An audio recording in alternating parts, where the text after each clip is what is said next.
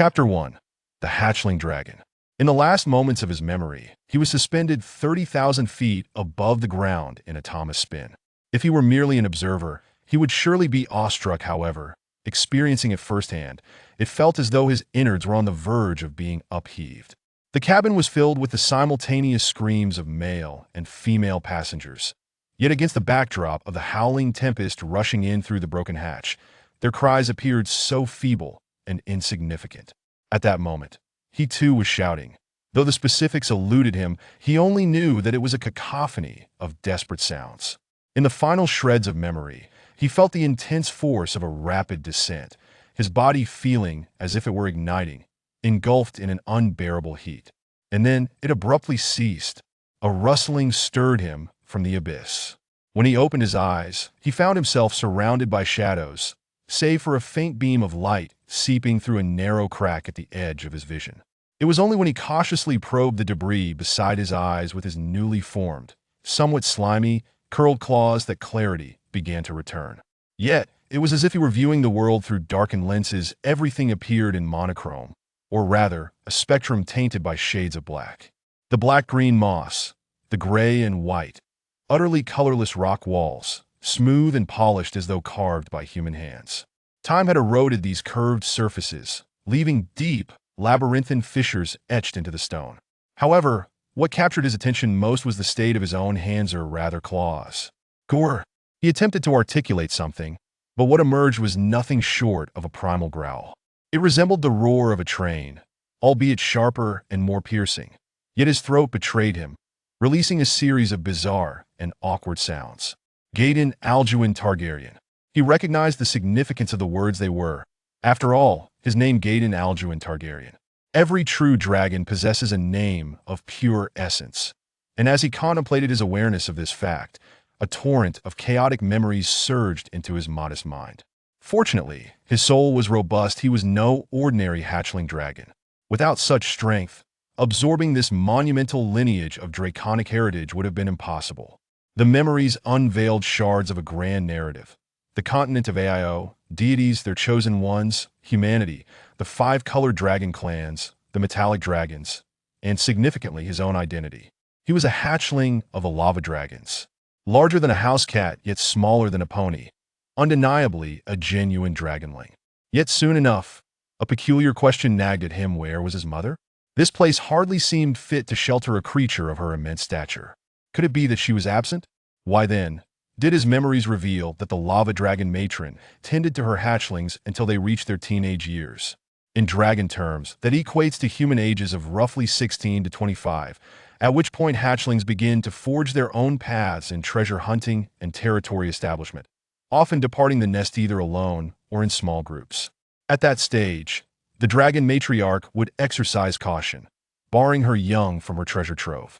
If the matron harbored a deep greed for wealth, she would unceremoniously expel her newly fledged offspring from her den. However, in the years surrounding the hatching period, hatchlings were never left to fend for themselves. Moreover, dragon eggs typically contained 2 to 5 eggs per clutch, yet his siblings were nowhere to be found. He was all alone. Yet, the residue of consciousness from the egg provided him with an answer to the last quarter of gestation imparted memories. Fragments of recollection drifted before him, as if he were experiencing them firsthand, and he finally understood why he had ended up in such a predicament. He had been stolen, taken away from his mother's lair. It appeared he had been whisked away by a portal-like spell, instantly transporting him from a volcanic mouth to a vast desert, the endless sands being his sole remnant of the journey. Soon after, he found himself in transit, confined within a wicker basket. It was only after 7 sunsets that he arrived at an underground laboratory beneath a mansion in a coastal city. By that time, the lava dragon's egg had finally stabilized. Had he been an ordinary dragonling, he would likely have perished within the egg. After all, dragon eggs cannot be moved during incubation otherwise. The hatchlings risked failing to emerge, even dying before birth. Yet, the egg of a lava dragon differed from those of the chromatic and metallic varieties. Its rocky exterior, larger than that of the most massive red dragon's egg, reached a length of 5 feet and weighed a hefty 100 pounds. This exterior contained magma, allowing the hatchling within to develop healthily, while also offering a protective layer should it become necessary to leave the nest. Perhaps one could liken it to a battery. When the egg departed the nest, this rocky casing ensured that the egg remained exposed to temperatures exceeding 200 degrees Fahrenheit, guarding against fluctuations that could lead to a failed hatching, however. This protection lasted merely 10 days and was single-use, thereafter shedding away. Nonetheless, even with the rocky outer shell shielding him, he could not escape the hands of humans. In the last vestiges of memory, he witnessed a figure within a room filled with various potions and vials dumping strange solutions into the egg. It was then that his last consciousness faded to darkness, and his recollection came to an end. It seemed that the hatchling originally within the egg had been killed by that alchemical madman. Otherwise, he would not have seized this opportunity to inhabit a stolen body. But why had he ended up in this place? What did that alchemist seek to achieve? These questions remained unanswered. While he ruminated on his origins and uncertain future, a slight rustling sound emanated from behind him, a timid clatter that, though faint, echoed loudly in the silence. He turned his oversized dragon head, his dark golden vertical slit pupil sweeping across the dimness. And there he spotted a girl not far away. To be precise, it was a girl with silvery short hair and black vertical pupils, no older than 10, perched on a filthy mat. Her pupils were dilated in terror. Trembling from head to toe, he had no doubt she might foaming at the mouth any moment. The clattering noise was, indeed, her chattering teeth, quaking in fear. Upon seeing her hollowed gaze, an understanding rooted deep within his draconic heritage surfaced within him. It became clear why this girl trembled before a hatchling dragon barely larger than a pony. She was a dragonborn, possessing a trace of dragon blood. Albeit minimal, only her eyes bore the mark of their ancestry, while the rest of her body remained unmistakably human. She belonged to the subdragon race, categorized alongside dragonmen and draconoids. It was rare for a dragonborn to quiver in the presence of a hatchling's draconic aura. Only those draconic beasts, the mindless creatures, would mistake a young dragon for a fully grown beast. Unless this dragonborn had undergone no form of systematic training, which meant she was not a practitioner of any craft. Practitioners include mages, warriors, druids, sorcerers, rogues, and rangers among the foundational professions. Of course, numerous niche professions existed, though few were chronicled in Draconic heritage. With a cursory glance, he decided to disregard her for the time being, showing no inclination to quell his Draconic presence. After all, he was merely in the frail state of a newly hatched creature, and it would be an hour before his body could comfortably accommodate more vigorous movements. For now, he could only allow the girl to continue trembling beneath his latent power. What awaited him more urgently was the foremost task of a newly emerged hatchling: preparation for sustenance. He required a substantial intake of nourishment to gather strength and replenish energy. The shattered fragments of his egg provided the perfect choice, rich in minerals and the vital energy most needed by hatchlings. He positioned himself within the remnants of his egg and began to nibble on the nearest shard, scarcely pausing to clean the residual slime off his form. Finally, after consuming the last black-gray piece adorned with faint flickers of flame pattern, she attained a semblance of fullness. Yes, a satisfying level of sustenance. Afterward, he leisurely groomed himself, licking off the sticky residue that clung to his scales. As a post-meal indulgence, the taste was surprisingly pleasant, somewhat akin to a diluted wild honey, faintly sweet. Once refreshed, he stretched his body and smacked his lips, finally standing but not for long, as he instinctively settled back down, his dark golden vertical slit pupil appearing somewhat dazed. This sensation. Chapter 2. The Giant Rat Knight. What is this? A flickering green signal light. The diminutive head, already beginning to exhibit the true form of a dragon, tilted slightly, curiously observing the sudden appearance of a green dot within its retina. It was a vibrant green, no larger than a grain of rice, resembling a traffic signal. When had it appeared, was it while consuming the last fragment of eggshell or after licking away the final trace of slime from its scales? It had no recollection. Yet, regardless of which direction it turned its head, the green dot remained steadfastly fixed in the lower right corner of its vision, unaffected. The intervals of its flickering were equally stable, pulsing in rhythm with its breathing, approximately once per breath, almost perfectly synchronized. The dragon's legacy made no mention of newly hatched drakes being able to perceive a green, if it wasn't an illusion. It must be related to its own existence that a soul from another world, carrying something, had traversed into the body of a hatchling dragon on the continent of Ao. The occurrence of peculiar happenings was merely to be expected. Thus, it endeavored to engage the green with its consciousness, and at the moment of contact, lines of pale blue data materialized before its eyes. Gerdon Aduin Targaryen. Title: Nun Race. Lava Dragon Age. Hatchling, 0 to 5 years life. 31 rank. 2 talents. Hard scales, 110. Sharp claws, 1-5. Robust, 120. Low-level fire resistance, 112. Hatchling's Dread, 1-4. Glutton, 2-9. Dark Vision, 111. Mimicry, 1-2 skills. Flame immunity. Bite and Claw, Lava Spit. Soul Talent. Talent Plunder. The sudden appearance of the data panel caught him off guard. However, having read numerous novels in his previous life, Gerdon quickly adapted .in truth. This was merely the datification of the contents within his body, clearly illustrating his current state. Among these, hard scales, sharp claws, robust, hatchling's dread, and glutton were innate talents that all hatchling dragons possess from birth. Low-level fire resistance was a skill awakened from the lava dragon's inherent ability, flame immunity. The skills flame immunity, bite and claw, and lava spit were also those he had intuitively grasped from the dragon's legacy since birth. Or rather, self-awakened would be the more precise term. Moreover, this was merely the beginning. As he aged and grew into a true dragon, the skills he could comprehend would only multiply. Take the lava dragon. For instance, from the hatchling's burning hand to the juvenile's heart of lava, the adolescent's scorching ray, the adult's lava wall, and finally, in later years, the elder dragon. It was evident that he was a creature that began at rank 2. Reaching rank 6 in adulthood, standing atop the pyramid from the moment of birth. Initially dissatisfied with his transformation into a dragon, he now pondered what was there to be dissatisfied about. After all, most true dragons required no training. They merely needed to eat and sleep to surpass the majority of creatures on the continent of Ao. Among the frail humans, a warrior would need to mature and undergo years of training and rich adventures to attain the standard of a rank 2 professional. Conversely, to easily vanquish a hatchling dragon, a team of 5 average rank 2 adventurers would be necessary. In a one-on-one confrontation, most individuals would not stand a chance against a hatchling. If hatchlings were this formidable, one could only imagine the prowess of fully grown true dragons. Each true dragon possessed the legacy of their kind, with combat skills that were innate and could not be underestimated due to their age. Nevertheless, dragon slayers on the continent of Ao continued to surge forth, relentlessly pursuing the scourge of evil dragons, akin to harvesting chives, reaping them time and again. After all, both wealth and prestige were coveted by those dragon slayers.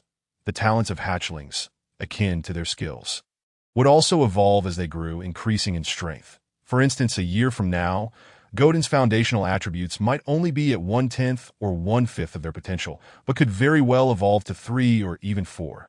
In 2 years, he could reach the pinnacle of hatchling status, followed by stabilization and further evolution. The soul talent, talent plunder, left him somewhat perplexed.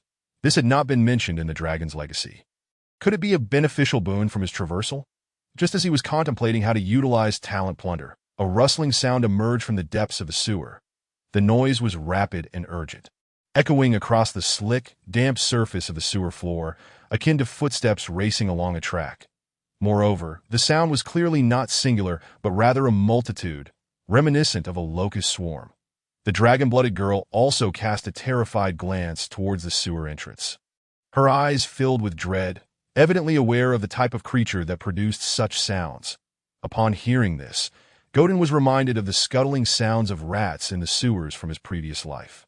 The dragon's legacy promptly provided information regarding this sound-producing creature on the continent of Ao. Giant rats, among the most common monsters found in sewers, were several dozen times larger than ordinary rats, standing upright at about 1 meter in height, comparable to an adult goblin. Typically, a first-rank adventurer could easily handle 3 or 4 of them simultaneously, provided they donned specialized protective leather armor. Otherwise, a careless bite could lead to infections from the bacteria harbored in the giant rat's mouth, which even the ordinary town physician would struggle to treat. After all, giant rats were classified as magical creatures, albeit not ranked. Treatment necessitated the purchase of specialized holy water from temples to eliminate diseases, though it would need to be diluted. Reportedly, high-purity holy water could purify even the demons of the abyss. Alternatively, one might opt for common low-grade antidotes from apothecaries or alchemists, designed to eradicate the diseases carried by lesser monsters, though the costs would be comparable to that of holy water. The remuneration for adventurers tasked with clearing out the sewers was already meager, if they also required an antidote or diluted holy water. The rewards left after the commission would be scant. They might even find themselves unable to indulge in a drink at the tavern after the battle, which is why such commissions were rarely accepted in any adventurer guild across the cities. Typically, they were taken on by novice adventurers or mentors guiding their apprentices for training purposes. The sewers were still a tad safer than the wilds outside the city, for one could never predict whether the next creature to emerge from the wilderness would be a goblin or a dragon. The unexpected lurked around every corner, and tomorrow's events remained uncertain. This is why every high-ranking mage conducts a divination before embarking on a journey. The continent of AIO is indeed a land of hidden talents, teeming with divine anomalies and ancient evils. Nina's heart was now in turmoil. How could there be traces of ratmen activity here? Could it be? She suddenly recalled that on her return, when passing the area of the foul slime monster, she had not encountered it as usual. She had merely assumed it was hiding, never considering that it might have vacated the area or been eradicated. Otherwise, how could ratmen have traversed several tunnels to arrive at this location? Just as Nina's expression grew increasingly fearful, four pairs of crimson eyes emerged from the sewer entrance, fixated intently on her. Gripped by a chilling light, a long spear crafted from unknown bones gleamed ominously in the darkness. It is indeed an elite among ratmen. A first-rank creature, giant rat knight, they proclaimed, mounted atop their giant rats, wielding bone spears as they surged through the labyrinthine passages of the sewer. Chapter 3. Tuka's lucky day. Tuka felt the unique dampness of the sewer's cold wind brush past his sides. His sleek, glossy fur swaying like wheat in a paddy, undulating in waves, he gazed upon the dark mass of giant rats ahead, alongside his kin atop their backs, a surge of pride swelling within him. At just over 4 years of age, he was already considered middle-aged among his kind. Yet, as a giant rat knight, he now stood at the pinnacle of his potential, with a single charge, if aimed accurately. Slaying an adult goblin would pose little challenge for him, a fact that was remarkable given that goblins had once been the very nightmare of ratmen, in the face of such creatures. The previously feeble ratmen had no choice but to scurry into the narrowest of crevices for refuge. Now, however, they possessed the means to contend. Reflecting on his life, Tuka felt it was filled with legendary tales. Akin to the cherished human book, Knight Levi, that he had been born 4 years prior, gaining consciousness only a year later, during which time Tuka had acted solely on instinct rather than as an intelligent being. This was considered late for ratmen, as the so-called genius-mutated ratmen could awaken their awareness within a month to 80 times, when he listened to the elder ratmen recount stories from a decade past. Tuka felt a chill run down his spine. The conditions within their clan had been dire, merely a collection of the old, young, and infirm scraping by in the sewers, barely thriving compared to the rats. It was not until 3 years ago that a priest emerged, rescuing their clan of sewer-dwelling ratmen, relieving them from the daily struggle for sustenance. Newborn ratmen were now subjected to specialized vocational training to bolster their combat capabilities.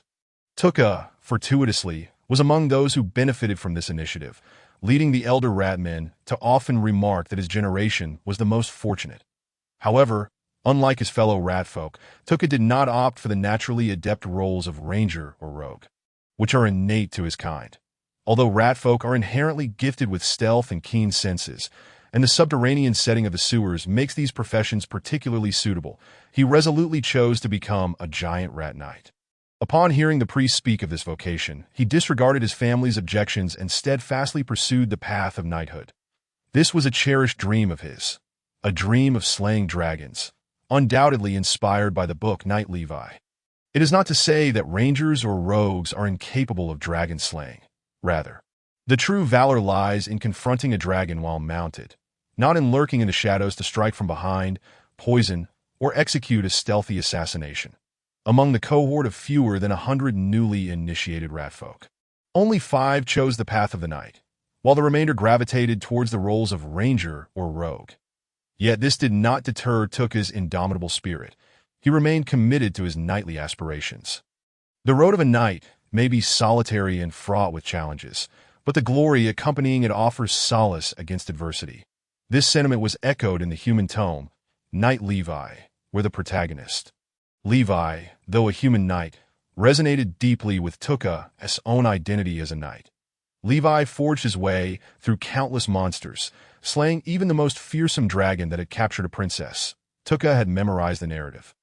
Yet each reading sent shivers down his spine, a sensation that transcended words, particularly on the eve of the dragon's demise, that I in that moment, as the protagonist Levi stood atop the dying dragon's head with his lance, uttering, "Let me, the creature you deem a mere insect, end your wicked existence." Tuka felt as if he might soar into the air. This fervor fueled his unwavering resolve to become a knight at the time. His father, mother, and numerous siblings regarded his ambition as laughable, a rat folk with inherent physical limitations aspiring to be a knight. However, they soon fell silent when Tuka indeed became a giant rat knight, the first of his kind in the sewers of Karandu, a testament to his arduous journey. The breeding of giant rats within his tribe commenced only 3 months after the onset of vocational training, with the first successful breeding appearing 6 months later. During the initial 3 months, Tuka had no mount to train with, as knightly training is inseparable from the mastery of riding. Nevertheless, within a mere 9 months, less than a year, he mastered the art of riding giant rats, demonstrating that his aptitude for knighthood was far from negligible. This proficiency was earned through 9 months of shared meals and slumber with the giant rats. As a first-tier knight, mastery of riding and proficiency with the lance were imperative. Tuka, undeterred by hardship, trained rigorously. Under the priest's guidance, he wielded a branch taller than himself as a lance, thrusting and jabbing 500 times daily, while Tuka often exceeded 1,000, sometimes even reaching 1,500. To ensure he was perpetually attuned to the lance, he would bind his hand to it with rope, even while sleeping. Many of his contemporaries found the monotonous lance training unbearable and withdrew, leaving only Tuka among the 5 who persevered. Ultimately, he alone emerged as the sole knight from the initial batch of ratfolk. Statistically, 1 in 5 is a notably high ratio. While numerous ratfolk pursued the professions of rogue and ranger, many were eliminated in the first round of training, with only a scant few progressing to become professionals. At times, the ratio fell to 20 to 1. The profession of knight gained prominence among the ratfolk only after the successful breeding of giant rats. Tuka, now mounted on a giant rat, patrolled the sewer corridors daily, boldly confronting swamp frogs. They even triumphed in one-on-one combat against goblinoids, returning their corpses to the ratfolk community for all to feast upon. The vocation of giant rat knight ascended to the pinnacle of desirability among ratfolk, as Tuka, the slayer of goblinoids, became the object of admiration for countless female ratfolk, leading to many descendants carrying his bloodline. However, with the graduation of this cohort of 11 giant rat knights, conditions were bound to improve. This time, Tuka embarked on a mission from the priest to explore a newly developed sewer area in search of a suitable stronghold. After all, even cunning rabbits have multiple burrows. The wisdom of ratfolk is not to be underestimated, as they contemplate propagation in phases, ensuring not to place all their eggs in one basket. Just as Tuka felt all was well, a giant rat suddenly leapt from a sewer opening above, accompanied by a familiar figure, Vichy, the most suitable scout among the new rat knights, possessing an extraordinary sense of smell, capable of detecting scents undetectable to others, even the scent of humans. "Vichy, what is the situation?" Tuka inquired. "Lord Tuka alive, a human pup, female," Vichy exclaimed joyfully from above, as if having discovered a treasure. The dozens of giant rat knights below erupted in jubilant squeaks. Indeed, rat folk who had tasted human pups before could never forget that flavor. Sweeter than cake and more fragrant than cheese, that Tuka's heart soared with joy. The priest had indeed spoken the truth. Venturing forth yields surprises. Today was undeniably his lucky day. Perhaps he should adopt the name Tukasar, as Sar in ratfolk language signifies luck. Vichy captured alive. Tuka, no. Tukasar cheerfully called to Vichy, who had already vanished into the depths of the sewer. Chapter 4. The light orb Vichy and his giant rat steed, their blood-red, cherry-sized eyes fixated on the human pup before them, were certain of its gender. Vichy was confident in his keen sense of smell. Gripping the reins attached to the giant rat's exoskeleton, he trembled with excitement, reveling in the cheers of his rat-folk companions below. For a fleeting moment, he felt like a true knight of elegance. The only shortcoming was that his opponent was merely a human pup. How he wished it were a goblinoid instead. Vichy felt a sense of indignity at having his debut as a knight be against a human child. Even if this reputation was self-proclaimed, he cared deeply, for while it might tarnish his own honor, it would also reflect poorly on Tuka.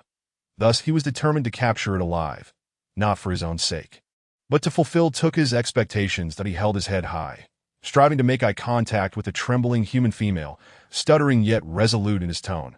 "You come with me or else." Vichy brandished his half-meter-long bone spear, the implications of which were clear. However, he was taken aback when the human female flinched and retreated deeper into the darkness of the sewer. Foolish and hopeless, he thought. It seemed that force would have to be employed. Otherwise, this dim-witted human might huddle in a corner like a quail, refusing to emerge. With that, Vichy tugged the reins, signaling his giant rat companion to charge forth. Charge was the one active skill possessed solely by giant rat knights, requiring a profound bond between knight and steed. Mastery of charge indicated that one had attained the first tier of giant rat knight. The TO reached proficiency in charge was also a necessary condition for advancing to the rank of giant rat grand knight. The distinction between entry-level and proficient mastery could be likened to the difference between a newly licensed driver, timidly navigating the roads, and a seasoned driver with a decade of experience, skillfully maneuvering through tight turns in a drainage system. As for the mastery level beyond proficiency, it was said that achieving mastery in any skill would yield a transformative effect. For instance, some knights were exceptionally gifted, mastering charge at the Grand Knight level, second tier early on. However, each master-level charge could manifest various effects, not all being the same. The most common master-level charge involved multiple strikes, utilizing incredibly rapid zigzag movements for successive attacks, even executing complex maneuvers like a reverse charge. Some master-level charge techniques could produce 2 to 3 afterimages, although such knights typically possessed magical aptitude that a rare few charge. Techniques significantly enhance speed, far surpassing even proficient levels, allowing a knight to cover 100 meters in the blink of an eye. If the knight wielded a magical weapon, even the most fortified hill giant would likely find itself punctured by such a charge. That in the realm of martial prowess, swiftness reigns supreme, a principle applicable universally, provided one possesses a sufficiently sturdy magical lance. Nevertheless, knights are not without their vulnerabilities. Mastering a master-level charge, whether for warriors or knights, is no simple feat. The mastery of second-tier skills does not necessarily imply their prevalence. It is likely that within the entire continent of AIOU, instances of individuals achieving mastery in any particular second-tier skill are exceedingly rare. Furthermore, spells such as the mage's greasy spell, web spell, and various terrain-altering incantations, like the transformation of fossils into mud, can render a knight's charge utterly ineffective. In addition, the rogue's abilities such as stealth, disengagement, and disappearance within the knight's line of sight prevent him from seizing his target, while other professions possess similar means of evasion. Even the most inept can take refuge atop the treetops, as knights typically do not mount their steeds to ascend trees, except, of course, for dragon knights.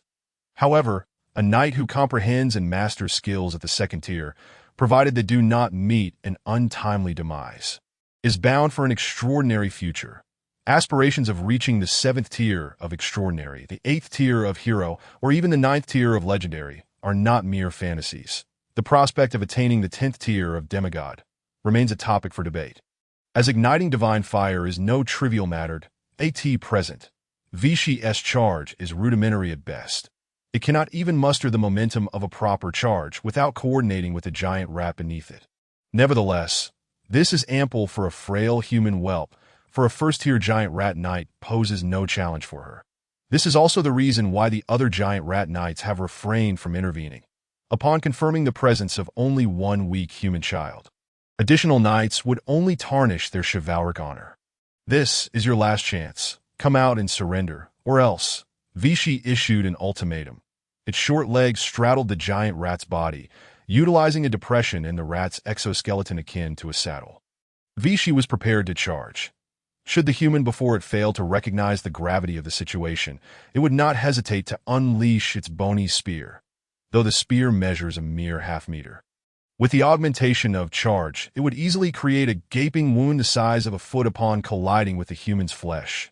One must not underestimate the diminutive stature of the ratfolk.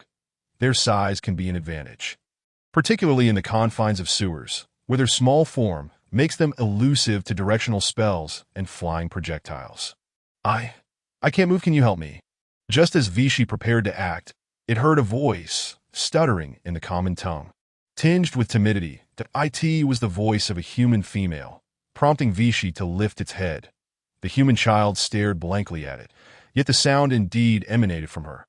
Although Vichy's grasp of the common tongue was rudimentary, it had no trouble comprehending written text, otherwise it would not have been able to decipher the human novel Nightly Way.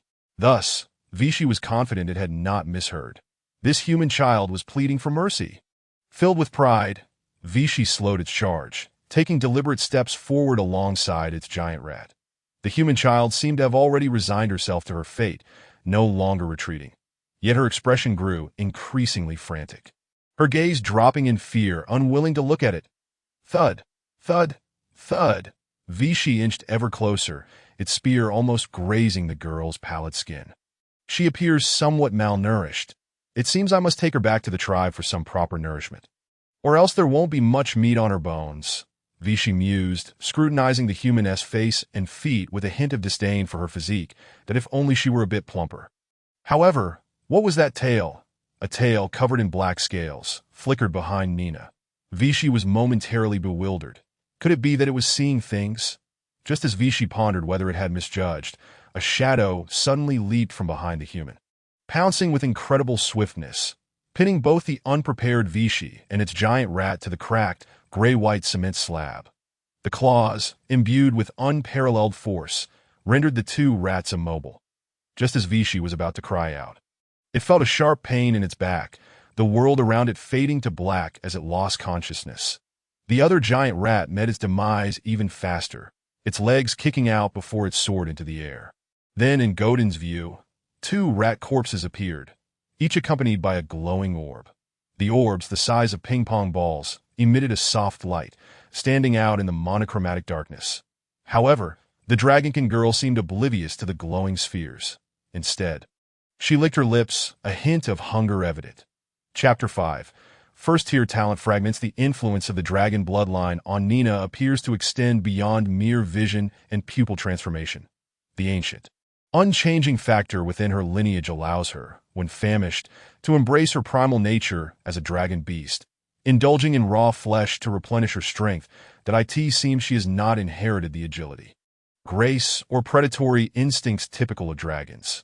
Instead, she has acquired a modicum of camouflage and learning capability, which has enabled her to survive in the notorious shadows of the Black Street before even reaching the age of 10. However, at this moment, Gerdon was oblivious to the change in Nina's expression. He was captivated by the two ping-pong-sized light orbs before him, that if he was not mistaken, these should be the sole talents described in his panel as talent plunder. But how might he absorb them? Gerdon found himself at a loss. Previously, he had attempted to touch one of the small orbs with his curved, claw-like appendage, only to find that the orb did not yield to his contact. Nor did the other. That a frown creased his brow, adding more wrinkles to his already crumpled dragon visage, which, despite its appearance, held an unexpectedly endearing quality. That appeared that only through conscious intent could he connect with the orbs. With this thought, he approached the glowing spheres with a mindset of experimentation. Using his consciousness to make contact, that as anticipated, he succeeded. The link between the orb and the deep blue panel could only be established through his consciousness. Moments after his consciousness brushed against the orb, the pale, white orb quivered and began to rise from the corpses of the rat-like creatures before swiftly darting into the unassuming black-scaled expanse of Gerdon's chest. Concurrently, two lines of information appeared on the pale blue panel. Ding, detecting host has absorbed a talent fragment. System is currently analyzing. Progress 11. Progress 98. Ding. Detection successful. Identified as a first-tier talent charge. Entry level. Activate talent. Yes, no. Ding. Detecting host has absorbed a talent fragment. System is currently analyzing. Ding. Detection successful. Identified as a first-tier talent. Dark vision. Activate talent. Yes, no. Clearly, the former talent belonged to the rat man wielding a bony spear, while the latter was from the giant rat creature. Although a single rat man may struggle to unleash charge. The timing of its casting is indeed dependent upon the Ratman's mastery, that for dark vision. It likely explains why their eyes are red. Normal rats possess poor vision and rely on their whiskers to navigate. Regarding the two talent options presented on the panel, Gerdon did not deliberate for long. First and foremost, he was inclined to accept charge, although the dragon heritage he possessed included numerous techniques pertaining to dragon attacks. Hunting and melee combat. Charge was not among them, likely preserved as an advanced skill of a certain dragon profession. Additionally, dark vision was inherently a talent of dragons, which would evolve alongside Gerdon's growth. He also wished to experiment with his talent fragment to see what would occur if he chose not to activate it. He gently pressed yes on the first option to activate charge. Almost simultaneously, a line of pale blue text materialized on the panel. Ding. Talent activation successful. The panel promptly began to change. Gerdon Alduin Targaryen. Title. Nun race. Lava Dragon Age. Hatchling 0 to 5 years. Life. 31 tier. 2 talents. Hard scales. 110. Sharp claws. 15. Robust. 120. Low tier fire magic resistance. 112. Hatchling S dread. 14. Glutton. 29. Dark vision. 111. Mimic sounds. 12. Charge. 115. Skills. Fire immunity. Bite and claw, lava spit, soul talent. Talent plunder. Simultaneously with the panel's transformation, a torrent of memories surged into his mind, compared to the prior deluge of memories from the dragon heritage. This influx was but a mere droplet in the vast ocean. Gerdon briefly skimmed through the fragments of memory, and the charge that Vichy had painstakingly mastered over the course of a year was indelibly imprinted in his mind. Within his tender, newly formed body, a reflex seemed to awaken. It was as though with a mere thought, his limbs would swiftly coordinate, moving in a position for a charge. The draconic power within him would surge forth at the opportune moment. Executing a charge. The wondrous nature of the orb was fully revealed in that instant. Activate dark vision. Yes, no, yes. Gerdon thought, eager to test it. Yet in the following moment, the pale blue panel's data refreshed once more. Detected that there are identical talents within the host's abilities. Upon activation, these talents will stack that do you wish to activate them. Yes, no. Gerdon suppressed the urge to absorb a second dark vision shard. After all, absorbing dark vision would only result in an overlap with his own dark vision talent. Activation would merely squander the shard. Moreover, dark vision was of little relevance to the current situation. So Gerdon opted to explore other options. After all, there was no harm in trying. No, he gently nudged his consciousness. The pale blue data began to shift in response to his thoughts.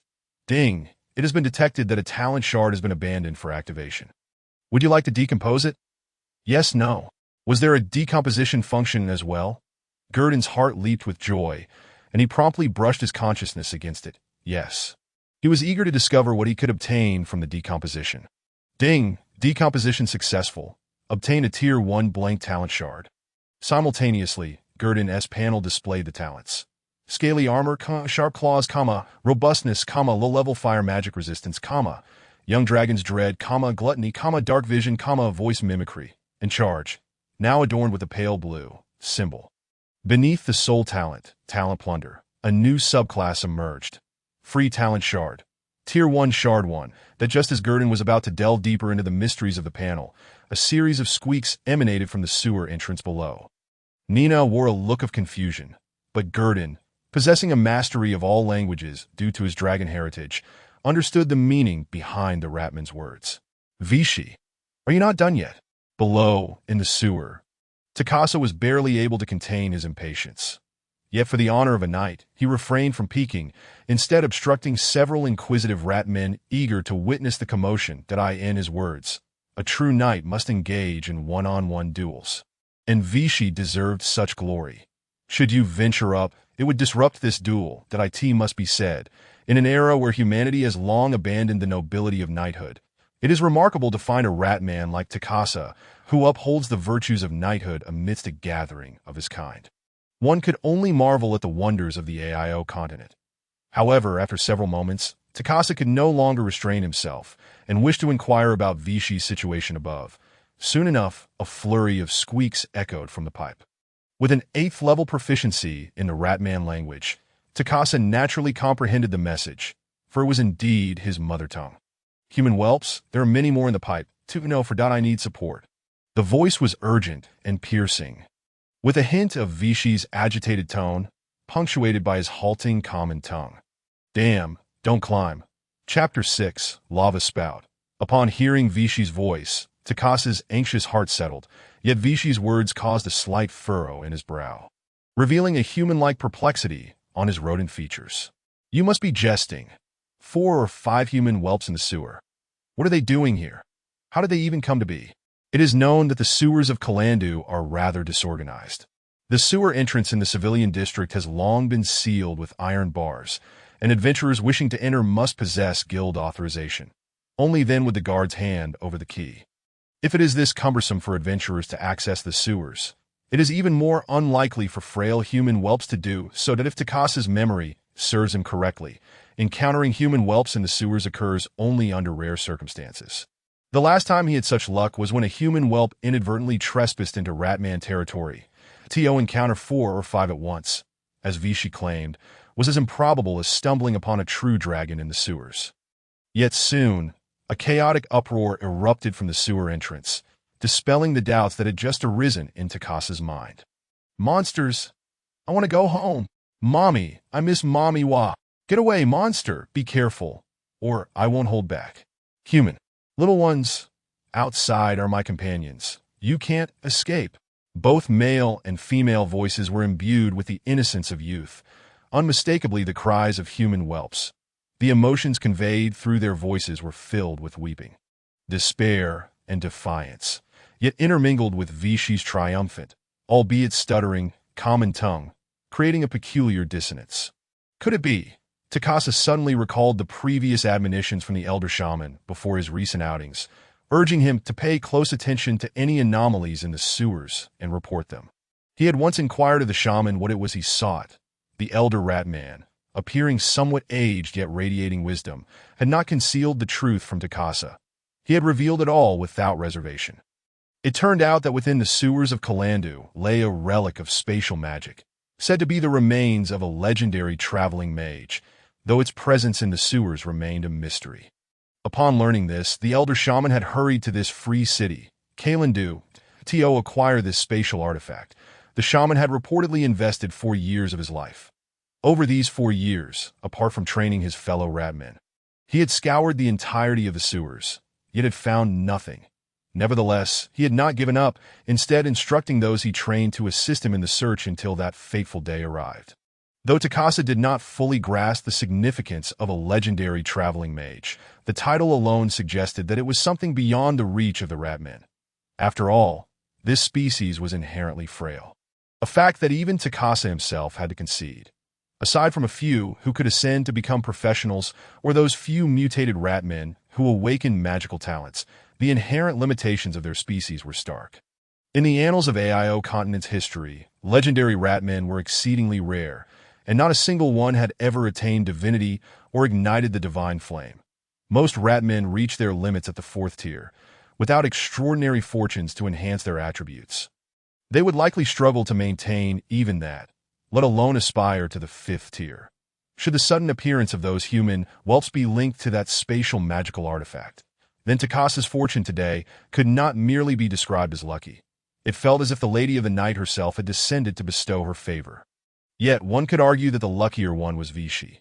Takasa's previously furrowed brow relaxed, and he could not help but break into a grin, revealing his sharp, uneven teeth, his cherry-sized red eyes still holding a hint of bewilderment. It was akin to the delightful surprise of being struck by a colossal cheese, or the dazed confusion of awakening to find oneself sprawled atop a cake. Other ratmen upon the giant rats, upon hearing the commotion, began to squeak amongst themselves, expressing gratitude towards the elder shaman and admiration for Vishi's keen senses. Naturally, many stepped forward, eagerly volunteering to assist Vichy. As the first ratman stepped up, others swiftly followed, clamoring around Takasa, eager to fight alongside Vichy. After all, while returning with merit was commendable, the glory of personally capturing human whelps was incomparable to merely observing from below. They were filled with eagerness. Yet the chivalry of knights prevented them from rushing forth like other creatures. They adhered to Takasa's orders. Faced with an eager assembly of giant rat knights, Takasa found it challenging to select participants amidst their clamoring. Just as they debated who should ascend, the sounds from the sewer gradually faded, returning to silence. However, including Takasa, all the rat men paid no heed to this. Their focus was solely on the honor that lay before them, deeming all else insignificant. Yet Takasa did not delay for long. Despite Vichy's status as a Tier 1 giant rat knight, facing 5 human whelps without caution could spell disaster. After all, a giant rat knight stood only half the height of a human, and their size advantage was minimal, relying primarily on skill. Thus, he quickly finalized his selection. He would accompany 5 giant rat knights, while the remaining 5 would wait at the sewer entrance. Although some giant rat knights were not chosen by Takasa and wore expressions of disappointment, they refrained from complaining, silently stepping back to assume their posts. This demonstrated the high regard in which Takasa was held among them. Once 5 giant rat knights were gathered, Takasa surged forward, swiftly ascending the over-meter-high sewer entrance. Moments later, the 5 giant rat knights followed suit, and in an instant, any ordinary onlooker would have been utterly terrified. The pitch-black sewer entrance, within mere moments, revealed a dozen pairs of densely packed crimson eyes, accompanied by the rustling sounds that would undoubtedly send shivers down anyone's spine. However, upon emerging, Takasa found no sign of Vichy. Apart from the foul-smelling rags strewn about, he caught sight of a human whelp's silhouette at the furthest corner of the pipe. Yet, he could only discern a back view, with disheveled white hair and tattered linen garments, a frail frame. Though this one was not as robust as the last human whelp he encountered, Takasa felt content. For there were still 4 more. The slight frailty of 1 or 2 was of little concern.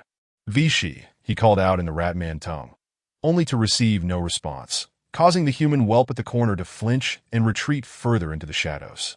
Damn it! Upon encountering the white-haired female human, who swiftly vanished from sight, Takasa found himself momentarily unable to focus on Vicky's silence. After all, he had long been psychologically prepared for Vicky's demise. Thus, he quickly mounted the giant rat and surged forward.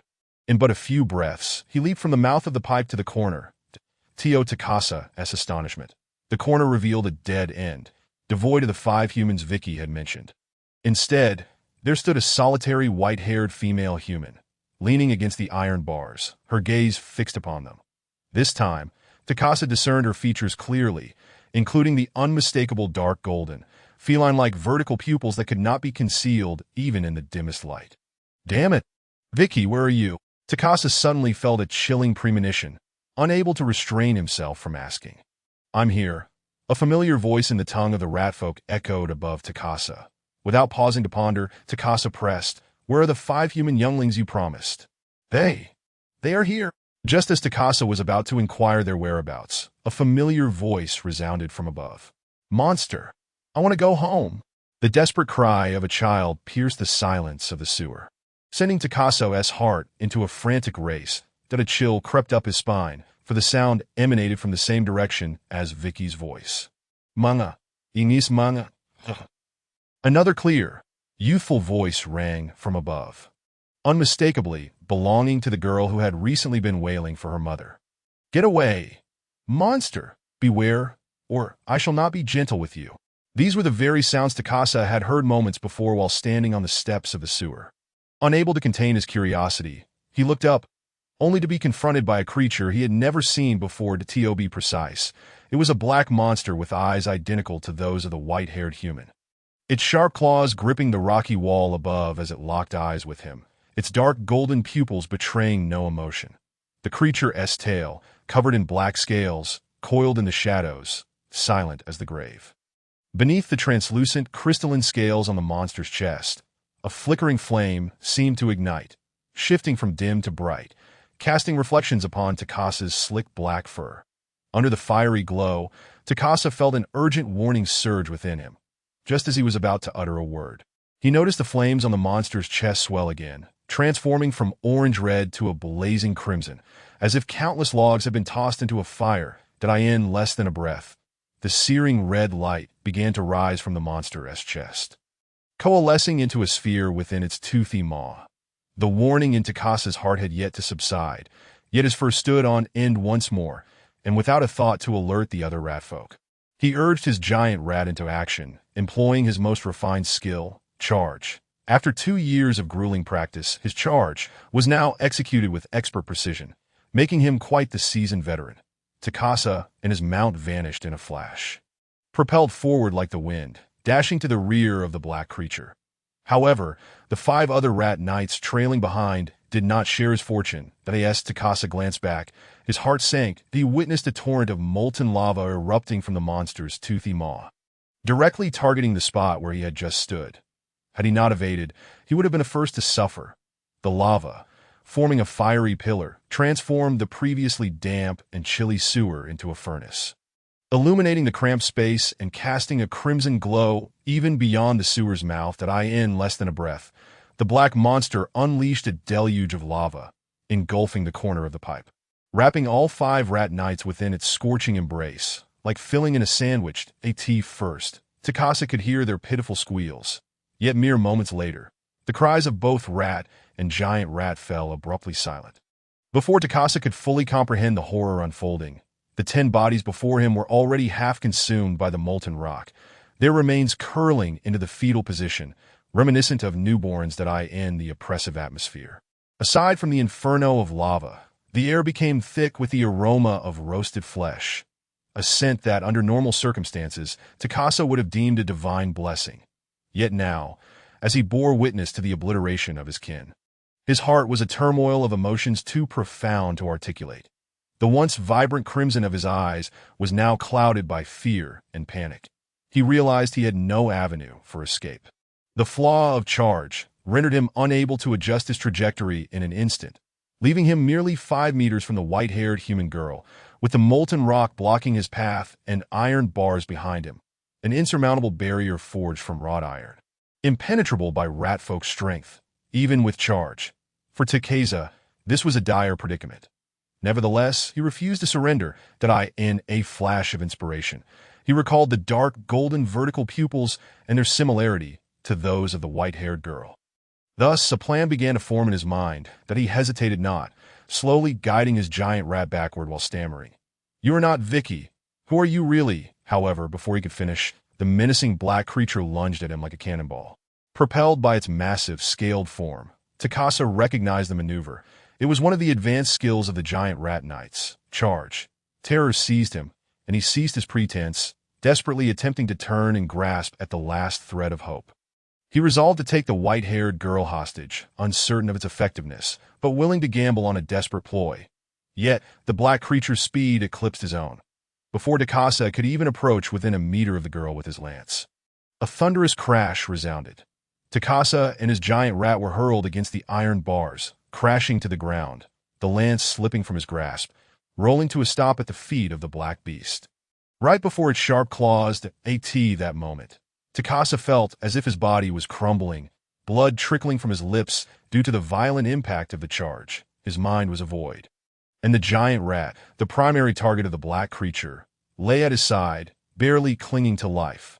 The white-haired girl, in that instant, distanced herself from Takasa, crawling toward the black creature with a hint of trepidation in her demeanor.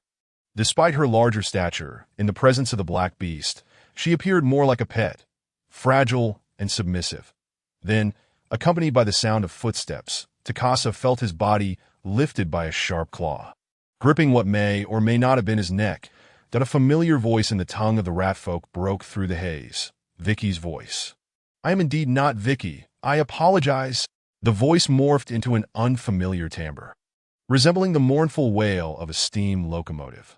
Then, a searing pain shot through Takasa's tail.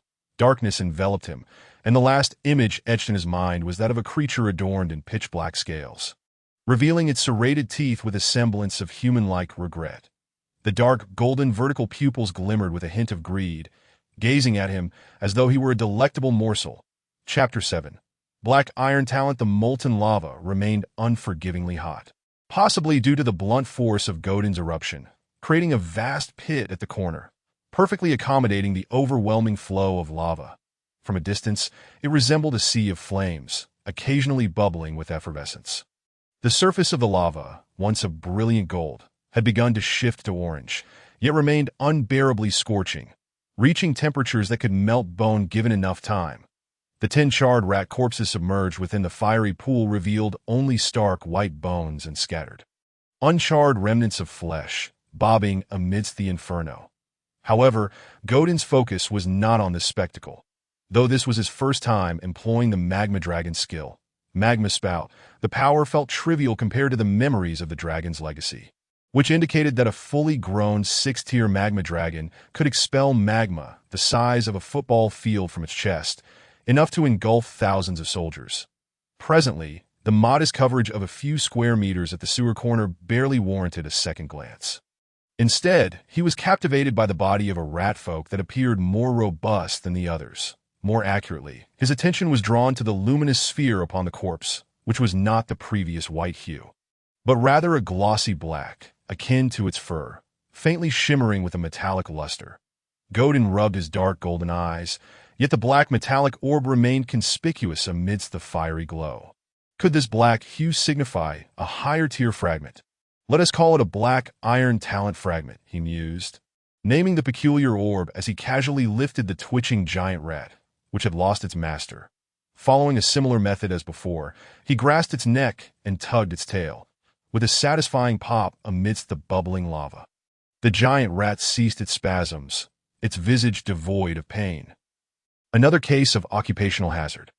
He muttered to himself, casually discarding the massive rat in his grasp, and began to mentally guide 11 white orbs of light, along with 1 black orb. The orbs gradually ascended from the fiery pool and the corpses upon the ground, 12 luminous spheres suspended in midair. They then swiftly and orderly plunged into the body of Gerdon. A dense array of pale blue data materialized almost simultaneously in Gerdon's field of vision, reminiscent of a computer crashing into a blue screen. Ding. Host detected inhalation of a talent shard. System is performing a check. Progress 1. Progress 23. Ding. Detection successful. Ding. Host detected inhalation of a talent shard. System is performing a check. Progress 2. Ding. Host detected inhalation of a talent shard. System is performing a check. However, the chaotic and cluttered pale blue interface only persisted for 3 breaths, and as the notifications of completed checks flooded the screen, Gerdon discerned the results of his magma eruption combined with the charged. 11 Tier 1 talent shards were obtained, categorized as follows. Dark Vision 3, Rodent Perception 2, Source of Plague 1, Rodent Riding Proficiency 3, Charge 1, Spear Proficiency 1, totaling 6 distinct talents. The ones that piqued Gerdon's interest were Source of Plague and Charge. The other talent shards were dismantled into Tier 1 random shards. Charge required no further elaboration, while the talent, Source of Plague, intriguingly enabled his claws and bites to carry a faint toxin, resonating with the scorching talent he had comprehended upon maturing into a wormling. Talent Scorching. The lava dragon's bites and claw strikes will additionally inflict fire damage equivalent to its age. Gerdon felt little aversion towards Source of Plague, especially considering that as a wormling without the protection of a mother dragon, he was eager to embrace any power that came his way. Had it not been for the necessity of mimic voice to imitate the sounds of human children, luring the giant rat knights outside the sewer, he would never have expended a Tier 1 talent shard to enhance his mimic voice. Nonetheless, this investment proved quite advantageous.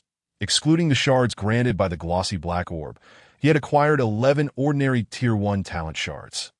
A bountiful return that moment. Had someone been able to glimpse his panel, they would have noticed that mimic voice had mysteriously vanished from his talent list, replaced instead by a newly transformed talent. Vocal Mimicry. Talent Vocal Mimicry. As the wormling ages, its vocal chamber approaches maturity, enabling it to produce any sound audible in the world at will. A wormling well-versed in the art of hunting could even flawlessly imitate the grunt of a pig to lure predators. This talent was likely shared by nearly all true dragons. Save for the red dragon among the chromatic dragons to 80 times, one must concede that true dragons are favored by the creator deity of AIO. Otherwise, it is inexplicable why numerous intelligent races must toil to hone their talents, while for true dragons, such abilities come effortlessly as they eat and drink. Yet, despite the astonishing potential for growth inherent in true dragons, the undeniable reality remains that Gerdon was merely a defenseless wormling, devoid of any sense of security. Although his tier was 2, surpassing most creatures on the continent of Ao, should news of a wormling in the sewers of Kalando leak, countless would swarm to slay the dragon, or the gladiatorial slave capture teams would converge. 2 tiers of strength would scarcely suffice against such threats. Indeed, one might argue that even a 6-tier adult dragon, lacking loyal subordinates, would struggle to escape the grim fate of slaughter or capture. Therefore, Gerdon would not forego any opportunity to grow stronger. Upon seeing the option to activate Source of Plague, he hesitated only briefly. Yes, he mentally confirmed. Yet the next moment, the talent Source of Plague did not manifest in Gerdon's talent list as he had hoped. Instead, a line of brand new data appeared. Due to the host's excessively high body temperature, activation of Source of Plague failed. The system has automatically converted Source of Plague into talent shards. Gerdon's dark golden eyes widened in astonishment at this revelation, momentarily rendered speechless. Could it truly be so? Could talents fail to activate? However, after a brief moment of shock, Gerdon regained his composure, exhaling slowly. He grasped the principle behind the activation failure. Essentially, the virus within Source of Plague could not survive even a second within his scorching dragon blood, which would swiftly corrode it.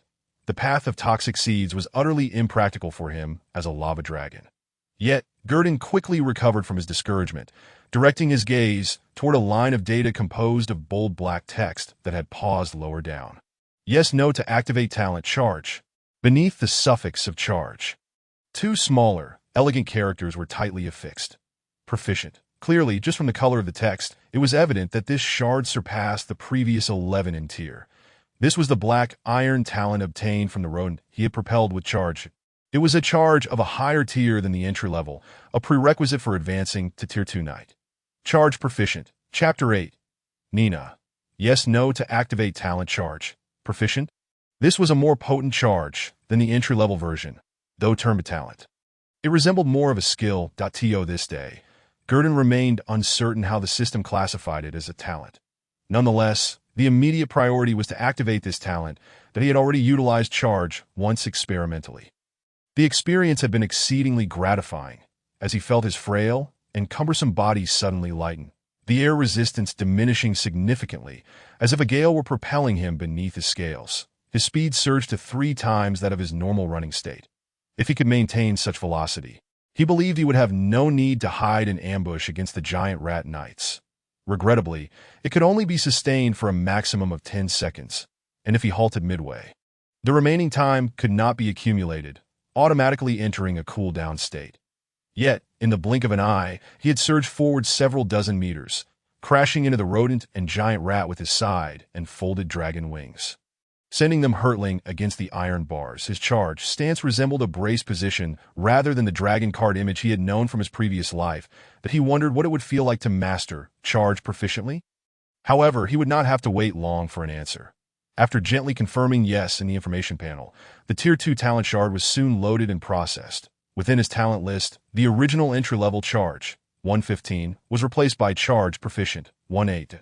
This was one of the only 2 talents in his entire talent list without a suffix. The other was vocal mimicry, and it was evident that Tier 1 talent shards could no longer enhance charged.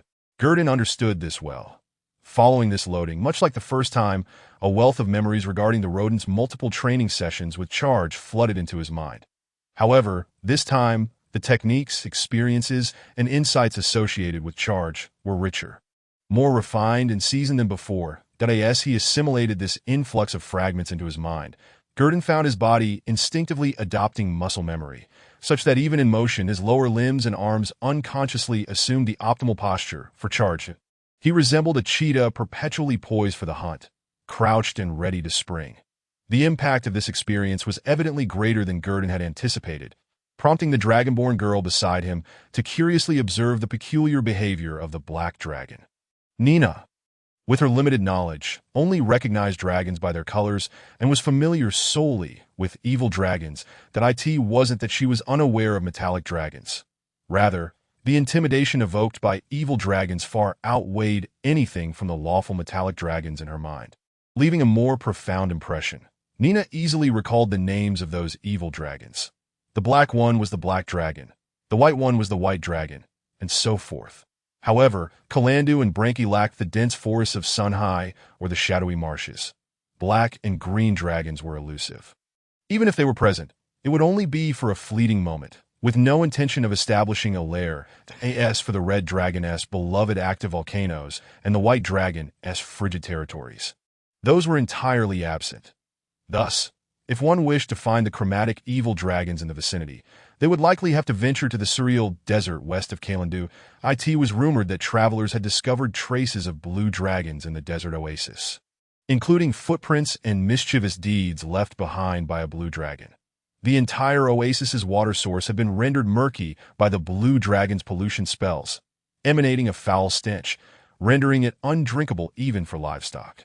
These were tales Nina had occasionally gleaned from the loud conversations of adventurers or merchants at the Iron Furnace Tavern.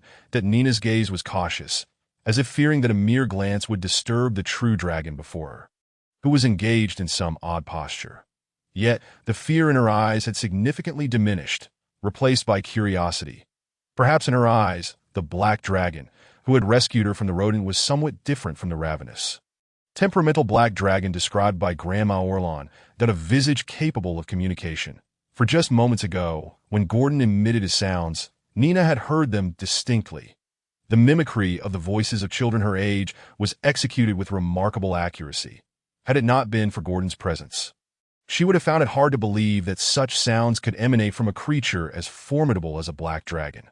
Gerdon sensed the transformations within himself and noticed the cautious scrutiny from the Dragonkin girl.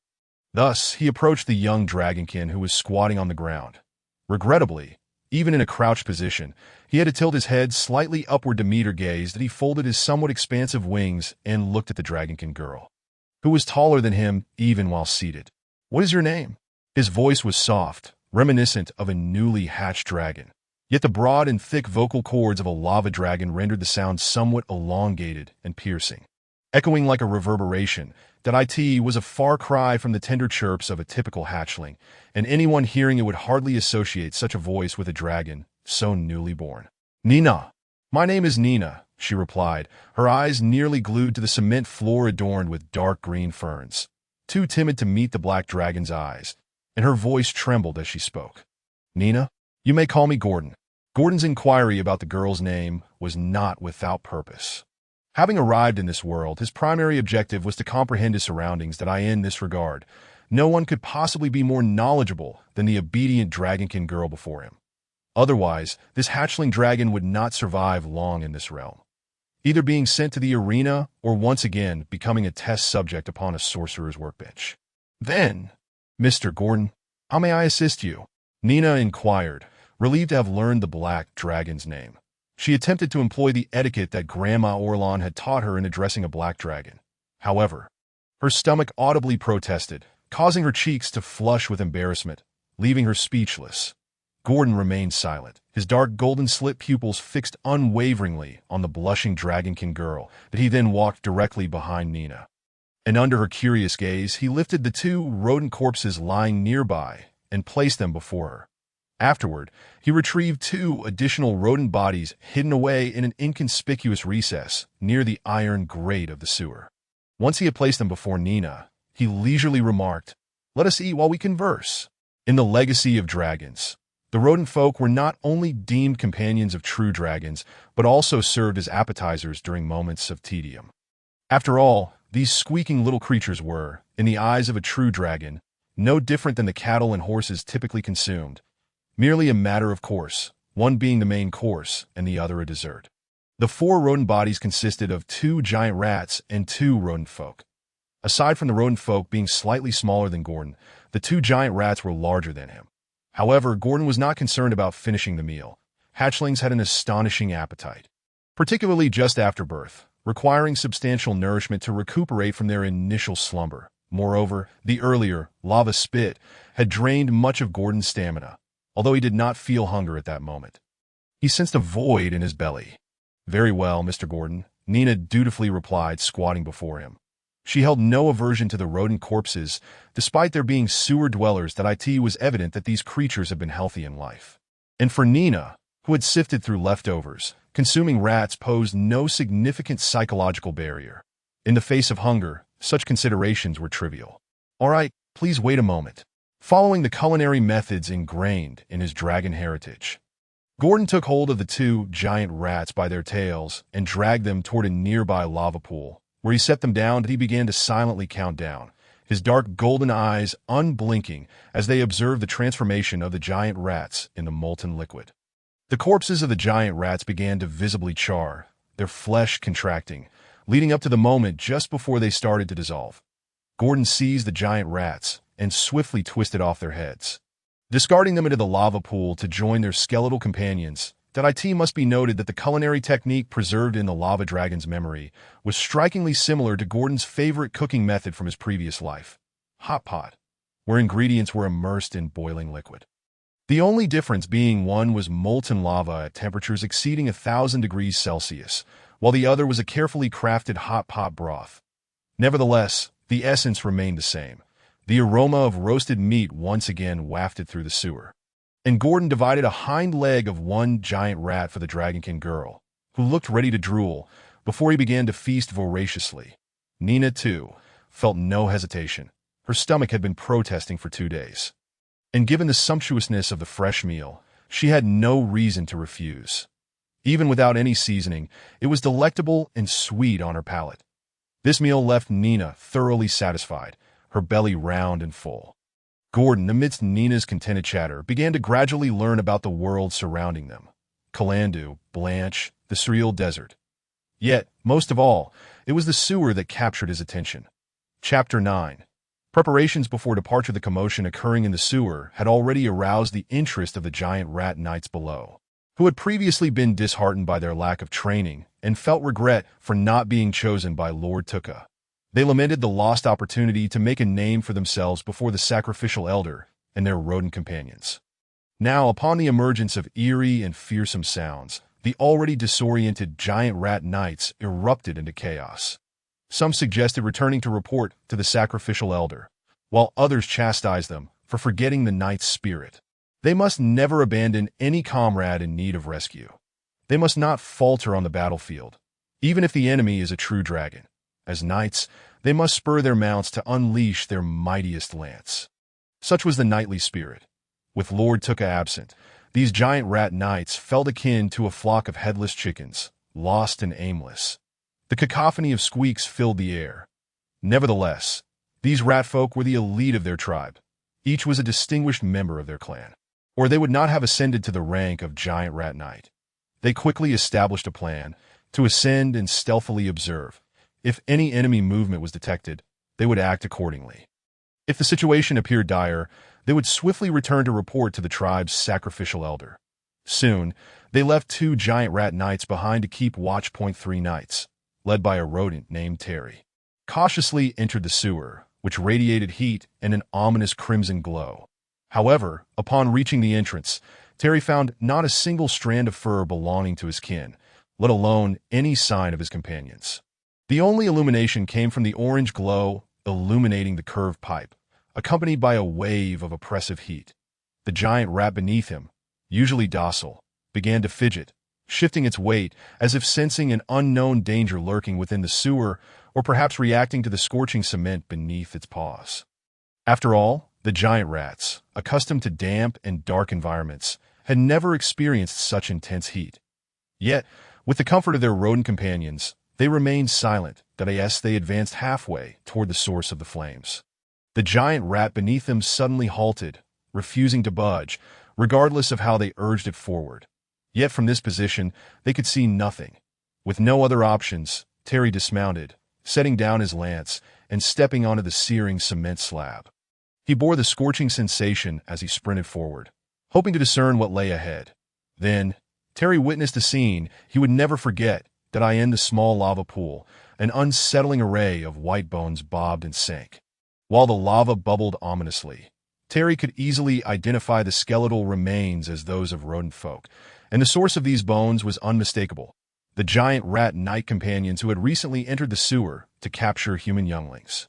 There was no other explanation for the sight before him. Though he could not ascertain the exact number of corpses in the lava, the earlier commotion and the current silence of his companions suggested a complete rout. A chill surged from his feet, spreading throughout his body, even cooling the unbearable heat of the air. Beads of cold sweat formed on his brow, but were quickly evaporated by the sweltering atmosphere. "Run! We must leave at once and report everything to the sacrificial elder. They are all dead. All of them." Countless thoughts swirled in Terry's mind.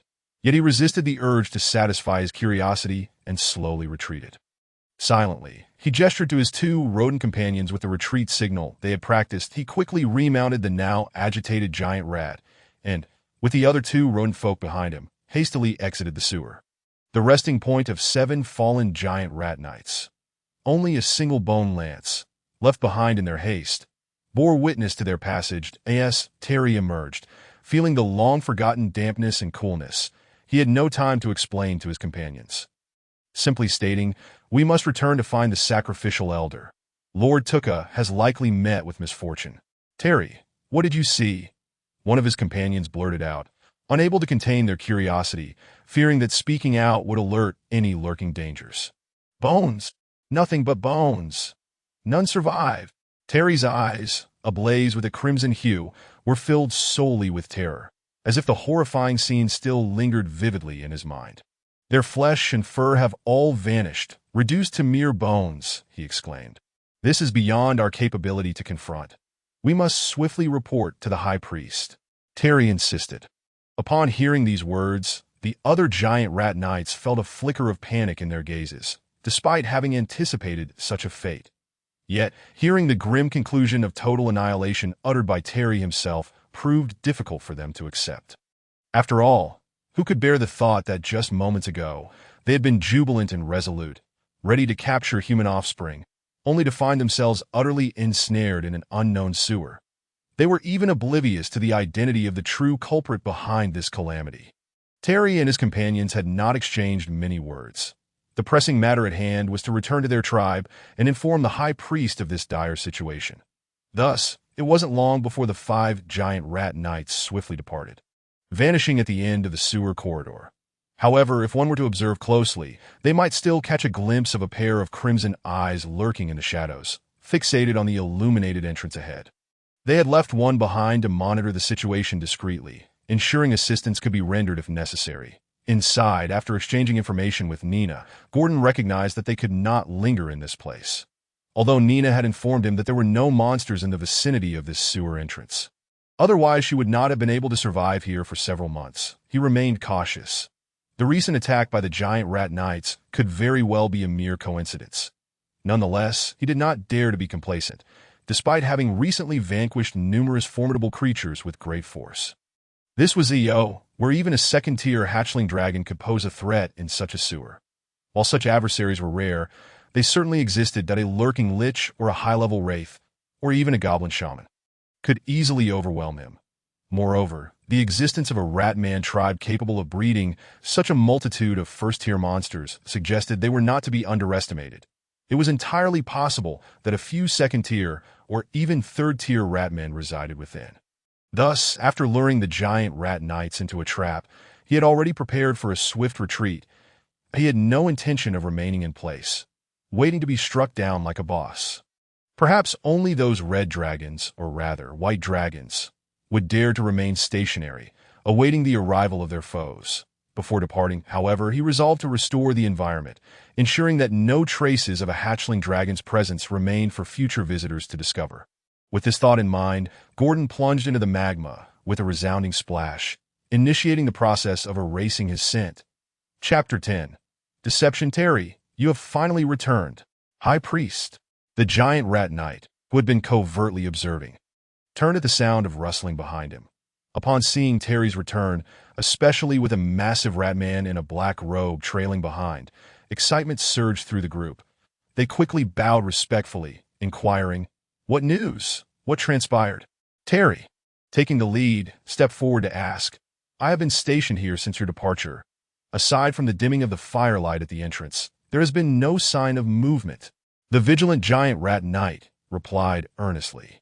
Terry nodded, trusting that the knight spoke the truth. With a grave expression, he turned to the towering rat man and relayed the events in detail, cautioning that the perpetrator responsible for the demise of their fellow giant rat knights might still lurk within the cave, urging the high priest to exercise caution. Having faced the searing magma firsthand, he felt a lingering fear toward the creature capable of conjuring such molten rock. Though he regarded the high priest as omnipotent, his heart remained unsettled. The giant rat man stood nearly as tall as an adult human, his form shrouded in a black robe that obscured all but his crimson eyes and unmistakable rat tail, signaling his identity.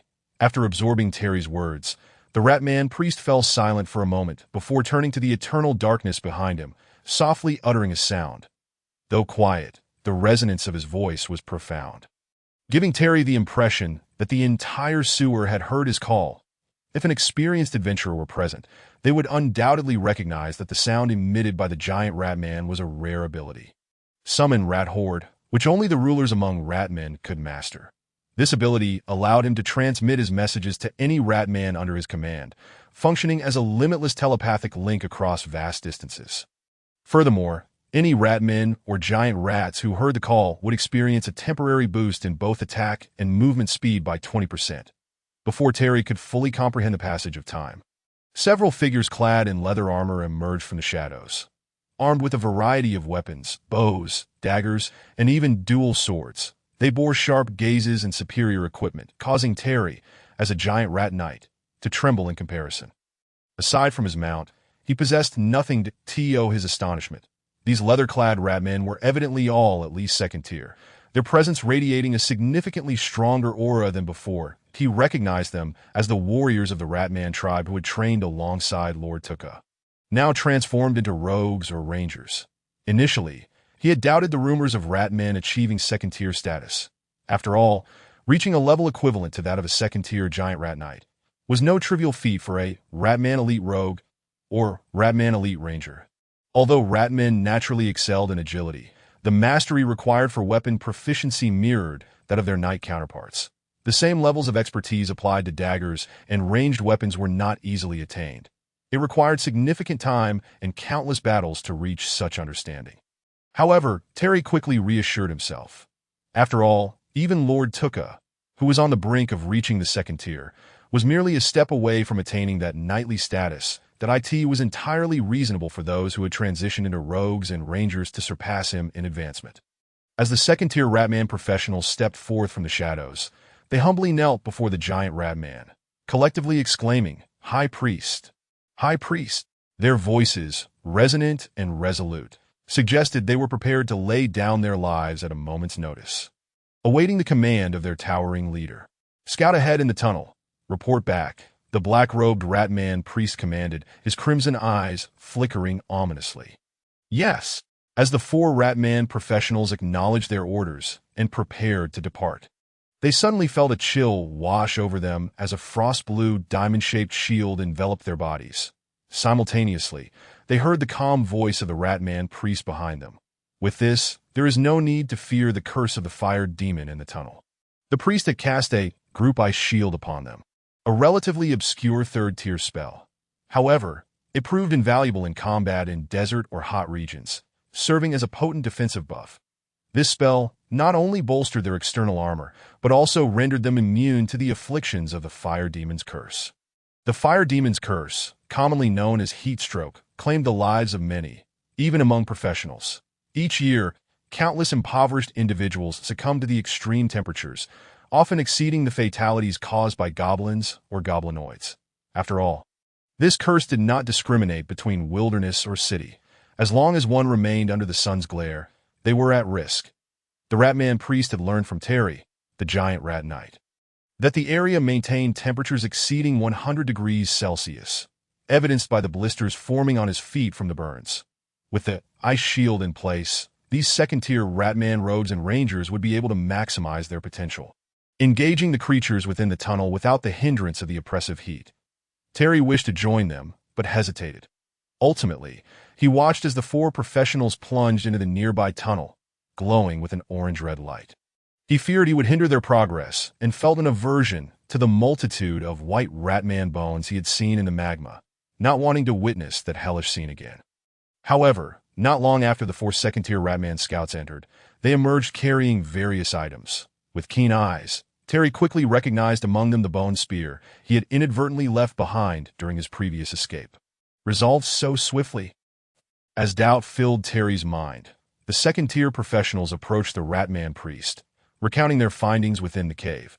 Upon learning that no creatures remained inside, the priest instructed the second-tier ratmen to lead the way. Donning his own ice shield as he followed them into the sewer entrance, the giant ratman priest, standing at the height of an adult human, could not proceed like the other ratman scouts. Instead, he had to hunch over, wriggling forward, the bulging black robe concealing his hands or feet. Before long, the ratman priest and the four second-tier ratmen arrived at the edge of the lava pool. Yet, the once unbearable heat of the lava pool had now dimmed to a deep crimson hue, indicating that its temperature had nearly reached the lowest depths of the magma. Had the ratman priest and his companions delayed any longer, they might have only found a pile of cooled lava stones at the end of the current corner. The iron fence has been contorted by an unknown force, creating an opening large enough for any creature capable of entering the drainage system. Surrounding the pool of lava, both the ground and the rock walls are splattered with hardened black material, undoubtedly the remnants of cooled magma. Above the corner pipe, there are several spaces widened by sharp instruments. And that particular area is evidently elevated compared to the rest. Even the ratman priest can stand upright there without the need to stoop. "Great priest, it is right here," one of the second-tier ratman wanderers said respectfully, pointing in a specific direction before the ratman priest. Following the wanderer's indication, the priest gazed towards a region obscured by rubble, where blood-like patterns could be discerned, from the jagged edges peeking out from beneath the debris. It resembled a circular magical array in the shape of a hexagram, adorned with artistic script-like designs along its outer circle that exuded a classical aesthetic, with a hint of delicate refinement. "This is the language of the abyss. A summoning array," the ratman priest stammered, clearly astonished at the prospect of abyssal creatures emerging from the sewers. This revelation was precisely why Gerdon felt so confident in concealing his own presence. After all, magma has no connection to dragonkind. With a slight inducement and a few sketches of abyssal summoning arrays from the memories of dragon heritage, there was no need to complete the drawings. The subsequent events would naturally lead others to fill in the gaps in their understanding. Thus, his existence would be entirely obscured within the sewers for the scent of dragons. Could one distinguish other aromas amidst the pervasive stench of sulfurous magma? Therefore, while the ratman priest conducted his inspection of the sewers, Gerdon had already led the dragonborn maiden to a safer drainage passage, where he commenced the hatchling's first slumber. Chapter 11. The first windfall, the hatchling dragon, shortly after its birth, must succumb to a day-long slumber. During this period, it can fully absorb the nutrients from its eggshell, allowing its vital organs to begin their growth. This explains why, at the outset, Gerdon's personal panel displayed only modest progress in the glutton talent, while the others remained at a mere fraction of a point. The other talents would not commence their automatic growth until after the hatchling's initial slumber. In a desiccated riverbed within the sewer, heaps of debris, dead wood, and refuse were carelessly piled up, forming insurmountable mounds. Beneath an anonymous heap of garbage, in a cramped space crafted from warped planks and stones, a black hatchling dragon lay fast asleep alongside a white-haired girl, not yet 10 years old, on a wooden panel that had lost a corner. The concealment here was quite effective. However, even the common monsters of the sewers seldom took refuge in such riverbeds. One reason being that the spatial capacity was ill-suited for a tribe's habitation, necessitating considerable manpower for cleanup. Yet, tribes with such resources typically would not choose to nest in these riverbeds. Moreover, the stench was unbearable. Without water, the riverbed sludge re-emerged, aggressively wafting its foul odor. The pungent, decaying aroma of years of refuse was so thick that merely inhaling it could induce dizziness. This was precisely why Gerdon had chosen this as the optimal hiding spot. As gleaned from Nina's descriptions of the sewer environment, not far from their original dwelling, it provided a natural olfactory barrier. Furthermore, despite the chaotic piles of debris, it was relatively easy to find a space accommodating both a hatchling dragon and a human girl, making it convenient for concealment that if this were not the best option, what would be? Upon awakening from his slumber, Gerdon discovered that something was embracing him, that it was soft and loose. He could easily wriggle free. Without much thought, he instinctively broke free. Having originally curled up, the sudden stretch startled Nina, who had been holding him as she slept. Rubbing her sleepy eyes, she stared at the awakening Gerdon, her mind momentarily blank. The sounds escaping her lips were tinged with undeniable excitement, albeit stammering. Gerdon, sir, you're awake. I thought you would sleep for a long time. Ah, that was not my intention. Your scent is simply too delightful. No, that's not what I meant. Nina's words became increasingly jumbled, her speech devolving into incoherence. Eventually, she lowered her gaze, her silvery short hair falling to obscure her face, embodying the demeanor of a student caught in wrongdoing by their parents. Nina, how long have I slept? Gerdon chose not to dwell on the girl's ramblings, but instead inquired of the dragonborn maiden he had only recently met. Seeing that Gerdon was not angered by her previous indiscretion, Nina breathed a sigh of relief and quickly replied, Gerdon, sir, you have slept for approximately a day. It is now nighttime in the black street above.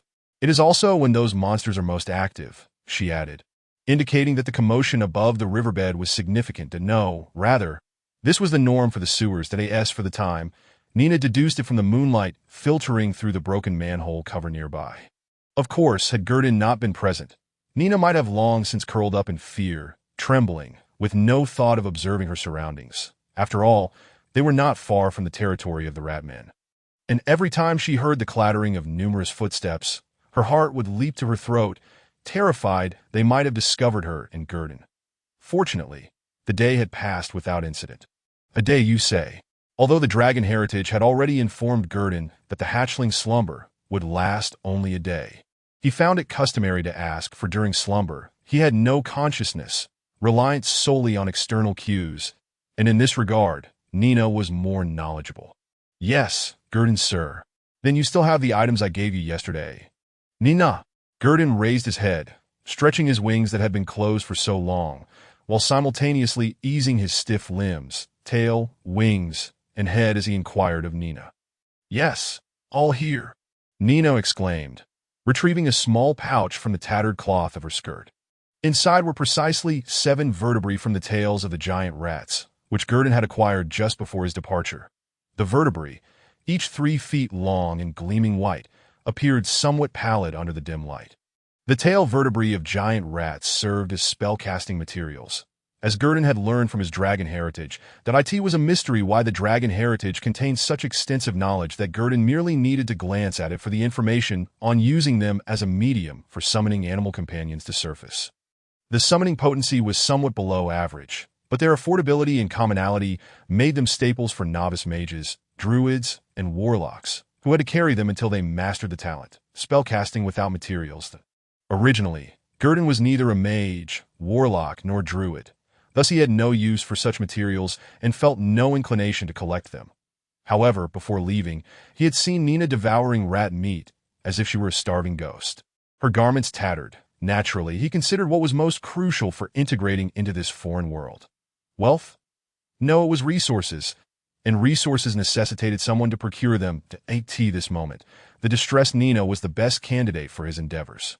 After all, she was the only person he had come to know, and her present behavior had left Gerdon quite satisfied.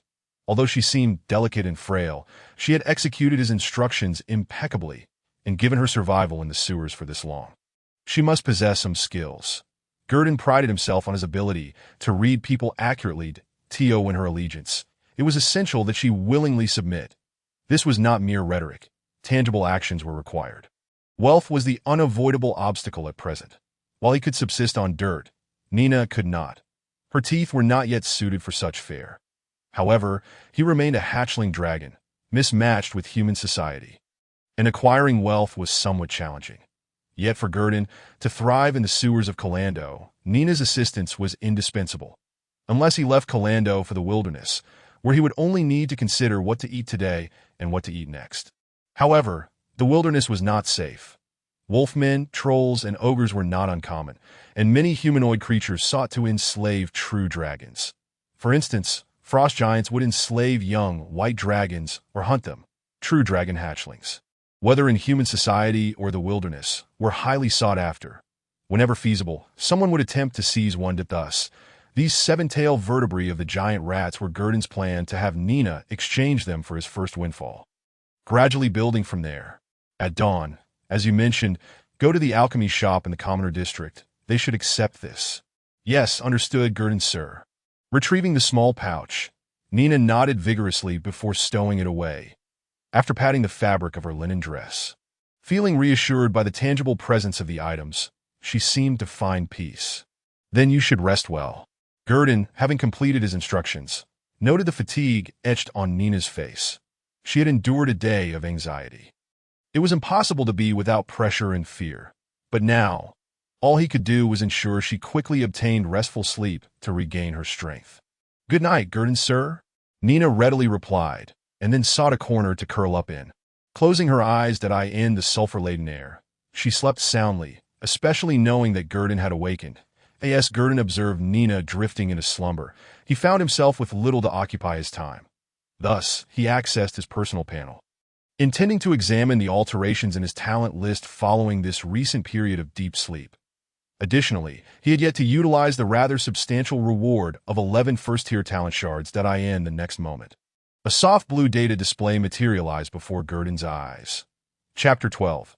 Extravagance and allocation. The pale blue screen abruptly halted within his field of vision, and he swiftly scanned the information displayed with practiced ease.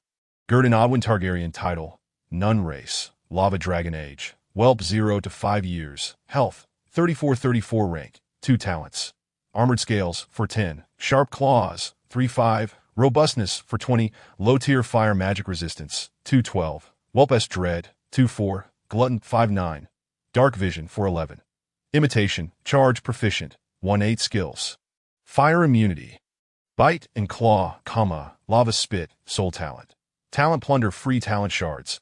First tier shards 11. Gerdon felt a slight surprise at the considerable increase following a single episode of deep sleep and pondered what transformations awaited him when he evolved from a whelp to a juvenile dragon. While he was generally aware of the data displayed, he was particularly intrigued by the talent Robustness, which appeared to correlate with his health points, suggesting that 3 points in Robustness could yield an equivalent increase in health. However, since Gerdon had not sustained any injuries, he was unaware of how much damage a strike would inflict, leaving him without a direct comparison for the health increase afforded by Robustness. Furthermore, he sensed a notable enhancement in his strength. Yet he refrained from testing his abilities, fearing he might awaken Nina or attract the attention of the creatures lurking in the river. Nevertheless, he experienced a palpable sense of power in his grip. In terms of percentages, Robustness had increased his health by 10%, potentially augmenting his strength as well. Other talents had similarly progressed to varying degrees, some reaching halfway, while others were a third of the way there. Clearly, the rewards from this period of deep sleep rivaled those gained from defeating the 14 rodent-like creatures. He examined his scales, which had darkened slightly and now gleamed with a cold luster, prior to his slumber. He recalled the scales being lighter in hue, and his claws less pronounced. Now, the curvature of his claws had elongated and sharpened significantly, that if his claws had once resembled a crescent moon, they now bore a closer resemblance to several gleaming daggers. As for Whelp S Dread, low-tier fire magic resistance, and Glutton, Gerdon could not discern any immediate changes. After all, even in his most unhinged state, he could not manifest his draconic might without causing Nina undue alarm. The notion of testing fire magic resistance seemed ludicrous, as only the truly chaotic and malevolent could contemplate such folly. Regarding Glutton, he felt no hunger at present, likely due to having enjoyed a hearty meal of rat meat hot pot before entering his period of deep sleep, resulting in residual nutrients from his egg shell yet to be fully digested. Thus, he currently felt no pangs of hunger, suggesting he was still in the process of digestion. This was in stark contrast to the memories of Whelp's awakening with an insatiable appetite, often greeted by a lavish feast provided by their dragon mothers to restore their vigor. The effect of dark vision was remarkably pronounced, despite only a 3-point increase. Gerdon felt as though the world around him had become considerably clearer, even in the dark. Monochromatic realm, subtle hues began to emerge, albeit faintly. This transformation granted him the sensation of having upgraded to a high-definition camera capable of capturing colors, as opposed to viewing life through a black and white lens. The remaining 2 talents, imitation and charge, proficient, presented their own challenges. One seemed to have reached its limit, while the other required higher-tier shards for further advancement. Despite the numerous talents listed, Gerdon swiftly prioritized his allocation of talent points into 3 distinct categories. T1. Charge, proficient, armored scales, robustness. Evaluation, capable of offense, defense, and retreat. There is no more fitting combination. T2. Sharp claws, dark vision. Evaluation, sometimes the ability to see what others cannot provides a significant advantage. Moreover, survival is essential for output. T3. Whelp-S dread, low-tier fire magic resistance. Evaluation, while a true dragon, lacking the requisite power renders your aura akin to a potentially lethal poppy. Ultimately, a futile endeavor. Pending. Glutton evaluation. My stomach has yet to inform me of any changes within. Having briefly categorized his talents in his mind, Gerdon was ready to allocate his shards. Though a whelp must grow gradually, its innate talents would evolve alongside it. In simpler terms, even without these shards as a boon, Gerdon's talents would naturally reach their maximum potential, leading to his metamorphosis into a juvenile dragon, and so forth, until he eventually became a 6th-tier adult dragon. Beyond that, ascending to the 7th or 8th tiers would demand personal experiences and efforts. Many dragons opt to transition into druids or priests to bolster their strength. Yet, Gerdon remained acutely aware that he lacked the protection of a dragon mother. He was merely a stray lava dragon whelp, hiding in the sewers of the human world. The process of reading the enhancements from the talent shards required time. He refused to behave like a miser, hoarding the shards and hesitating to use them. Waiting until he faced formidable foes to unleash a sudden burst of power was unwise. Should he be unprepared for the augmented form or the impact of the shards on his current battle, he would find himself at a loss. Such fundamental truths were not lost on Gerdon. Moreover, the primary factor was that first-tier shards held little value. Indulgence was permissible. The sewers lacked many things, but they were certainly not short on monsters. Thus, Gerdon promptly allocated the 11 first-tier shards among sharp claws, robustness, and armored scales. This was, in his estimation, the most optimal solution, as he possessed sufficient shards to fully enhance both sharp claws and armored scales. Without hesitation, he invested 3 first-tier talent shards into sharp claws, 3-5, 5-5, steel teeth, and sharp claws, 1-10. Then in an instant, Gerdon was enveloped by a dazzling light as the pale blue talent panel underwent a sudden transformation, revealing a brand new talent before his eyes. So swift. Gerdon experienced this sense of rapidity for the first time, a stark contrast to the activation of charge. Unconsciously, he extended his claws to inspect them. What had once appeared dagger-like now glimmered with a silvery sheen, offering an entirely new visual experience for the dragon. The length of his claws surged from 4 or 5 centimeters to an impressive 7 or 8 centimeters, sharp enough to instill fear. With a swift motion, his claws pierced effortlessly into a nearby gray rock, akin to slicing through tofu. Astonishing. Although his claws had already been sharp, the tactile sensation now felt as though he had exchanged a rusty, dull kitchen knife for a brand new blade, that he could effortlessly cleave the stones into segments or carve deep grooves. After toying with his newly enhanced claws, Gerdon turned his attention to the next talent. Robustness. Without hesitation. Panel. Allocate points. Robustness for 20. 720. Immediately, a surge of warmth coursed through his body, from the base of his tail to the crown of his head, filling him with an invigorating strength. Gerdon distinctly felt an increase in his physical power, corroborating his earlier hypothesis. The health points in his panel rose from 34 to 37, and observing the gradual increase in his health, Gerdon felt a sense of reassurance amidst the uncertainty of his journey through this foreign realm. While his health remained modest, the future appeared promising. The remaining 6 first-tier shards were swiftly allocated to armored scales, as he was eager to discover the transformations following. Armored scales reaching its full potential. With the prior example of sharp claws in mind, his curiosity was piqued. Armored scales for 10, scales empowered, 220. In less than a second, Gerdon felt a heavy sensation envelop him, as though he had donned a suit of armor. Such brutality! He marveled at the 2 to 3 centimeters thick scales that shimmered mysteriously under his touch, but he experimented by pressing and lightly tapping on his scales, which emitted a crisp metallic sound. Clearly, his defensive capabilities had seen a significant enhancement. The talent, armored scales, vanished without a trace from his list, replaced by the newly unveiled talent titled Scales Empowered. In his list of talents, there was another ability that quietly disappeared alongside armored scales, namely, low-level fire magic resistance. Chapter 13, Nestled. The low-level magic resistance has vanished, while the armor transformation has inexplicably increased by a notch. The coincidence of these two anomalies was so striking that Gerdon couldn't help but ponder their connection. However, the personal panel lacked artificial intelligence.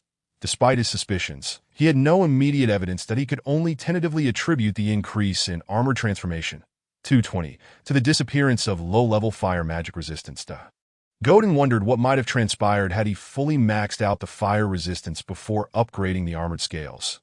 Yet, it was futile to dwell on the past, and thus he chose to let it go. After all, losing an inconspicuous talent in exchange for a modicum of unallocated armored transformation was undeniably a bargain.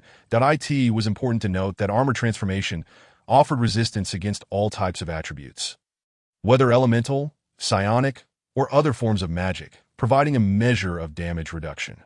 Alas, Gerdon sighed, glancing at the panel, which now displayed 2 skills with suffixes akin to charge proficient, devoid of the familiar, that he then resolved to max out robustness, followed by glutton and finally dark vision.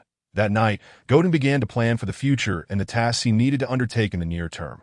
For instance, finding a safe haven in the sewers, recruiting some subordinates to serve as his tools. Furthermore, if possible, he wished to improve Nina's circumstances, so she needn't scurry like a rat in the sewers but could carve out a place for herself in Calando.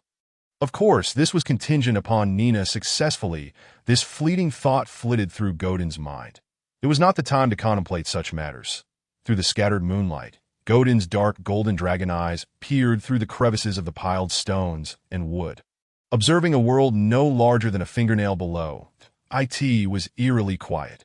Although Gerdon could only see a dilapidated European wooden window swaying and creaking in the breeze, his gaze was filled with yearning. While he could not currently experience the wonders of this otherworldly realm, he gleaned from the memories of his Draconic heritage just how vast the continent known as Aiu truly was. Countless adventurers sought wealth and fame, exploring the dense forests, towering mountains, and deep valleys of this land, battling one another. Humanity and bestiality often intertwined, composing a mournful symphony of life. In the shadows, sinister beings whispered, plotting to unveil new chapters and attempt to overturn the world, forging legends. Even the lofty deities would clash fiercely for the sake of faith, igniting divine wars that could engulf multiple duchies and nations, potentially sweeping across half the continent. That moment, whether powerful or weak, all were united in the endeavor to spread the glory of their revered deities. Such an intriguing world, so vividly real. One could only ask, how could Gerdon not feel a sense of longing? Nevertheless, to avoid becoming a mere dragon-slaying hero or a point of honor for some team, Gerdon's immediate plan was to bide his time, farming, leveling up by slaying monsters, and acquiring talents that if he could no longer remain in the sewers, he would seek opportunities to leave Calando, heading for the wilderness or overseas islands. The desert would be a last resort. However, for the moment, the sewers were indeed the most suitable place for him. Although monsters were abundant, they did not pose the same risks as the wilderness, where a stroke of bad luck could lead to an encounter with a resting black dragon or red dragon. Gerdon was not a member of the chromatic dragons. It was entirely commonplace for true dragons to slay the young of other dragon types. Considering his current fledgling strength, surviving in the wilderness was a slim prospect. Even with his apparent advantages, it was well known among adventurers that the wilderness was fraught with unpredictability, where one could never ascertain whether misfortune or tomorrow would arrive first. In the sewers, however, Gerdon also aimed to avoid contact with other humans. If he could evade them, he would. Yet, should he find himself unable to circumvent such encounters, he would need to prepare thoroughly. He could not allow anyone who knew of his existence to escape. With unyielding ferocity, he would eliminate all who were aware of him. If he were to act, not a whisper of information could be leaked. The complete annihilation of evidence, including the obliteration of corpses and the scattering of ashes, was imperative that he recalled that the priests of this world possessed divine magic capable of resurrecting the dead. The ability to snatch souls from the clutches of death left no room for Gerdon to be careless out of course. If he discovered that he was outmatched and had no chance of victory, he would have no choice but to make a hasty retreat. Gerdon exhaled slowly, thickening the sulphurous atmosphere around him. Nina, curled up in the corner, wrinkled her nose, yet a smile graced her youthful face, as if she were lost in a pleasant dream. However, her body trembled slightly, arms wrapped around her chest, clearly feeling the chill. The temperature in the sewers was even cooler than above, especially as the damp air occasionally stirred with a chilling breeze. Gerdon glanced at Nina, clad in a thin dress, then at the cold wind seeping through the cracks into their confined space, concerned that the relentless draft might lead to her catching a chill. He hesitated momentarily. Ultimately, he decided to act. Moving with small, cautious steps, he lay down behind Nina with a soft thud. Having a human pillow isn't so bad, he murmured, as if persuading someone or justifying his actions to himself. The soft sensation he felt upon waking, even through a layer of scales, was undeniable. While it was quite comfortable, he still found it somewhat disconcerting to share a sleeping space with another, having always been alone in his previous life. Even transformed into a dragon, he felt a twinge of discomfort. Once settled, his body instinctively shielded the gap behind him from the cold wind. The fledgling dragon's head, somewhat disproportionate to its body, tilted to one side, thankfully not disturbing Nina's short hair. With him as a moving source of warmth, she should be able to sleep soundly tonight. Gerdon contentedly surveyed the scene, intending to vigil until dawn, with other matters to be addressed upon Nina's return from Calando.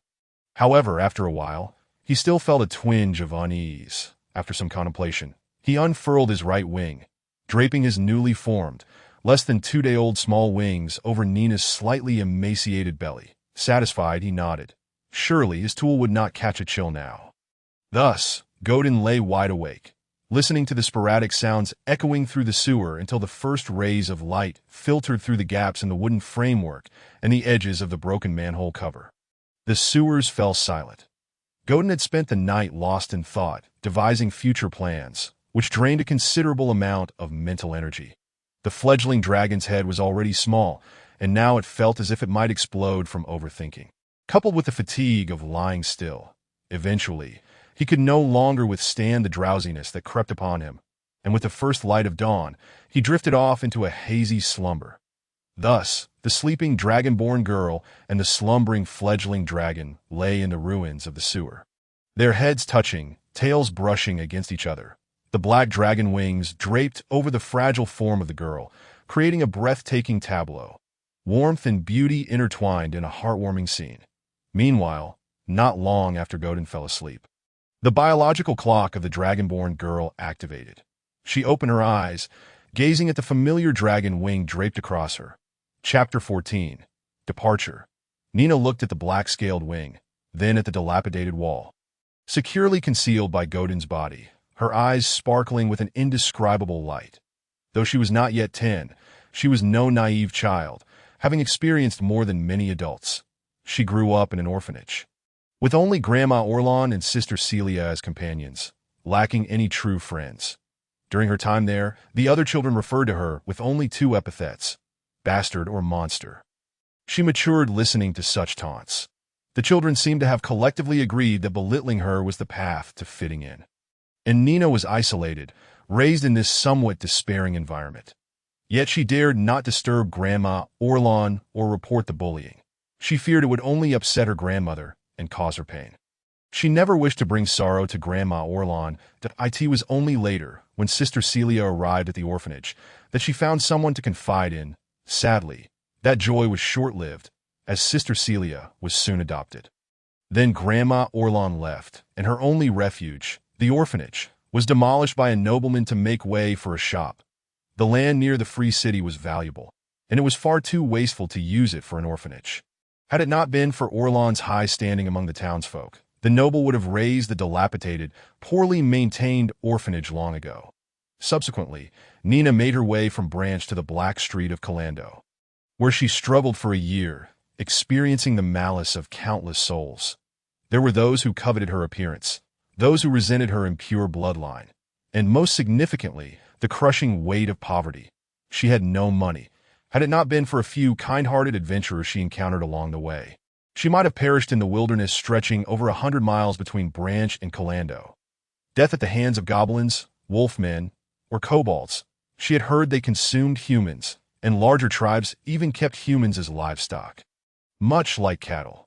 Had she not encountered those adventurers, her fate might well have mirrored this grim reality.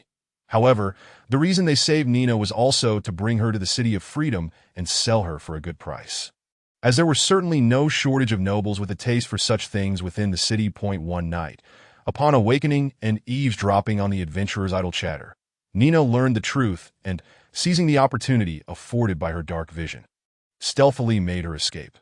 Fortunately, the campsite was not far from Carandu at that moment, and the nearby monsters had just been cleared out by a group of adventurers and soldiers. Moreover, Nina was quite cautious, managing to avoid any encounters with monsters along the way, keeping her distance, before finally entering the majestic City of Freedom.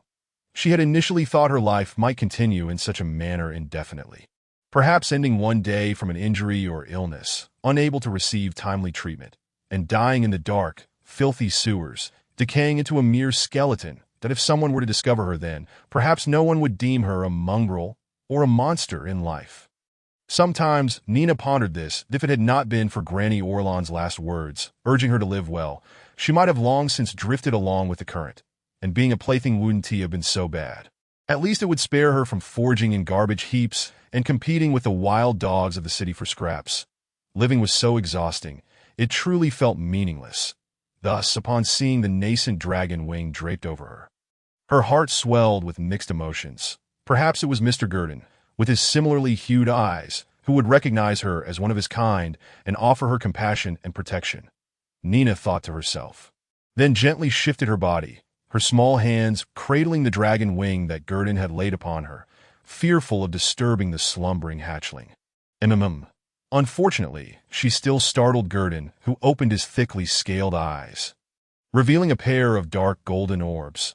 The burgeoning draconic majesty within those eyes evoked in Nina a profound sense of reverence, as if before her was not a newly hatched dragonling, but a mighty adult dragon, capable of conjuring storms strong enough to sweep a person away with its wings.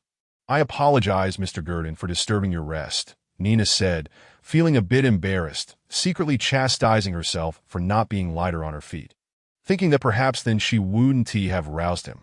"It's quite all right. Is it dawn already?"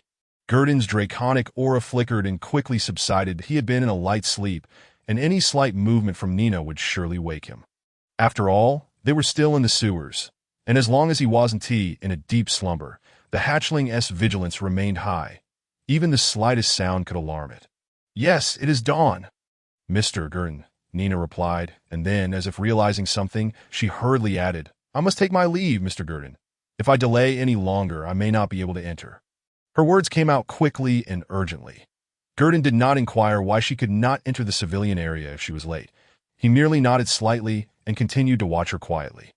Seeing his nod of consent, Nina swiftly began to gather materials from her surroundings, making adjustments to her appearance. This time, she did not apply any brutal makeup. Instead, she used some grime and mud to mask her fair skin, ensuring that at first glance, she appeared to be just a nondescript, filthy street child.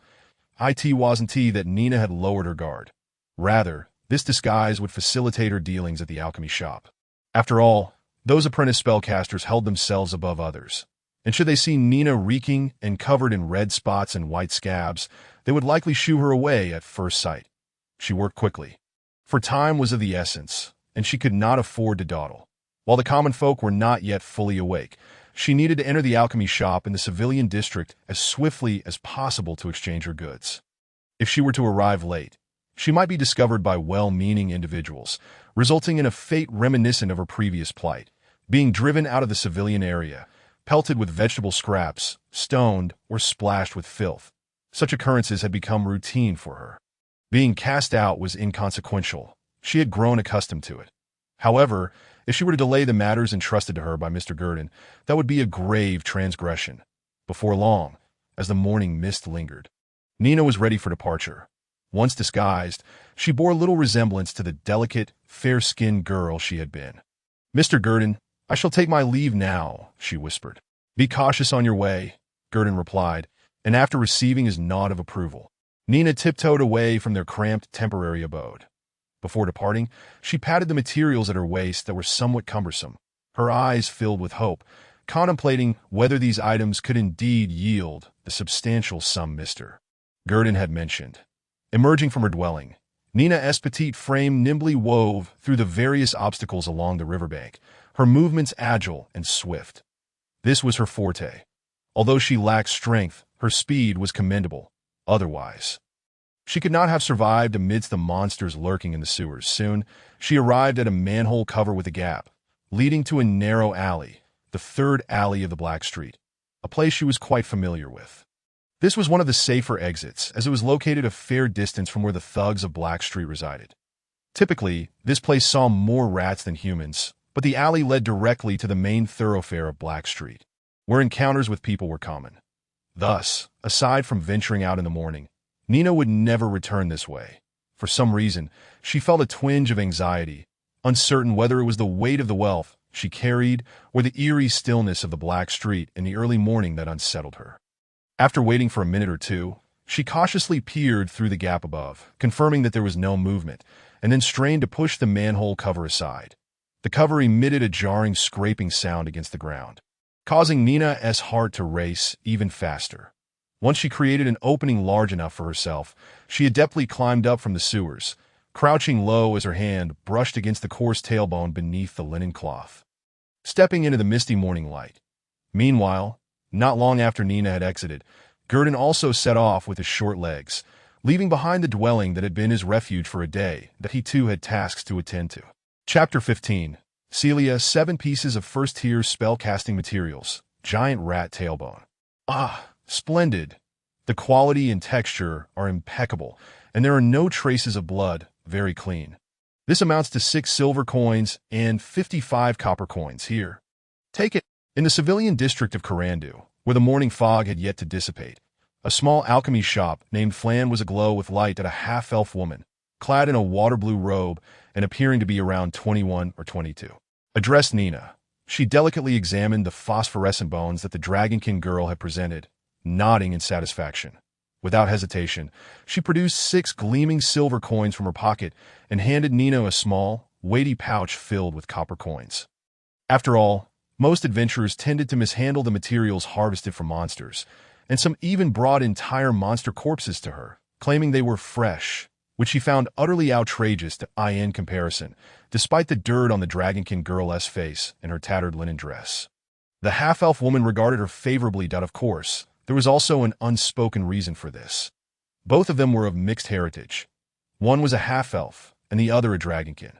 Both carried the blood of other races within them, naturally fostering a sense of kinship that in any society of intelligent beings, mixed-blood individuals were often derogatorily labeled as mongrels or monsters, a commonplace reality. Mutual disdain was the norm. However, half-elves were generally more accepted than Dragonkin, primarily because elves tended to avoid conflict and had little quarrel with humans. After all, one dwelled in the dense forest, while the other roamed the vast plains. And if one were to delve deeper, elves often harbored an even greater disdain for humans. It is worth noting that elven slaves in Carandu consistently commanded exorbitant prices. While colorful dragons wreaked havoc across the continent of AIOU, their greedy nature leading them to toy with travelers and seize their treasures. Although tales of successful dragon slayers occasionally surfaced, the greatest losses were often borne by humans. Nonetheless, the Dragonkin girl appeared momentarily stunned, hesitating to accept the coins that it wasn't until the half-elf woman urged her a few times that she seemed to awaken from her daze, hurriedly accepting the offered coins. This was a fair price, and she was not being taken advantage of due to her young age. Before departing, Gerdon had already informed Nina of the general pricing for first-tier materials, which typically fluctuated between 70 copper coins and 1 silver coin and 10 copper coins. The half-elf womaness offer of around 90 copper coins was exceptionally generous. This sum of nearly 7 silver coins could equate to almost 4 months' worth of income for a farmer under a baroness domain. It is important to note that beneath copper coins lay other currencies, such as food or wheat, used for barter and replenishment. That, of course, this barter system was not applicable in Carandu, as even the cheapest items began at a copper coin. Yet, a single copper coin could provide enough black bread, or more accurately, bran bread, for a family of 3 to eat for a day. This coarse bread, mixed with sawdust and bran, was hard enough to be used as a weapon. Many goblins and dog-headed creatures had met their demise at the hands of black bread during monster raids on villages. Therefore, in light of this fair exchange, Nina quietly expressed her gratitude, saying, "Thank you. May the gods bless you." This was a standard expression, as Granny Orlon had often greeted others in this manner. After all, beliefs varied among individuals. With so many good gods, it was impossible to discern which deity each person worshipped. Like a warrior maiden wielding a flail and clad in heavy armor, it is evident she is a devoted follower of the god of war. Yet, once she sheds her armor, she transforms into a delicate girl in a white dress, appearing frail and vulnerable. Upon encountering her, would you be able to discern her beliefs? After expressing her gratitude, Nina accepted the coin offered by the half-elf, promptly stowing it within her purse and concealing it at her waist. Due to the loose fit of her dress, the pouch remained entirely hidden from view, leaving no hint of the plump treasure it contained. Only Nina could sense the small treasure nestled within her garment. "It's all right. If you have more materials next time, feel free to seek me out that I am Flan Willow," she said. The half-elf, or rather Flan Willow, smiled at Nina. This was evidently her customary phrase aimed at cultivating long-term clientele. With her keen intellect, she surmised that the Dragonkin girl before her was merely a messenger. The 7 first-tier shards must have originated from another source, likely a lone wanderer who had recently arrived in Calando. To have dispatched 7 giant rats in the sewers, one would need to be at least a second-tier professional. Such high-quality clients were Flan's primary targets, for securing them as either sellers or buyers would prove a lucrative endeavor for her. "All right, I will," Nina replied hastily before departing. Her emotions were difficult to articulate. Although she had left only a short while ago, she felt an overwhelming eagerness to return and share her newfound wealth with Mr. Gerdon. As time passed, the morning mist gradually dissipated under the sun's rays, revealing the once obscured path, the imposing city walls in the distance, and the cacophony of insults and children's cries that began to fill the streets of the commoner's district. In the past, at this hour, Nina would have been scavenging for food in the alley behind the Iron Furnace Tavern, her thoughts solely consumed by hunger. However, she did not linger now, mindful of the dangers that could arise from prolonged exposure. After all, she was carrying almost 7 silver coins, a fortune in the black streets, where even a single copper coin could incite murder. The Flan's alchemy shop was not far from the Black Street. And thus Nina returned to its entrance in the same amount of time it took to arrive, that in stark contrast to the clean and orderly streets of the commoner's district. The Black Street was a veritable mire of filth and refuse.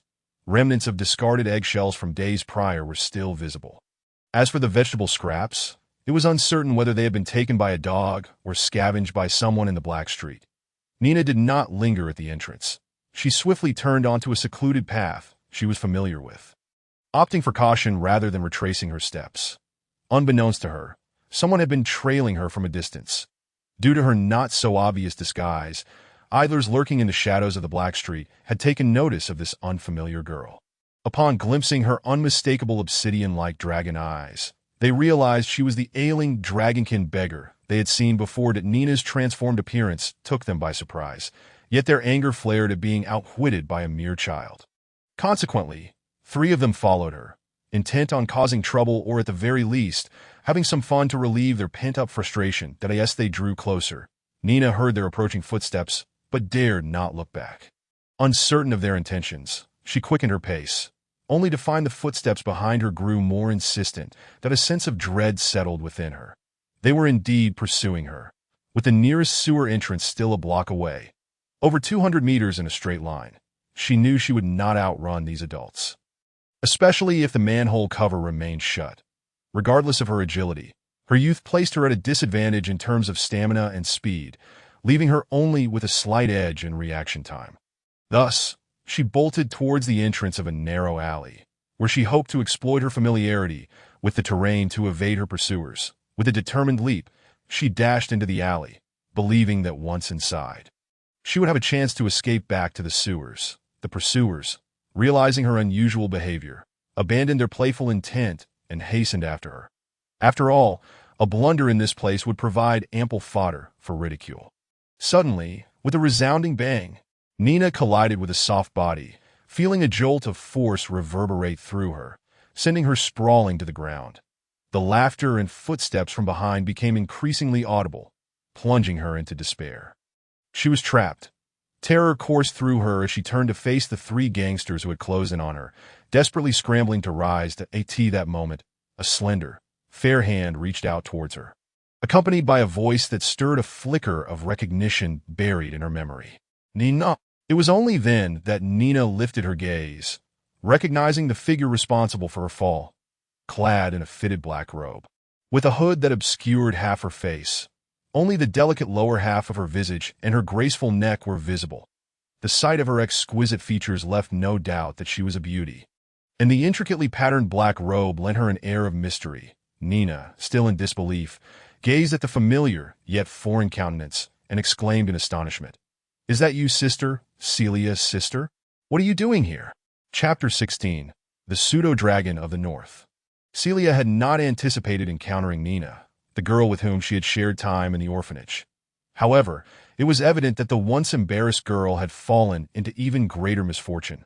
Celia observed Nina, now soiled and with her one silver hair shorn to half its length, hesitatingly exclaiming, "It truly is you. Were you not in Branch? How is Grandma Orlon? And how did you end up in Calando?" Celia had a multitude of questions she wished to voice. Although her time in the orphanage had been brief, it left an indelible mark on her memory. Cherished recollections of the kind-hearted Grandma Orlon and her sisterly bond with Nina.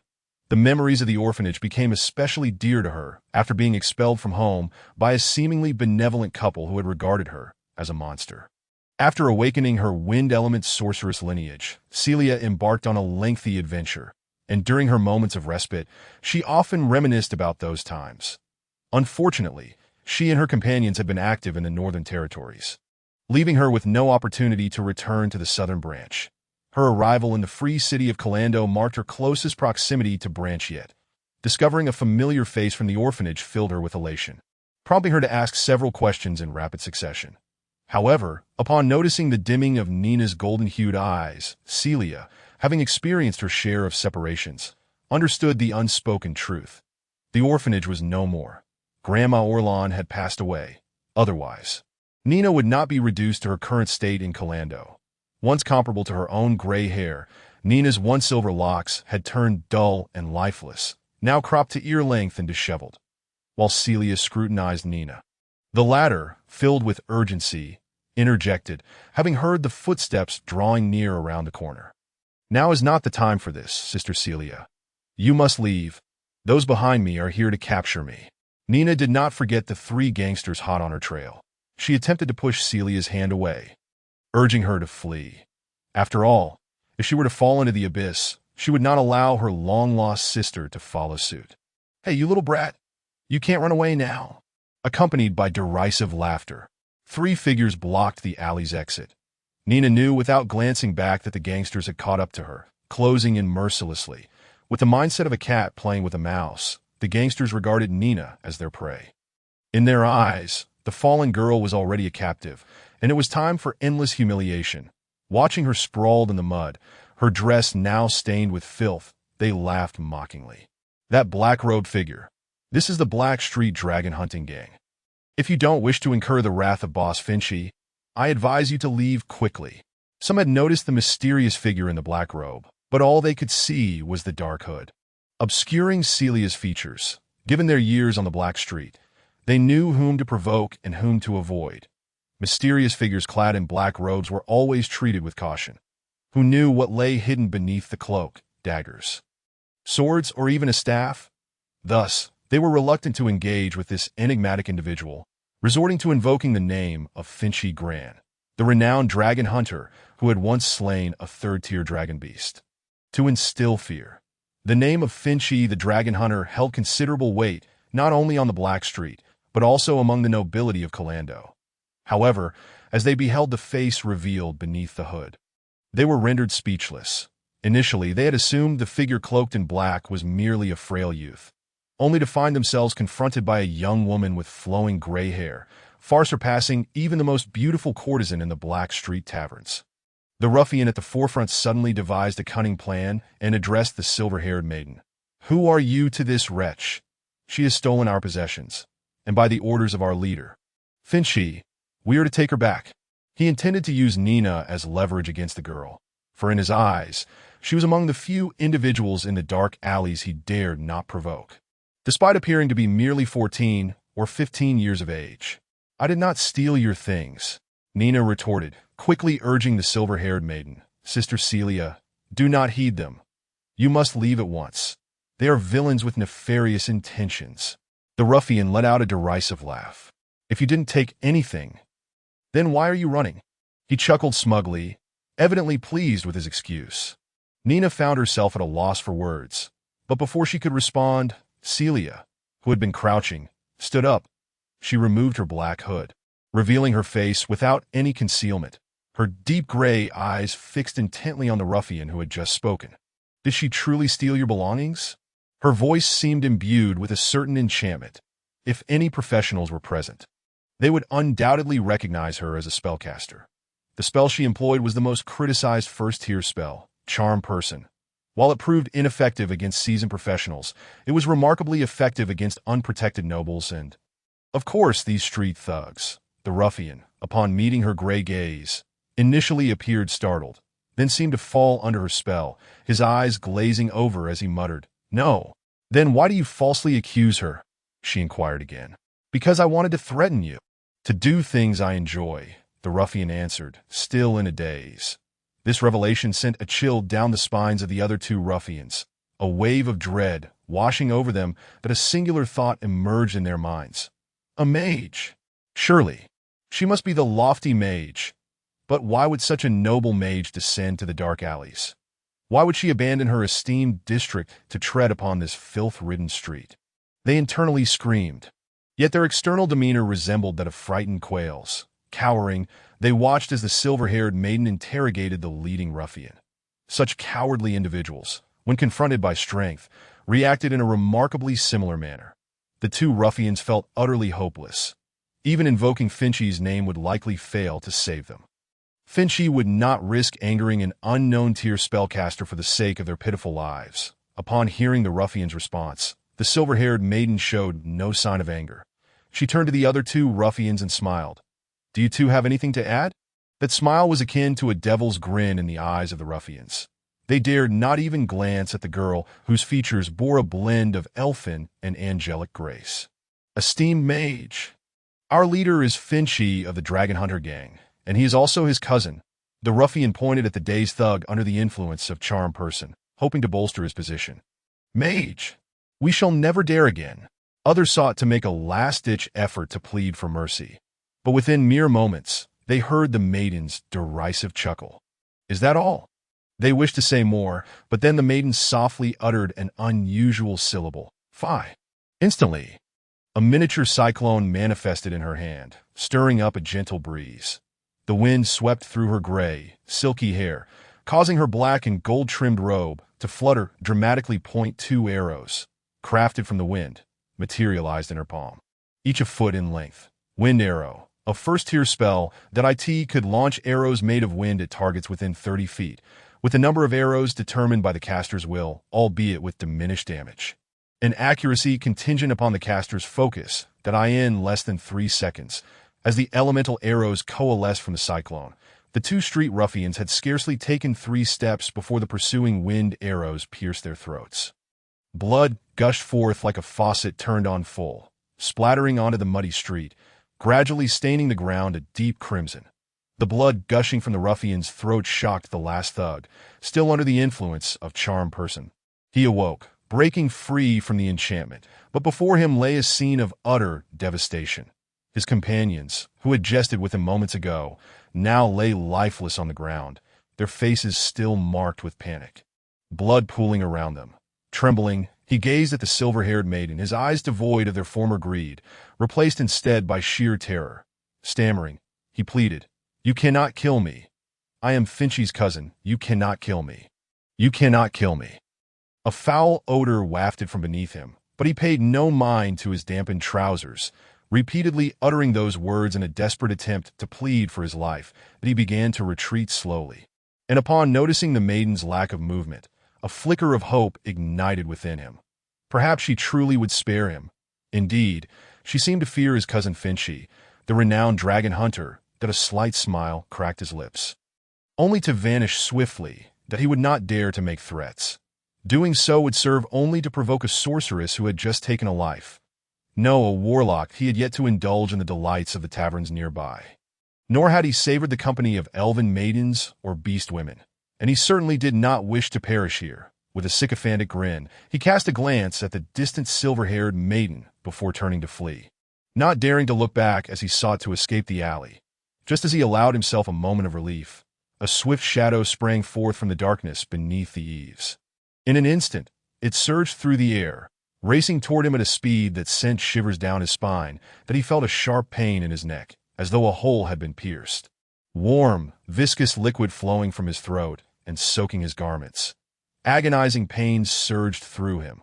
He attempted to cry out, but could only manage a hoarse gasp. The subsequent chain reaction left his limbs weak. And ultimately, he collapsed into the depths of the black, murky gutter, where filth had accumulated to several centimeters deep. The warm liquid streamed from his neck, cascading down his chin, lips, and nose, filling his eye sockets. At last, his vision blurred into a crimson haze before he succumbed to oblivion. "Sister Celia, are you now a mage?" Nina inquired, observing the three lifeless bodies without a hint of discomfort, after nearly a year in the dark alleys. She had become unafraid of death. Her curiosity now lay with the wondrous spell Celia had just cast, reminiscent of the tale spun by Grandmother Orlon. "I'm not a mage. I am a warlock. Mages require study, while I possess innate abilities," Celia clarified, noting the significant distinctions between mages and warlocks. Should Nina express interest, she would gladly spend ample time explaining the differences. "And what about that shadow just now?" Nina remarked, recalling the earlier charm person and wind arrow, alongside a peculiar creature that had aided them. "Oh, that is Miss Liz, my companion." "Miss Liz? A companion?" Nina questioned, pondering if it was a creature akin to Mr. Gerdon. Noticing Nina's confusion, Celia simply smiled. "Sar," she uttered a peculiar syllable, as if calling to I in response. A swift shadow darted forth from the darkness beneath the eaves, revealing the form of Celia's magical pet, that a diminutive silver dragon, no larger than a house cat, adorned with dense scales, landed upon Celia's shoulder. It tilted its head, shaking its wings, still stained with crimson liquid, and began to lick the bloodied remnants from its slender, forked tongue. After cleaning its wings, it nestled its long neck against the opposite shoulder of Celia, curling up in a feigned slumber, clearly displaying a high degree of intimacy.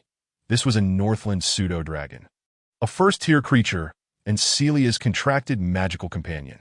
"This is Miss Liz, a pseudo-dragon with the bloodline of a Northland silver dragon, my companion," Celia introduced, gesturing toward the pseudo-dragon. The Northland pseudo-dragon complied, opening its golden, slit-pupiled eyes to observe the dragonborn girl, who appeared to be the childhood friend of its master. However, upon closer inspection and a sniff, it trembled. The sulphurous scent mingled with a sense of authority, a familiar aura of true dragons. But why did this dragonborn exude the scent of a true dragon? The pseudo-dragon's mind went blank. Chapter 17. Speculation. As the name suggests, pseudo-dragons are kin to true dragons, classified separately from dragonborn and dragon beasts. Despite lacking the power of true dragons, their wisdom upon reaching adulthood rivals that of ordinary adult true dragons.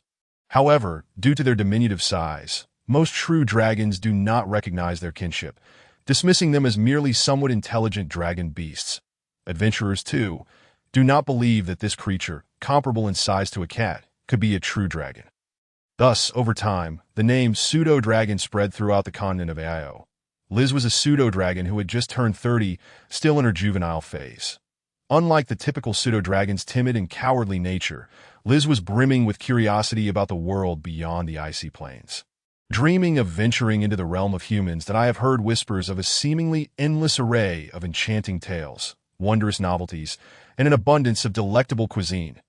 The self-proclaimed pseudo-dragon gourmet has grown weary of a monotonous existence filled with the consumption of insects. Rodents, squirrels, rabbits, and snakes. Thus, by a stroke of fate, to be precise, drawn in by the tantalizing aroma of roasted black sturgeon, it forged a pact with Celia, becoming her magical companion and fulfilling its desire to depart from the icy northern expanse. After all, whether one is a true dragon or a mere illusion, their lifespans are remarkably protracted. Even if a sorcerer possesses bloodline power or the blessings of elves, they are unlikely to outlive a dragon. It is free to squander its time lavishly, reveling in the cultural landscapes of EEO and savoring culinary delights from various locales. However, despite being labeled as a magical pet, their relationship resembles that of partners. Celia never coerces it into any endeavor.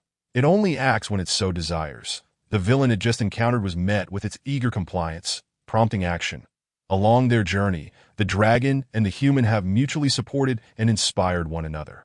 Having already forged a deep bond, moreover, despite its female identity, it disdains anyone who dares to covet Celia. Celia is its own, both now and in the future, that if one were to impose a temporal limit, it would likely be until Celia no longer offers her roasted black sturgeon. Only then might it consider departing. Since Liz and Celia established their pact, their adventuring party, Morning Glory and Bloom, has undertaken 5 or 6 tasks of varying magnitude over the past 6 months, confronting countless professionals and monsters. Liz prides herself on her battle-hardened experience. Yet she has never felt a hint of peril, for she has indeed never embarked on particularly treacherous missions. However, today, from a filthy dragonborn girl, she caught a whiff of true dragon essence. Enduring and profound, it was unmistakably the scent of someone who has spent time in close quarters with a true dragon. Otherwise, such a fragrance would not linger. Although faint, her inherent understanding of various draconic aromas, thanks to her pseudo-dragon heritage, assures her of its authenticity. Even the thick scent of sulfur cannot obscure the delicate traces of true dragon musk. The presence of sulfur-laden true dragon scent implies something significant. Having perused numerous tales of human courts, Liz senses the waft of conspiracy. She immediately dismisses the possibility that this sulfurous scent could belong to metallic dragons, whether bronze, brass, or gold, as they favor the cool caverns of the forested mountains over the frequently erupting volcanoes. The only dragons likely to linger near a volcanic crater, thus bearing the scent of sulfur, are the red dragons that could also be that madly brutal magma dragon. Both choices are not conducive to amiable interactions. Especially the latter, who is perceived as a dangerous entity by most true dragons, her temper more erratic than that of a red dragon, just as in the previous encounter with Carandu. And now, Liz shuddered at the thought. The presence in human society, unnoticed, could not be a hatchling or juvenile dragon. It must be at least a young dragon, equating to a minimum of 4th-tier strength. While such beings might not pose much of a threat in Carandu, here where even 7th-tier extraordinary beings can be found, they represent a near-catastrophic peril for Liz and her companion, who are merely 2nd-tier sorcerers and 1st-tier magical pets. With this realization, Liz's shudder multiplied, recalling the madness of those dragon-kin capable of anything. Celia, sensing her companion's unease, turned to the unusually jittery pseudo-dragon and inquired through mental communication, "What troubles you, Liz?" "Evil, we must leave now." Liz suddenly realized that should Celia become aware of the situation, her reaction would likely differ drastically from before if that dragonkin were to take human form and observe from the shadows. Thus, she resolutely altered her approach, opting not to disclose the truth to Celia, merely urging her to depart swiftly. There would be time to explain once they had left the free city. "Indeed, Nina, let us go. I shall introduce you to some friends I have made." Observing the bodies strewn about, Celia seemed to understand that this was not an appropriate venue for conversation. She affectionately ruffled Liz's hair and extended an invitation to Nina. "May the gods bless." If one were to inquire about the pseudo-dragon's current mindset, it might respond with those few words that it could hardly evade the invitation. Why would she wish for her to return, as if she had grown weary of her prolonged existence in the continent? At this moment, Liz's heart brimmed with despair, but she quickly cautioned Celia through mental communication. Do we not have a task in the free city? Bringing her along may complicate matters. Let us finish our commission first. She refrained from informing Celia that this former friend might have dealings with a red dragon. After all, should Celia act foolishly in her desire to assist, Liz's cherished roasted black sturgeon would be at risk. To ensure her continued access to the delectable dish, Liz employed persuasive reasoning, expending considerable effort. Yet before she could fully convince Celia to abandon her intentions, Nina hesitated upon hearing Celia's invitation. She was acutely aware that Mr. Gerdon awaited her return in the sewers. Nevertheless, she yearned to engage in conversation with her erstwhile sister, Celia, as they had not met in ages, and there was much to discuss. However, upon hearing about her friends, she glanced at Celia's immaculate black robe adorned with golden-edged runes, and then down at her own soiled hands, clutching a linen skirt stained with fresh black mud. Ultimately, she raised her head, shaking it, and forced a smile. Sister Celia, no need. I have matters to attend to. Once I am finished, I shall certainly seek you out. With that, she attempted to bypass Celia, heading toward the alley. Celia, who had been swayed by Liz's earlier arguments, momentarily forgot to intervene and could only ask, Nina, where do you reside? She planned to retrieve Nina from this black street once their task was complete. It was not that she couldn't do so now. The rewards from her assignments over the past year would allow her to rent a room in a commoner's district. After all, as a sorceress, she did not require the expensive spellbooks. However, Liz had articulated several points that resonated with her, such as the imprudence of leaving a child under 10 to fend for themselves in an inn.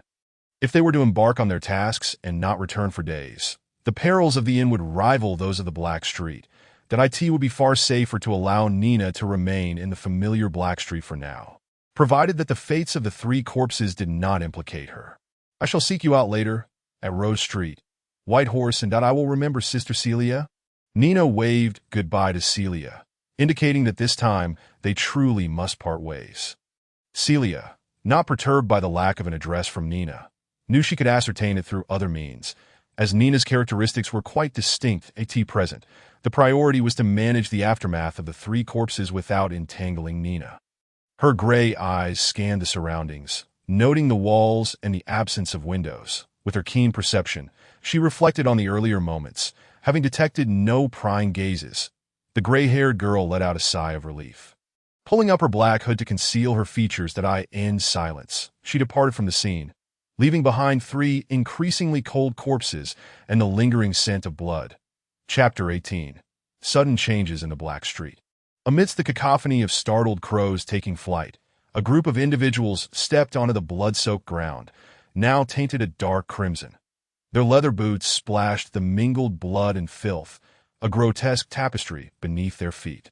Adorning their chests and arms were tattoos of a dragon's head grasping a sword. It was evident, without the need for speculation, that they represented the infamous Dragon Hunters gang, the most notorious faction in the southern part of the Black Street. The leader of the Dragon Hunters, Finch, arrived on the scene with his subordinates. Yet the scene was no longer as Celia had left it. The boots, belts, and vests of the three corpses had been thoroughly looted, leaving behind only their bare undergarments. This was commonplace for the crew, having witnessed far graver atrocities. Eyes, limbs, and entrails could all be sold to merchants for a copper coin. The impoverished denizens of the Black Street would ensure every detail was executed with precision. As for notions of morality or repulsion, those held no sway. The mere prospect of copper coins and black bread was paradise for these individuals. However, such individuals were in the minority within the Black Street. Otherwise, the order in Carandu would not resemble this chaotic state. Nevertheless, they still showed restraint, acknowledging that the three corpses belonged to the Dragon Hunters, sparing Finch any further humiliation. Finch was a muscular man, appearing to be in his late 20s, with a torso marred by countless healing scars, numbering in the hundreds. The longest and deepest of these scars stretched from his right chest to his lower abdomen. 3 distinct brownish lines. Those in the know understood this to be the mark of his title as a dragon hunter, inflicted by a third-tier bipedal dragon. Yet even now, witnesses could not help but marvel at his survival. How had he endured such injuries and still managed to return to Carandu with a dragon's head? Despite the absence of left and right arms in the past, Finch now found himself accompanied by a figure in gray robes, their features obscured. Those who had long considered themselves Finch's trusted allies within the Dragon Hunters were perplexed by this sudden appearance. As though the individual had materialized overnight, they could only occasionally discern a hoarse voice emanating from the black cloak, reminiscent of an elderly woman. Emerging from beneath the dark cloak were skeletal hands, emaciated and withered, further corroborating this grim reality. Those hands, bearing skin that clung to bone, revealed not a trace of flesh. Wrinkles accumulated in layers, reminiscent of molting. The age spots were densely clustered, provoking discomfort in those afflicted with a fear of density. Yet, what troubled them more was the coarse voice of the dragon hunter Finch, resonating like thunder in their ears, sending shivers down their spines. Does anyone know who was responsible for this? Raising their gaze, they beheld that familiar yet ominous face, framed by a fierce gaze. Clearly, the dragon hunter was teetering on the edge of fury. A mere misstep could unleash his wrath. Finch was ablaze with anger. His mood had been relatively pleasant that morning. After all, who wouldn't feel content upon witnessing a task completed with success? He had even contemplated treating his subordinates to a night of merriment at the tavern in the trading district, seeking to unwind after a prolonged period of restraint. Yet, just as he stepped out of the secret warehouse, he was informed of a murder occurring in the black market. While violence in the black market was not uncommon, the victim was one of his own, the Dragon Gang member and his cousin, which incited Finch's rage. After years of biding his time, he found it infuriating that a rat dared to test him. However, the response from his subordinates was one of silence. No one knew the identity of the assailant. The trio had acted on impulse, failing to inform anyone of their intentions at that hour. Most denizens of the black market were still ensconced in slumber, and the swift resolution by Celia had gone unnoticed, akin to a trivial ripple on a vast lake. No one paid heed. "Boss, we've heard that a group in the western corner possesses our attire. Perhaps we should inquire with them," one timidly suggested. The western corner was a desolate area within the black market, recently seized by a band of gnomes purportedly fleeing from across the sea, comprised mainly of commoners and women that a few bore the demeanor of soldiers, typically working in the dock area. They occasionally ventured into the city for brief tasks but rarely lingered for more than a day, maintaining minimal contact with the black market gangs. Their leader was a towering figure wielding a massive broken sword, even taller than Finch, resembling a bear. No need. They are unlikely to be involved. However, you may ask them, but do so with a courteous demeanor. Finch's fury slightly abated, the corners of his mouth twitching. If it were indeed the gnomes, he would find himself at a loss, though the burly leader appeared dull-witted. In combat, he was as ferocious as a madman, exchanging wounds for wounds. Even if Finch emerged victorious, it would be a Pyrrhic victory. He had always maintained a respectful distance from such individuals. Moreover, in recent days, the gnomes had adhered to their own rules, remaining in the western corner without intentions of expanding their territory. Aside from the black market, their presence merely added another layer of petty thievery, which Finch could tolerate. There are traces of magical elements having coalesced here. It appears a spellcaster was responsible for the killing. A hoarse voice intruded upon Finch's thoughts that it was the voice of the cloaked woman, who had somehow positioned herself at the alley's entrance, crouching and examining the ground's markings, exactly where Celia had previously lingered.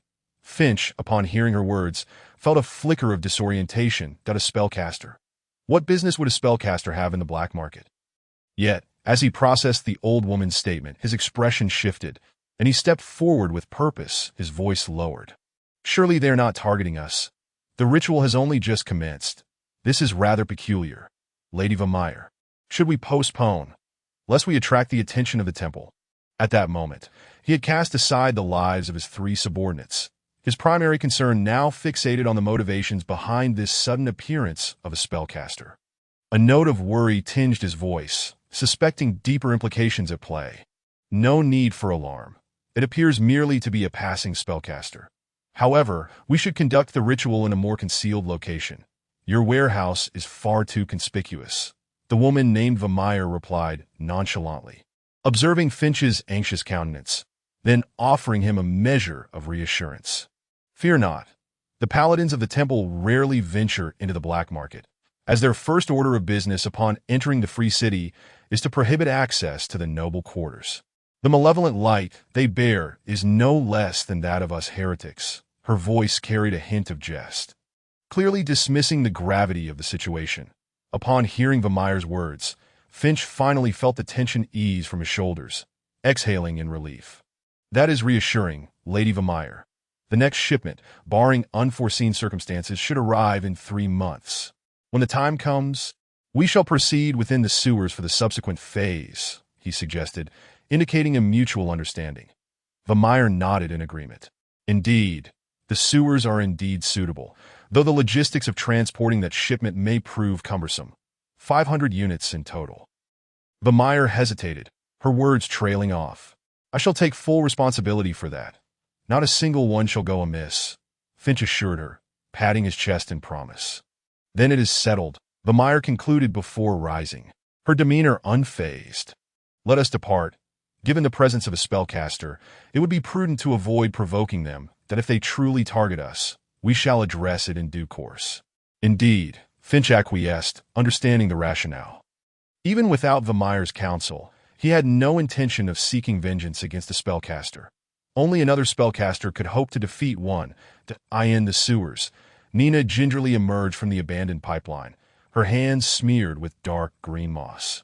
Yet, through her darkened vision, she recognized the familiar, yet alien sight of the dry riverbed, cluttered with refuse forming makeshift structures, that a sigh of relief escaped her.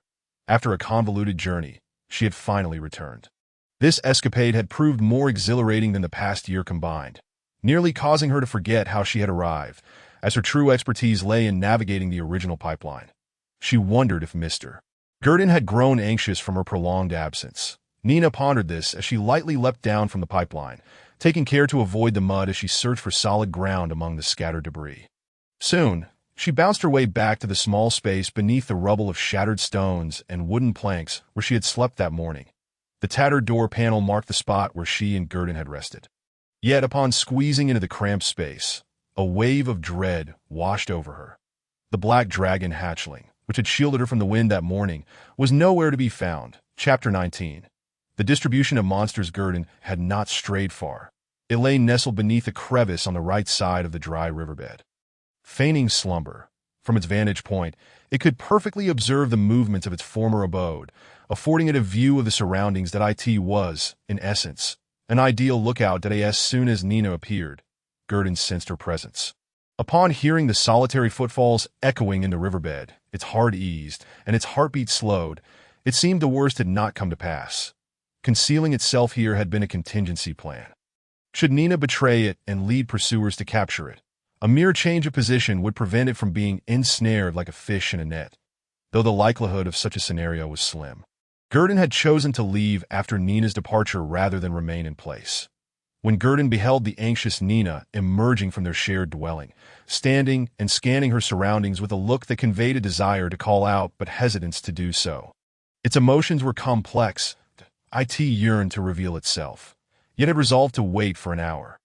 Gerdon considered that Nina's encounters would likely be with the ruffians of the black market, individuals notoriously impatient.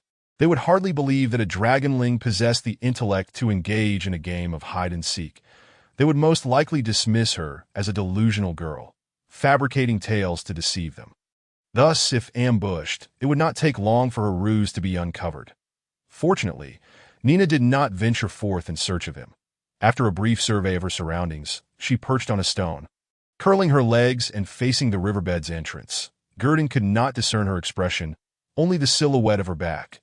However, this state of affairs did not last long. Upon detecting the stillness at the entrance, Nina retreated into the small space where she had slept the previous night. Rustling sounds emanated from within, though Gerdon could not discern her actions through the crevices. Time passed swiftly, and the sunlight filtering through the gaps in the sewer grew increasingly bright. Gerdon cautiously emerged from its hiding place, slowly making its way toward Nina's location.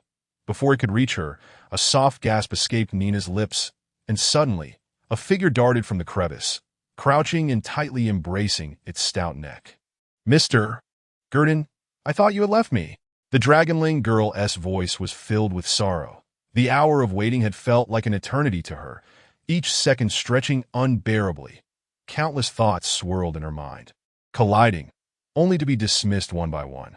I merely stepped out for a moment, Gerdon replied in a voice that was less than natural, betraying a hint of unease. Yet Nina paid it no mind. Having vented her anxieties, she resumed her previous demeanor, smiling as she tugged at Gerdon's forelimb. "Mr. Gerdon, you should go inside and see. Nina has prepared something special for you, something that true dragons adore." Oh! Gerdon felt a flicker of curiosity about the rustling sounds that had piqued its interest earlier. Then, Gerdon was the first to dive into the somewhat low entrance, where he beheld the surprise Nina had prepared for him. On the dilapidated wooden plank, 55 copper coins were arranged in a perfect circle, with 6 gleaming silver coins placed at the center, forming a small circular disc of currency. The disc surface was hardly large enough for Gerdon to rest all 4 of his paws upon. Although Mr. Gerdon possesses but a meager sum of money now, gold coins will surely accumulate into a mountain in the future, filling this entire space. Nina, who had followed closely behind, climbed to the front and remarked, gesturing with her hands to illustrate her vision of the future. This left Gerdon somewhat amused and exasperated. However, Nina's assertion was not unfounded, as most true dragons held a profound obsession for treasures. Yet treasures do not merely signify gold coins. Different types of dragons collect varying forms of wealth that in a red dragon's lair, one might find a mountain of gemstones, while in a blue dragon's domain, exquisite paintings or artistic artifacts, such as ceramics and jade, might be uncovered, perhaps even a few wandering bards. Music and art are the pursuits of the blue dragon, that is for the magma dragon. Its desires diverge from those of other dragons. It yearned for the ores and gems buried deep beneath the soil of the continent of Io. Thus, the magma dragon's fondness for man-made coins was not particularly fervent. It would be much more pleased with gold bars or copper ingots. This inclination was not innate, but rather a memory passed down through dragonkind. The sense emanating from the deep-buried gems and crystals in the earth, along with the sensations those minerals imparted upon its scales, were incomparable, even transcending primal physiological desires. Many magma dragons longed to recline amidst a pile of gemstone-laden minerals, with their favorite view of a lava lake before them, indulging in a deep slumber. This was a cherished dream for many. To draw an analogy, these peculiar treasures were to dragons what catnip is to cats. However, this catnip bears no hallucinogenic effects on true dragons, yet it can indeed elicit an ecstatic response akin to a cerebral climax. Nevertheless, Gerdon found no reason to decline Nina's goodwill. He stepped onto the small disc composed of copper and silver coins with his long, newly formed limbs. The sensation was indescribable. As Gerdon was unaware of the anatomical structure of dragons, that he merely felt a refreshing coolness surge from his paws into his body, a delightful tingling sensation. However, he did not forget the pressing matter at hand and turned to Nina, saying, "Today, we must change locations. Staying here may not allow us to sleep." After all, he had slain a fair number of giant rat knights, and remaining in a place frequented by rat folk would likely leave them both on edge. Even if Gerdon was unafraid, Nina would surely be anxious.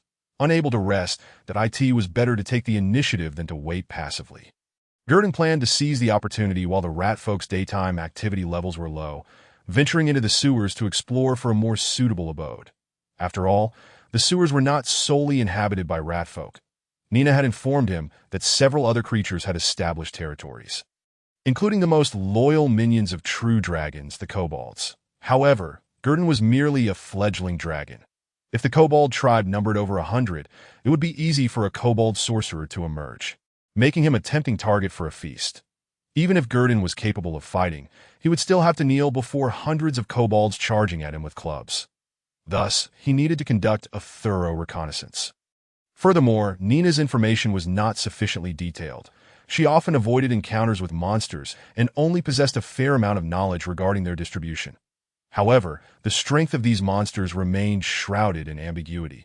After all, Nina was no match for even a single one of them. "Mr. Gerdon, are we leaving?" Nina was taken aback by Gerdon's sudden decision, though they had only been there for less than 2 days. She had grown fond of the place, aside from the nighttime noise. "Or do you wish to spend the entire night unable to sleep?" Gerdon retorted, "Actually, we could stay. I I can keep watch at night, she bravely suggested to Gerdon, her voice trembling with uncertainty. This was her first time questioning him. The sewers are teeming with other monsters. Can't we remain here until you grow stronger? Once you mature, we can venture out, she continued, clearly attempting to persuade him. And what of food? A dragon's appetite is quite substantial, especially for a fledgling like you. I fear you would only serve as a snack, Gerdon teased, recognizing Nina's reluctance to let him take risks. Even if he could spew lethal magma. Nina stammered, suddenly struck by the truth of Gerdon's words that if they remained here without taking the initiative to seek sustenance, how would they eat? She could rummage through garbage to survive. But allowing a true dragon to feast on refuse or leftovers from others would surely lead to his expulsion from the ranks of true dragons, marking him as a disgrace. She hesitated, wanting to speak but unable to find the words, particularly since she herself was only half satiated. It was Gerdon who had provided her with food the previous day. Let us go, as you suggested last time. Show me the sewers here. As Gerdon rose from the coin disc, he ambled towards the exit of the cramped space, addressing Nina. Nina could not express a single objection. Understanding this was their only viable option. She quickly followed, ensuring to gather the coins and tuck them into a small pouch before climbing out. Once they emerged from the confined space, they pressed onward until they reached the end of a dry riverbed. Where a cliff loomed ahead 0.5 meters below, lay a sewer river still flowing with water. This sewer river was several times wider than the dry riverbed where Gerdon resided, broad enough for 3 or 4 horse-drawn carts to pass side by side. Clearly the main thoroughfare of the sewer system, in fact. Gerdon could see several stone arch bridges not far away, leaving him to ponder the original intent of those who constructed the sewers. If it was merely for drainage, many elements, such as bridges and steps, seemed superfluous. Rather than a sewer, the more he observed, the more the area resembled an underground palace. Yet this subterranean palace had been claimed by monsters, littered with trash and sewage. The area to the right is frequented by ratfolk and swamp frogs, while to the left, you will find kobolds and goblins, Nina explained. Previously, this area was inhabited by stinking mud monsters, but it has likely been taken over by ratfolk now. Beyond this river lies the sewers of the common folk. That area is controlled by other monsters, but I cannot tell you what they are. They resemble humans, but have large heads and small bodies. Even skinnier than you, Gerdon, Nina noted, initially intending to compare the current size of Gerdon to those creatures, but quickly reconsidered. After all, those beings were quite grotesque and frightening, while Gerdon appeared rather cute. They also ride creatures resembling dogs. Much larger than the previous giant rats, but they are hairless and slick, Nina continued. I ventured there once, but dared not return. I nearly exposed myself last time. She crouched on a stone, continuing to share her knowledge with Gerdon, who listened intently as he gazed down at the slowly flowing sewage below. He had begun to piece together what Nina was describing: goblins and goblin hounds. Creatures that typically dwelled in caves, dense jungles, or the ruins of abandoned structures left by other races. Although it was somewhat unexpected to encounter them in the sewers, it was not outside the realm of possibility. Nina, I understand, Gerdon nodded, having grasped the general distribution of monsters from Nina's account. The next step was to conduct an on-site investigation. Gerdon had no intention of taking Nina's word at face value. She was at the bottom of the food chain in the sewers, fleeing from any monster she encountered. Hardly a reliable source of information that he needed to experience everything firsthand. Chapter 20. Submit to death. Choose one.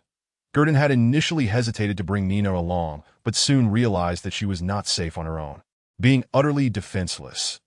Thus, it was better to keep her close for mutual support. Moreover, he truly needed a guide to navigate the area. Otherwise, he risked getting lost in the labyrinthine sewers when it came time to return. That would certainly lead to trouble, so he decided to bring Nina along. With that, Gerdon took small, cautious steps, closely following the dragonborn girl as they ventured into the territory inhabited by kobolds and goblins. The pitch-black environment of the sewers, along with the ever-present cacophony of rushing water, posed no issue for either dragon or human that Gerdon's paw pads allowed him to tread silently, akin to a cat.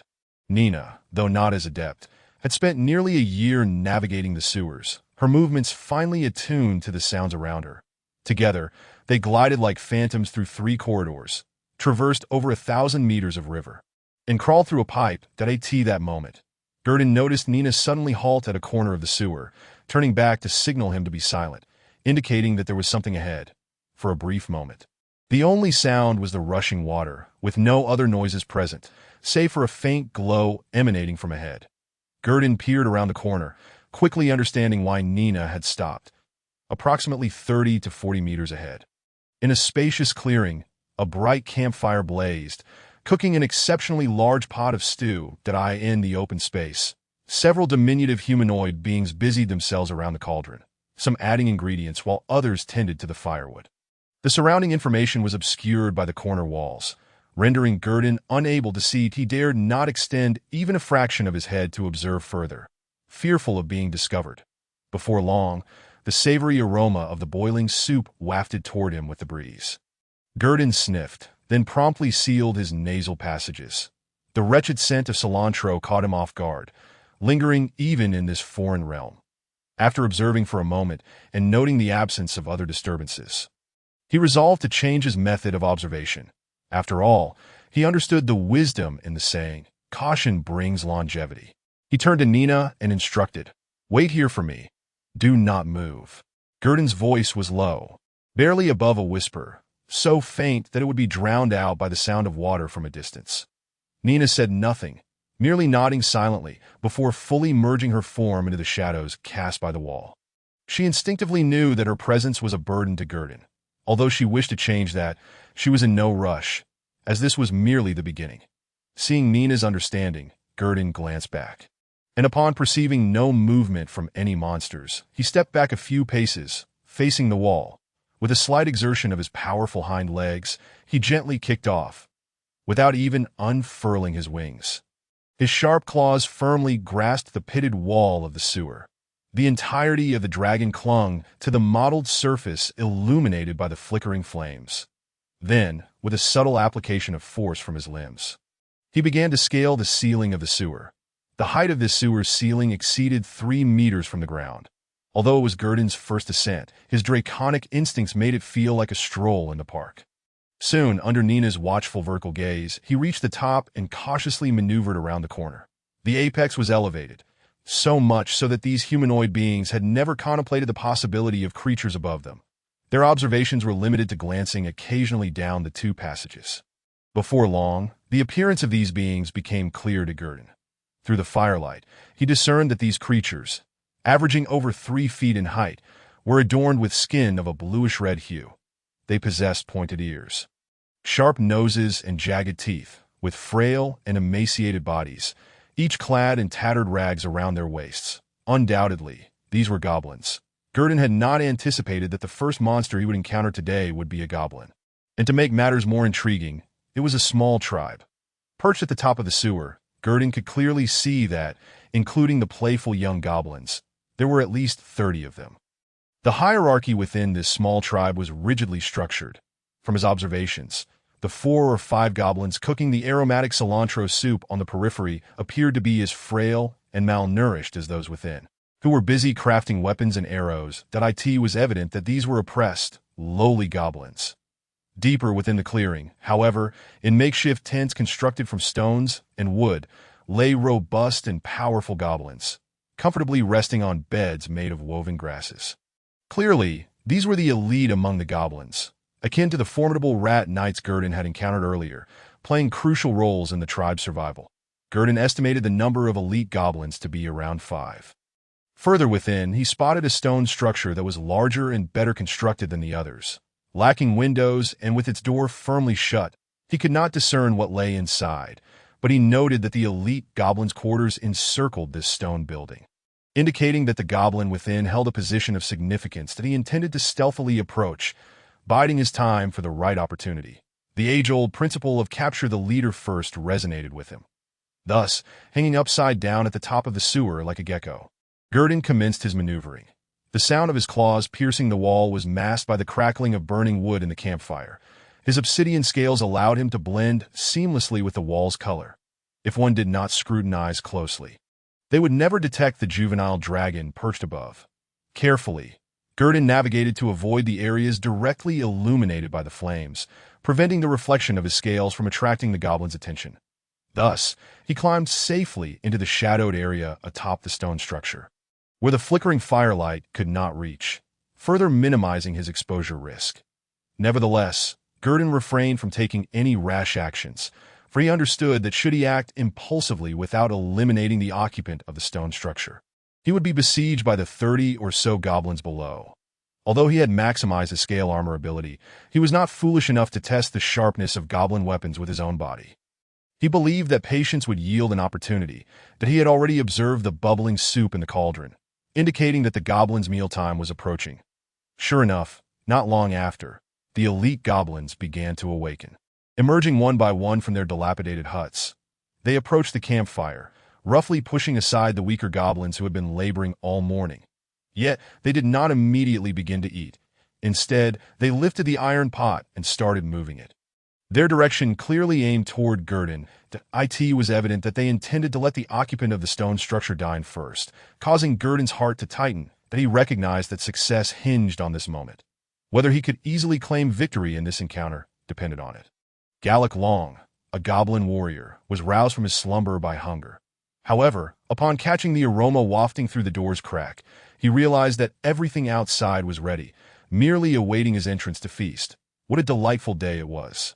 He mused soon after a brief rest. The increasingly enticing scent compelled Gallic Long to rise. He donned a rusted, but intact half-armor over his muscular chest and retrieved a piece of red silk cloth from a box behind him, tying it around his waist. This year marked his 5th, a significant milestone according to the village elders, and Gallic Long had held this in his heart, intending to wear the red cloth throughout the year, believing it to be his lucky color. Once dressed, Gallic Long pushed open the door of the stone structure, which was too low for him to exit without bowing his head. Upon emerging, he beheld the elite goblins poised with the pot, eagerly awaiting him to begin his meal. Gallic Long surveyed his surroundings, noting nothing amiss before stating in a serious tone, "Let us eat." 6 elite goblins quickly encircled the iron pot, leaving a conspicuously vacant seat for him.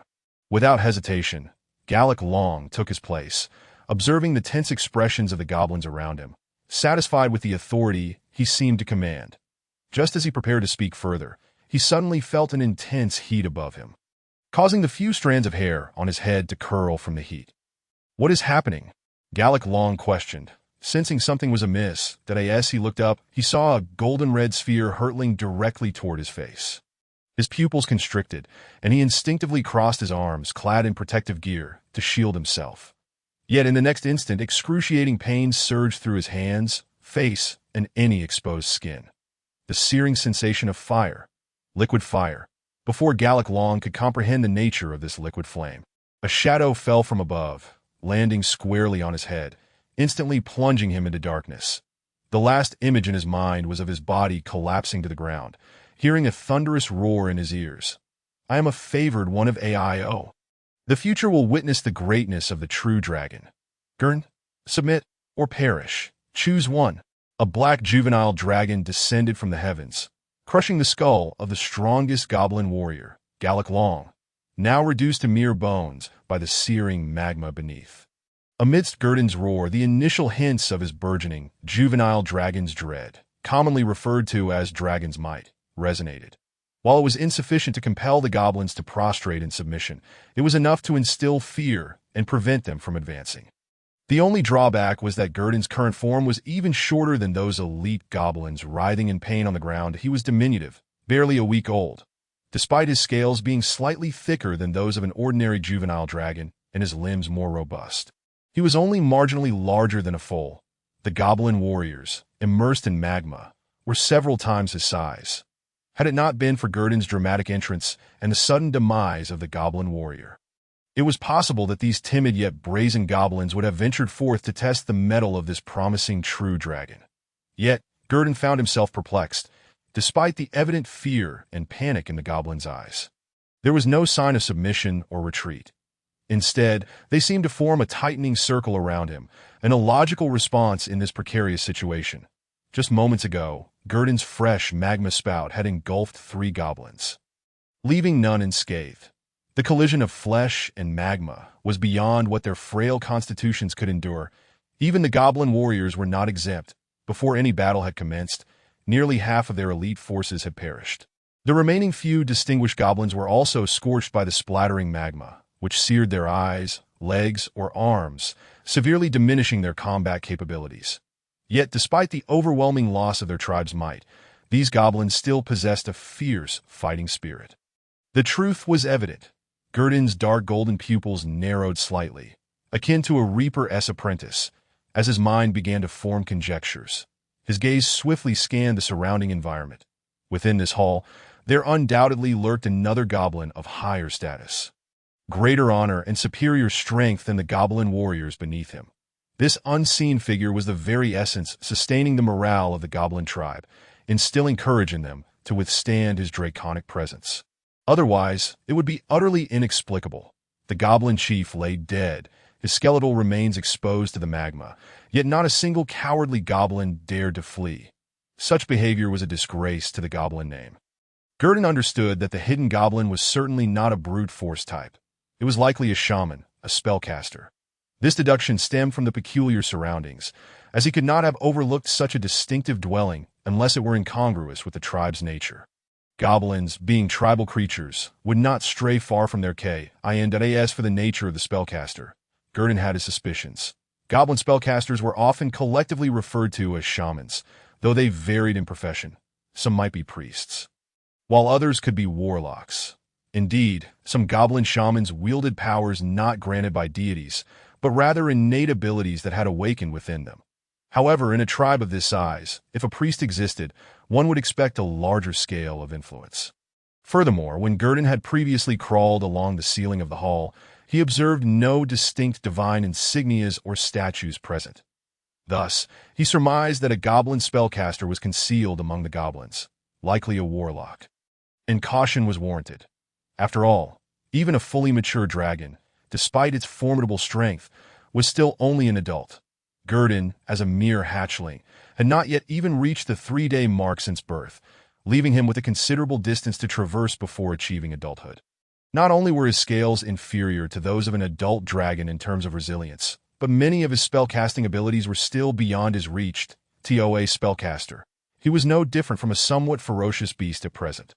Should misfortune befall him, and he were to be captured by the goblins, it would mean certain death. The life of a dragon offered no second chances.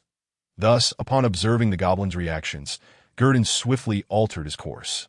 Almost in the blink of an eye, he flapped his dragon wings, soaring into the air, feigning an eagerness to escape. The goblins below, witnessing Gerdon's apparent retreat after his slaughter, were momentarily bewildered. Just moments ago, he had exhibited the ferocity of a malevolent dragon, yet now seemed desperate to vacate the premises. This stark contrast left many goblins too stunned to even aim their weapons at him, merely gaping as Gerdon departed the desolate hall at a leisurely pace. Indeed, Gerdon had not flown far when, at a distance from the passageway, he heard a raspy incantation from below. Fu! Almost simultaneously with Gerdon's perception of this syllable, a chill surged from his tailbone, spreading throughout his entire being. Despite his thick black scales, he felt not the slightest sense of security. However, Gerdon's intention in the skies was never to flee.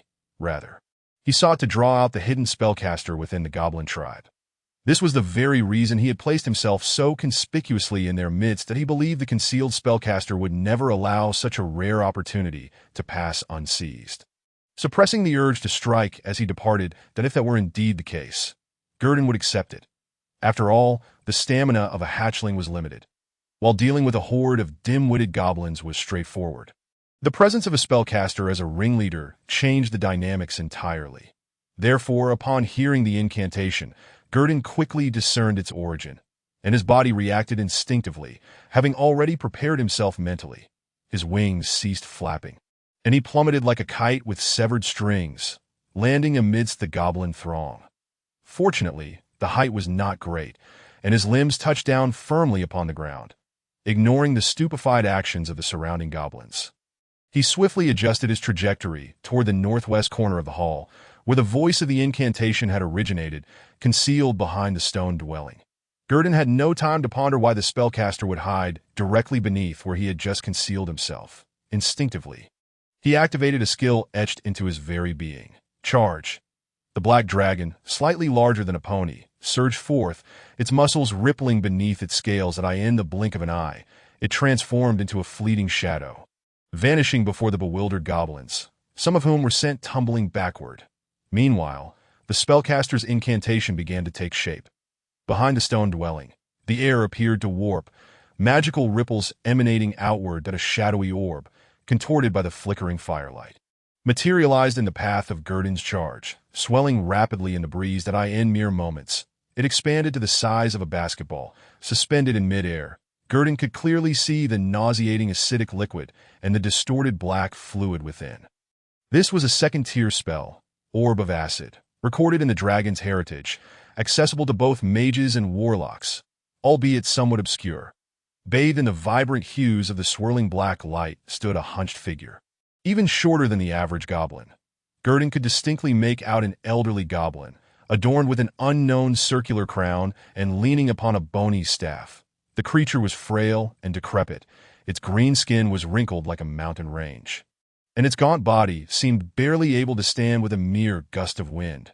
Were it not for the bright, intelligent eyes still gleaming with wisdom, one might easily mistake it for an ordinary monster beneath the ominous orb of acid. This was indeed the shaman of the goblin tribe.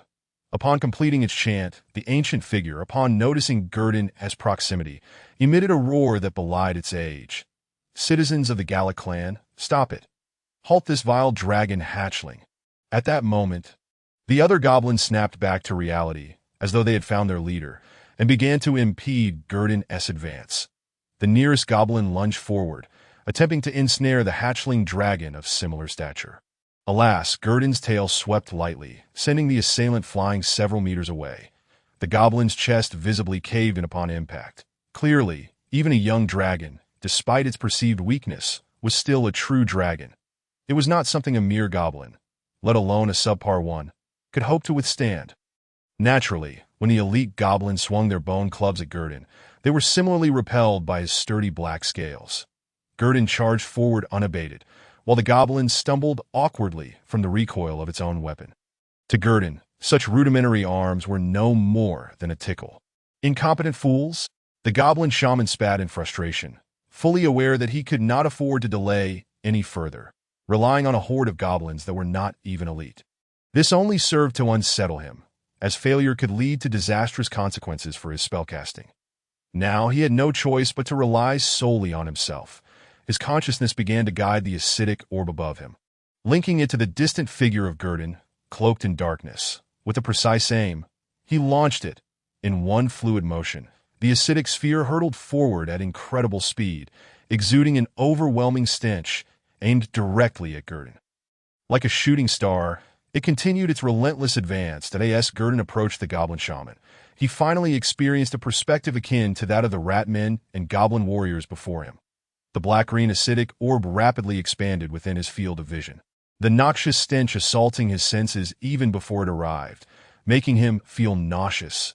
Witnessing this magical manifestation of acid, Gerdon felt a chill envelop him, his spine tingling with apprehension. He dared not imagine the fate of being struck by such a sphere. The mere scent was already overwhelming.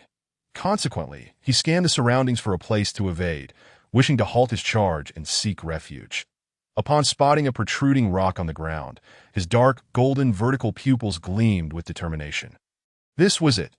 Just as the foul, acidic orb was about to collide with him, Gerdon's tail arched dramatically, snagging the embedded rock in the hall floor.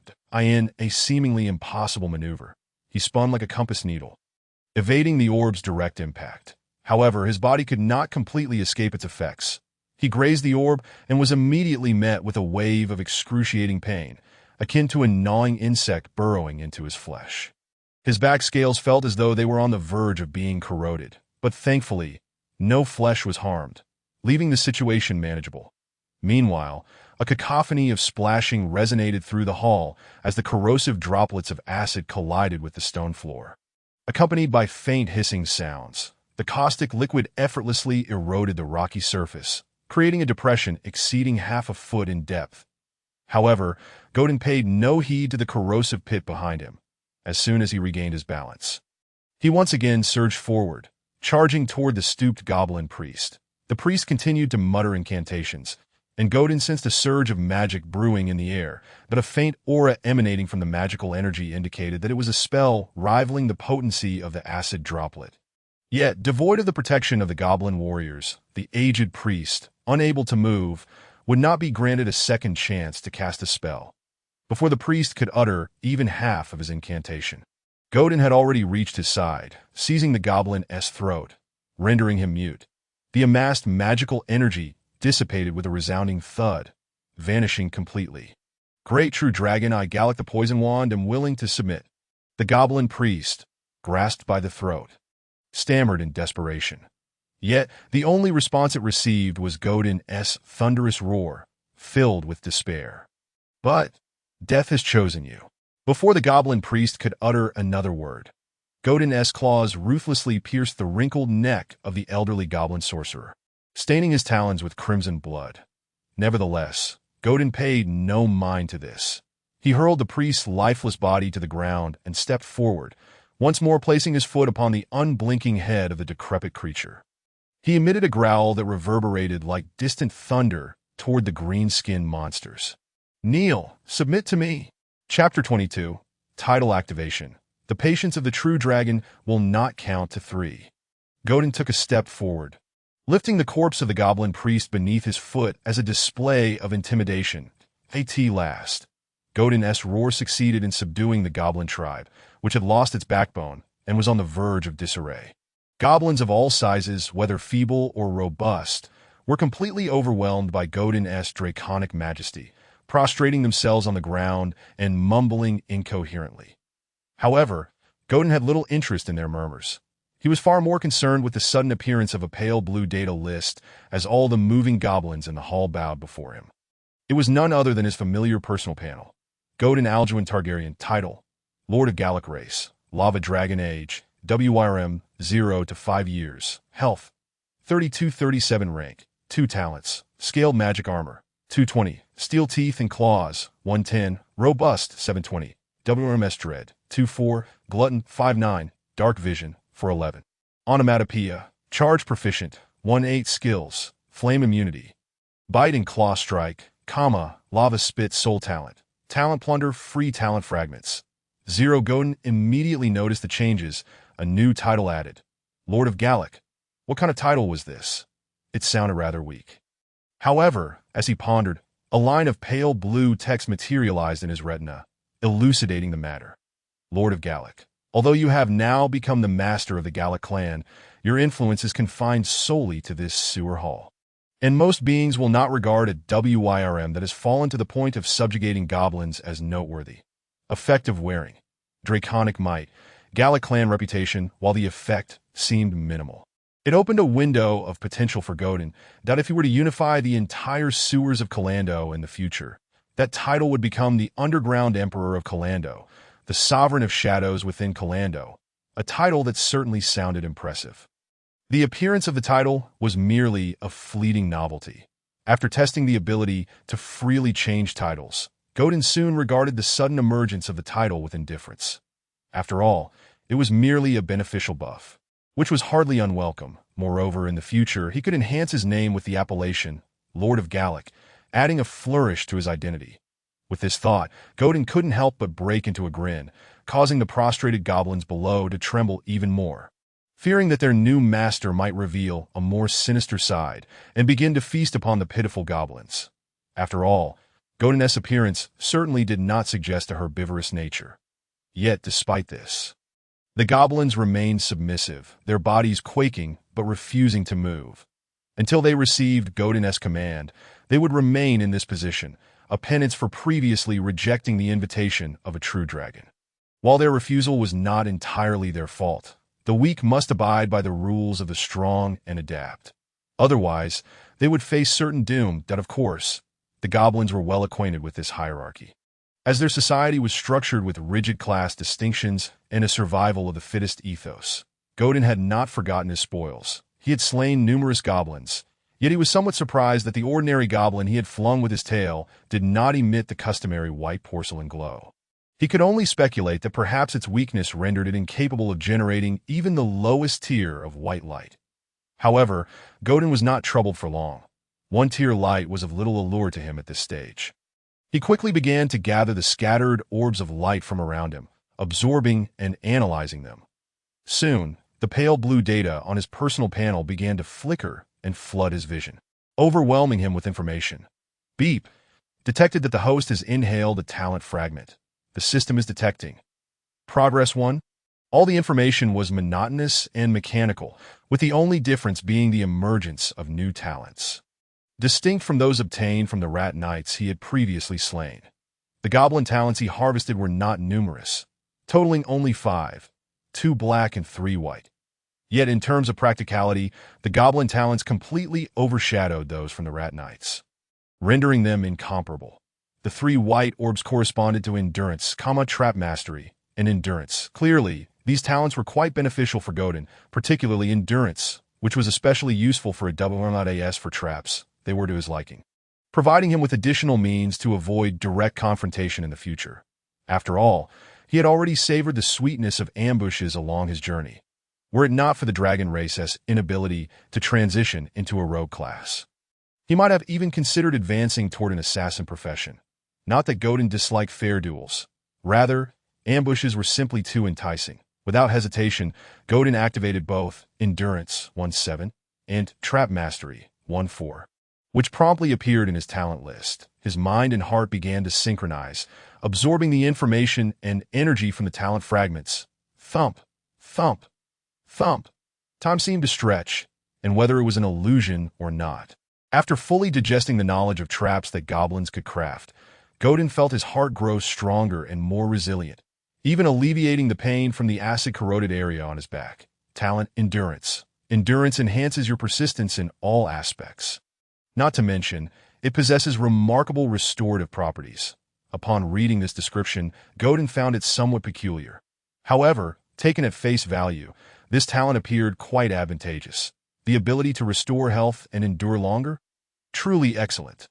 Similarly, Trap Mastery did not disappoint Gerdon either. It outlined hundreds of trap-making techniques suitable for use in sewers and wilderness, encompassing both hunting and injurious traps. This alone made him feel that the talent fragment was worth every bit of effort. After all, proficiency is invaluable, and even a true dragon could benefit from such skills. Having one more endurance fragment left, Gerdon chose not to rush its usage. Instead, he opted to dismantle it into free talent fragments for future use. Now, he was left with 2 black iron talent fragments, acquired from the Goblin Warrior and the Goblin Priest, awaiting his confirmation. The detection data quickly materialized in Gerdon's view. Beep. Detection successful. Classified as a second-tier talent, Frenzied. Yes, no, to activate talent. Beep. Detection successful. Classified as a second-tier talent, Spell Enhancement. Yes, no to activate talent. Chapter 23. The strongest in the sewers talent, Frenzy Effect. Whenever you desire, you may activate the power within your bloodline, entering a state of frenzy.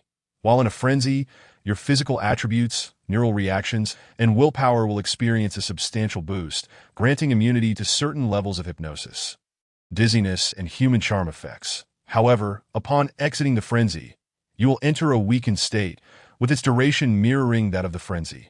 Note: while in a frenzy, your stamina will deplete at double the rate, should your stamina run out. The frenzy will automatically cease. Upon reading the skill description, Gerdon was not in a hurry to examine the next talent. He simply clicked yes, activating the talent. The activation was instantaneous, devoid of explanation. Such a berserk talent, which would not result in the loss of sanity or intellect, was deemed perfect in Gerdon's eyes. Fortunately, the Goblin Warrior was unable to unleash it before being dispatched. However, upon further reflection, Gerdon realized that while berserk did not increase health, even if it were activated, under the torrential downpour of molten gold at such close range, summoning 10 berserks would be futile. With his eyes closed, Gerdon savored the changes within as the fragment of the talent berserk was activated. Following the infusion of the fragment, a silent transformation occurred within his body. His bloodline felt like parched kindling, while his consciousness resembled a mere spark. Whenever he wished, he could ignite the power buried deep within his veins. Entering a berserk state was a straightforward process. Even without testing it, Gerdon felt he had grasped the concept. Nevertheless, he had no intention of experimenting at that moment, for he had not forgotten the existence of another black iron talent awaiting him.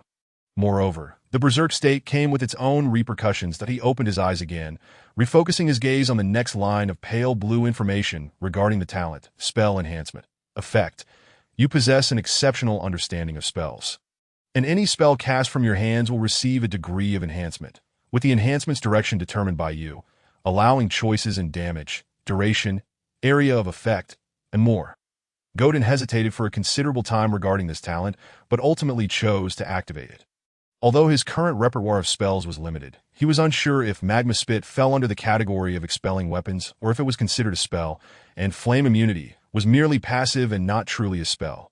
He understood that regardless of whether he awakened Burning Hand in his youth, Scorching Ray in his adolescence, or Wall of Fire upon reaching adulthood, it meant his identity as a spellcaster was inescapable. He was, after all, a magical dragon. Given that spell enhancement could augment any spells he would awaken in the future, it was prudent for Gerdon to prepare in advance, even if he currently possessed no spells to practice with. Yes, Gerdon silently activated it, and with a swift motion, a brand new talent appeared alongside the previously activated Berserk, 118 spell enhancement, 150.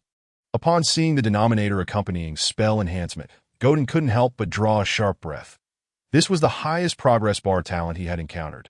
If his understanding was correct, to transform spell enhancement, he would require 49 black iron talent fragments, nearly 50 such fragments from second-tier monsters. The thought of it made the nature of spellcasters truly daunting, that it was not something to be trifled with. Yet, upon reflection, this was entirely reasonable. Others spent years honing a particular talent to its utmost limits that in the future, should he have the opportunity to wander the abyssal battlefield, he could amass hundreds, even thousands of low-tier blank fragments. Provided he survived the experience to that point, he could allocate them as he wished. The speed of advancement for such a talent was already extraordinary. Perhaps spellcasters were not so terrifying after all. With this realization, Gerdon felt considerably more at ease. After digesting the fragment of spell enhancement in his mind, the intricate theories of spells, practical experiences, and techniques imprinted themselves within him, as if he had acquired these memories innately, more akin to data transmitted at will. Yet, Gerdon sensed that he could indeed optimize his spells as stated. It was merely that he currently lacked any spells to practice with that as he concluded his reflections on the talent fragments. Gerdon suddenly realized there was still one task left undone: looting the corpses. Although it was somewhat late to undertake this, it was not too late. However, upon inspection, he abandoned the thought of searching for spoils. The most valuable bone staff had been inadvertently broken by him, while preventing the casting of a spell, and the circular ring atop the goblin shaman's head was nothing more than a common iron wire coated in silver paint, merely a decorative item denoting status within the goblin tribe. The goblin warrior was even less noteworthy. Aside from a rusty, heavy half-armor unsuitable for human wear, there was only the silk red loincloth, utterly devoid of value, a glaring indication of their poverty. Forget it, Gerdon sighed, having no expectations of finding anything worthwhile among the goblins. However, they should possess knowledge of certain matters, particularly accurate information regarding the sewers, which Nina, hiding and dodging in the sewers, would naturally be unaware of. These monsters, he surmised, likely knew more than Nina. Thus, he gazed at the trembling goblins still crawling on the ground nearby, pointed at one, and called out, "You come here." This was the goblin closest to Gerdon, with green skin, pointed ears, and a robust physique, its muscles bulging beneath its green skin. Taller than an average goblin, it was one of the few remaining elite goblins, having survived the magma spit due to its distance from the goblin warrior while seated. However, it now appeared exceedingly disheveled, with its left hand from palm to elbow charred black, the soles of its feet blistered from the molten lava. An unpleasant burnt odor emanated from its body, clearly indicating that the previous encounter had not been without consequence. Upon seeing Gerdon beckoning it, this elite goblin shuddered. Yet, Gerdon's words brooked no refusal. The dutifully approached. Bowing low before kneeling, allowing the sticky blood of the goblin shaman to stain its knees. That it gazed up at the black dragonling before it, feeling an indescribable pressure and authority. The closer it drew, the greater its trepidation, its green-skinned face twisting in fear. Nevertheless, it did not forget to respond in a voice steeped in humility. "Great true dragon, supreme ruler of the Gallic clan, what commands do you have for your most loyal servant? Tell me, who is the strongest in the sewers?" The voice of the black dragonling resonated with authority in its ears. "Of course, it is you, my master," the goblin responded without hesitation, a sycophantic expression adorning its features. "And aside from me?" Gerdon furrowed his brow slightly, observing the elite goblin who knelt before him, barely half his height, questioning whether this green-skinned creature was lacking in comprehension. But soon he dismissed the doubt. "Aside from you, there are no beings in the sewers worthy of being called strong. They are all mere crawling insects, groveling beneath your wings." Chapter 24. Dragons and Goblins. Gerdon found himself at an impasse, gazing at the elite goblin whose face radiated obsequiousness, but he felt that it was beyond saving. Thus, he opted for a different approach. Inquiring of the elite goblin, "Do you have a map?" A map of the sewers. He required a more intuitive layout, which the elite goblin could assist in clarifying to gain a general understanding of the power dynamics within the sewers. "There is one. That old fellow has a map in his room. I once saw it hanging on the wall when I entered." Without a hint of hesitation, the elite goblin betrayed its former idol, the deceased shaman, divulging everything it knew to its new master. The black dragonling, upon hearing this, Gerdon felt a surge of delight. Since it was a map collected by a spellcaster, it would likely be quite detailed, perhaps even indicating the distribution of power. He commanded, "What are you waiting for? Go fetch it. And if there are other items, bring them too." However, upon seeing its burnt left arm, he added, "Bring a few others to assist you." "Yes, my master," the elite goblin hastily affirmed. Then summoned a few other goblins. Though not elite, they were still strong and sturdy, to help with the transport. The shaman's hut was not far, but transporting items back and forth would require some time. And since this goblin tribe had been thoroughly subdued, Gerdon recalled the little Nina still hiding in the shadow of a corner. Consequently, without hesitation, he strode out of the hall, under the reverent worship of the goblins, and made his way toward the shadowy corridor. He gently nudged Nina, who was anxiously pressed against the wall, listening for sounds. Startled by the sudden appearance of the black dragonling beside her, she jumped back. But upon recognizing Gerdon, she quickly regained her composure and whispered, "What is it, Mr. Gerdon? Are you all right?" After a swift scan, she saw that aside from a slight curve in the scales on his back, he was otherwise unharmed, leading her to believe he was safe and sound, prompting her to quietly express her gratitude to the gods above. "Phew, thank you for the protection of the gods." She had no specific deity to attribute this to, only referring to them collectively. As a general believer, she did not lack faith, but rather held many beliefs without true loyalty to any. She had once prayed to the god of travel for her sister Celia's safe journey after her departure, sought the earth goddess's blessing at the Soul Temple in Blanche for her grandmother Orlan's health, and prayed to the god of storms for the fisherman's safe return during a tempest. For otherwise the orphanage would soon have no fish to eat. However, Nina's lack of a devoted faith led to consequences.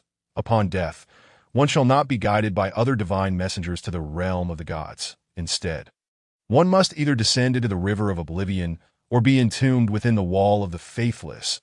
In the continent of Aio, there exists a multitude without belief, who may have lived well in life. Yet their soul shall endure the most severe of fates after death. Returning to the matter at hand, Gerdon felt a warm sensation in his heart upon witnessing Nina's genuine concern for him, and he reached out to gently ruffle her small head. "I am perfectly fine," he declared as he spoke. He playfully scratched her palm with his long, serpentine tail, eliciting a giggle from her.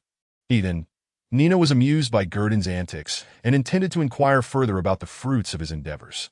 But this heartwarming atmosphere was abruptly shattered by a cacophony emanating from the hall. "Master, most exalted master, where are you? Do not forsake your most loyal servant." A heart-wrenching scream echoed from the hall, accompanied by a chorus of indistinct chatter, reminiscent of goblin speech. continuing to spill forth from the corridor. Clearly, the elite goblins who had ventured inside to retrieve items were now in a state of panic upon discovering Gerdon's absence. Nina, bewildered by the commotion, turned to Gerdon and asked, "Mr. Gerdon, what is the matter with them? They seem quite sorrowful." Gerdon offered no explanation, replying instead, "Let us go, Nina. We have secured a new abode, and no longer shall we sleep amidst that heap of clutter that leaks during the night. But over there—" Nina hesitated, wanting to mention the presence of monsters. Yet seeing Gerdon already forging ahead, she steeled herself and followed him out. The bright campfire blazed, illuminating the hall, and Nina soon caught sight of a group of monsters prostrated in the center of the room. A cursory glance revealed 2 or 3 dozen of them, causing Nina to instinctively reach for Gerdon's tail to pull him back into the corridor. However, before she could act, the earlier anguished cry rang out once more. "My most revered master, I knew you would not abandon your most loyal servant." This time, the voice was filled with exuberance. Had it not been for the identical sound, Nina would not have recognized it as belonging to the same individual. The speed of transformation was swifter than the turning of pages in a book, akin to the scruffy dog behind the tavern.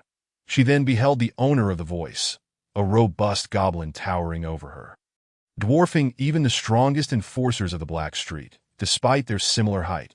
Yet it appeared injured, its left arm charred and limping as it approached with surprising speed. Mr. Gerdon, even Nina, in her naivety, sensed that the situation was not as she had imagined. It seemed that, as Gerdon had claimed, he had indeed tamed this batch of monsters. Before she could finish her thought, she stood agape, watching the tall goblin rush forward, disregarding its injuries. With a resounding thud, the towering goblin bent its waist, its knees buckling as it knelt before Gerdon, murmuring the previously spine-chilling praises. Nina had no doubt that, had this green-skinned creature possessed a tail, it would be wagging with a fervor surpassing that of Aunt Vernie's windmill. Gerdon offered a sheepish grin to the bewildered Nina, revealing his sharp fangs. "I apologize for startling you. I was unaware they would behave in such a manner." "It's quite all right. It's perfectly fine." "Mr. Gerdon, you continue as you wish." Nina hurriedly waved her hand in response. "Very well." Gerdon nodded and addressed the still kneeling elite goblin. "Have you retrieved the map?" "Indeed, my master. Under your wise guidance, I successfully pilfered the map from that old codger's chamber." Gerdon disregarded the lengthy phrase that followed, leading Nina toward the gathering of goblins. The area where he had been moments ago was now devoid of the sacrificial corpse, though bloodstains remained. Scattered atop the bloody ground were various items hastily removed from the goblin sacrificial room. A desk, bookshelf, and bed, all scaled to goblin height, and even miniature quills. Amongst the disarray lay several books, upon one of which rested a long parchment map. Gerdon was momentarily taken aback upon realizing there was not merely one map, but a plethora of books, which were indeed valuable. Yet his immediate concern lay with the map's layout. He was eager to discern his location and the distribution of nearby monsters, approaching the books. He picked up the scattered parchment map resting atop a book titled A Mage's Primer, written in the common tongue. He spread it over a blood-free patch of ground, anchoring one edge of the rolled-up map, and began to study it intently. Nina assisted by holding down the opposite side, and thus the parchment map lay flat before Gerdon's eyes. The map was intricately drawn, depicting not the sewer system of the Black Street, but that of Carandur, divided into upper and lower tiers. The upper layer represented the districts, while the lower depicted the sewers, with numerous areas marked with various monstrous skeletal symbols, the ink still fresh, indicating recent application. Nina was the first to locate her former residence, pointing it out to Gerdon. "Mr. Gerdon, here is where you were born." Gerdon followed Nina's finger to a nondescript intersection in the northwest corner of the map, where 2 skeletal monster symbols were marked, one resembling a rodent and the other akin to a sludge-like creature, arranged sequentially. Evidently, these represented the ratmen and muck monsters Nina had mentioned. "Truly meticulous," Gerdon remarked, impressed, though he lamented that the monster markers seemed confined to the Black Street. Other areas such as the Trade District, Commoner Zone, and Noble Quarter sewers bore no annotations beyond the sewer route itself. Nonetheless, this information sufficed. Gerdon and Nina spent approximately an hour memorizing the monster nodes depicted on the map. Surprisingly, the most dominant and powerful race occupying the sewers was the gnome, a revelation that caught Gerdon off guard. They firmly held dominion over the northern section of the Black Street, specifically north of the main river thoroughfare, adjacent to the ocean, bordering the Commoner District's sewers. Yet, despite their strength, they did not seek expansion. Content to defend their territory, as long as other monsters refrained from encroaching upon their domain, they would not instigate an attack. Otherwise, in the Black Street sewers, it seemed only the swamp frogmen might escape unscathed. While all other monsters would tremble in the shadow of the gnomes that to the southwest, the ratmen occupied a significant portion of the sewers, alongside scattered swamp frogmen carrying beasts and mud monsters. Meanwhile, the southeastern region where Gerdon currently resided was contested between the dog-headed men and goblins. Two clans of goblins, similar in size to Gerdon's own, were situated in the southeast. Though they were quite distant from one another, it was not that they did not desire to draw closer, but rather that these goblin tribes were prone to infighting, often clashing whenever they crossed paths. That in contrast, there was only one clan of dog-headed men, possibly numbering over 100, positioned in the southeast corner near the walls of the Free City. Furthermore, Gerdon had marked the vicinity adjacent to the dog-headed men as skeletal symbol with a familiar insignia, a dragoness head with wings and 4 claws. Could it be a dragon? Chapter 25, The Curtain Falls. Were there other dragons within the sewers? A shiver ran through Gerdon as he observed the map's annotations, prompting him to summon the elite goblin waiting nearby. Are there true dragons like me within the dog-headed men's clan? What kind? The elite goblin, momentarily taken aback by his new master's inquiry, stared blankly at the annotation Gerdon was pointing to on the parchment. Great master, I have never heard of other dragons existing in the sewers. That old codger never mentioned it either. If the dog-headed men possessed a true dragon, our clan would likely not have survived to this day. Those wretched lizard-headed cur dogs. Oh, master, that was not my intention, the elite goblin explained, its earlier disdain for the dog-headed men evident. Yet upon realizing its own master was also lizard-headed, it hastily began to clarify. There shall be no next time. Continue. Gerdon regarded the goblin, prostrated before him, with a calm demeanor, though he was unconcerned with the goblin's words. It was imperative to uphold the dignity of a true dragon, that a true dragon must not be insulted. Yes. The goblin nodded fervently, fearful of further transgressions, and continued, if those dog-headed men indeed have a dragon backing them, our clan might have long since been subjugated or served as a feast for the dog-headed men, and you would not have encountered such a magnificent and benevolent master as yourself. The elite goblin glanced at Gerdon's expression every few words, cautiously continuing as it detected no change. Indeed, Gerdon nodded, acknowledging that the goblin's reasoning held some merit. He too pondered the implications. If the dog-headed men indeed had a dragon in their corner, it would render the goblin's claim to this territory moot. That it was worth noting that such a feat would be trivial for a true dragon. They need not expend any resources. Merely appearing in person would suffice to compel these fickle goblins to submit. Just as the goblin priest, slain by its might, would become the most loyal servant in the face of absolute power, so too would others. Moreover, dragons are inherently territorial magical beings. Even dragon beasts devoid of magical prowess would not tolerate the presence of any threatening creatures near their lairs, a transgression they cannot abide, let alone true dragons. Even now, Gerdon has already begun to envision how, in a few days, he might incorporate the other 2 goblin tribes into his fold, ultimately leading to the conquest of the most formidable kobold faction.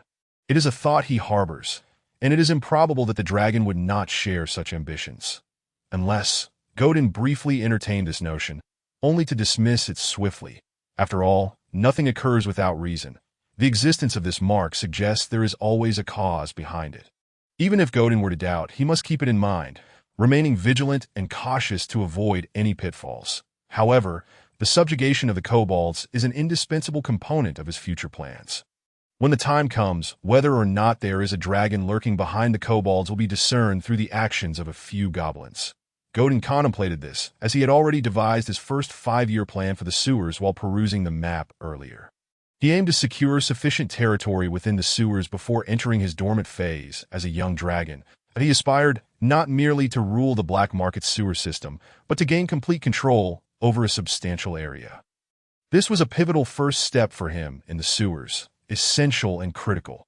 This was the world of AIO, a paradise for gods and a trial ground for adventurers. Even the mightiest dragon, when alone, could fall victim to those treacherous adventurers. Furthermore, he is but a fledgling dragon.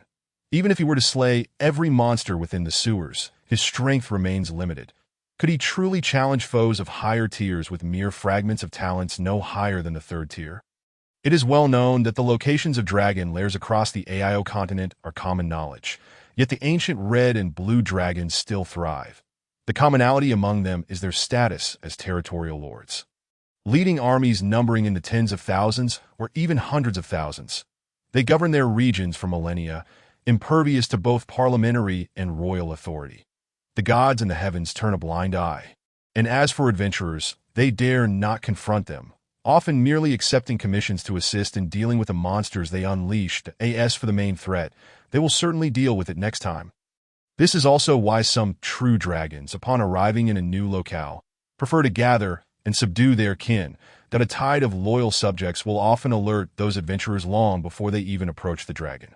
Then, they must face a relentless onslaught of monsters, with no respite in between.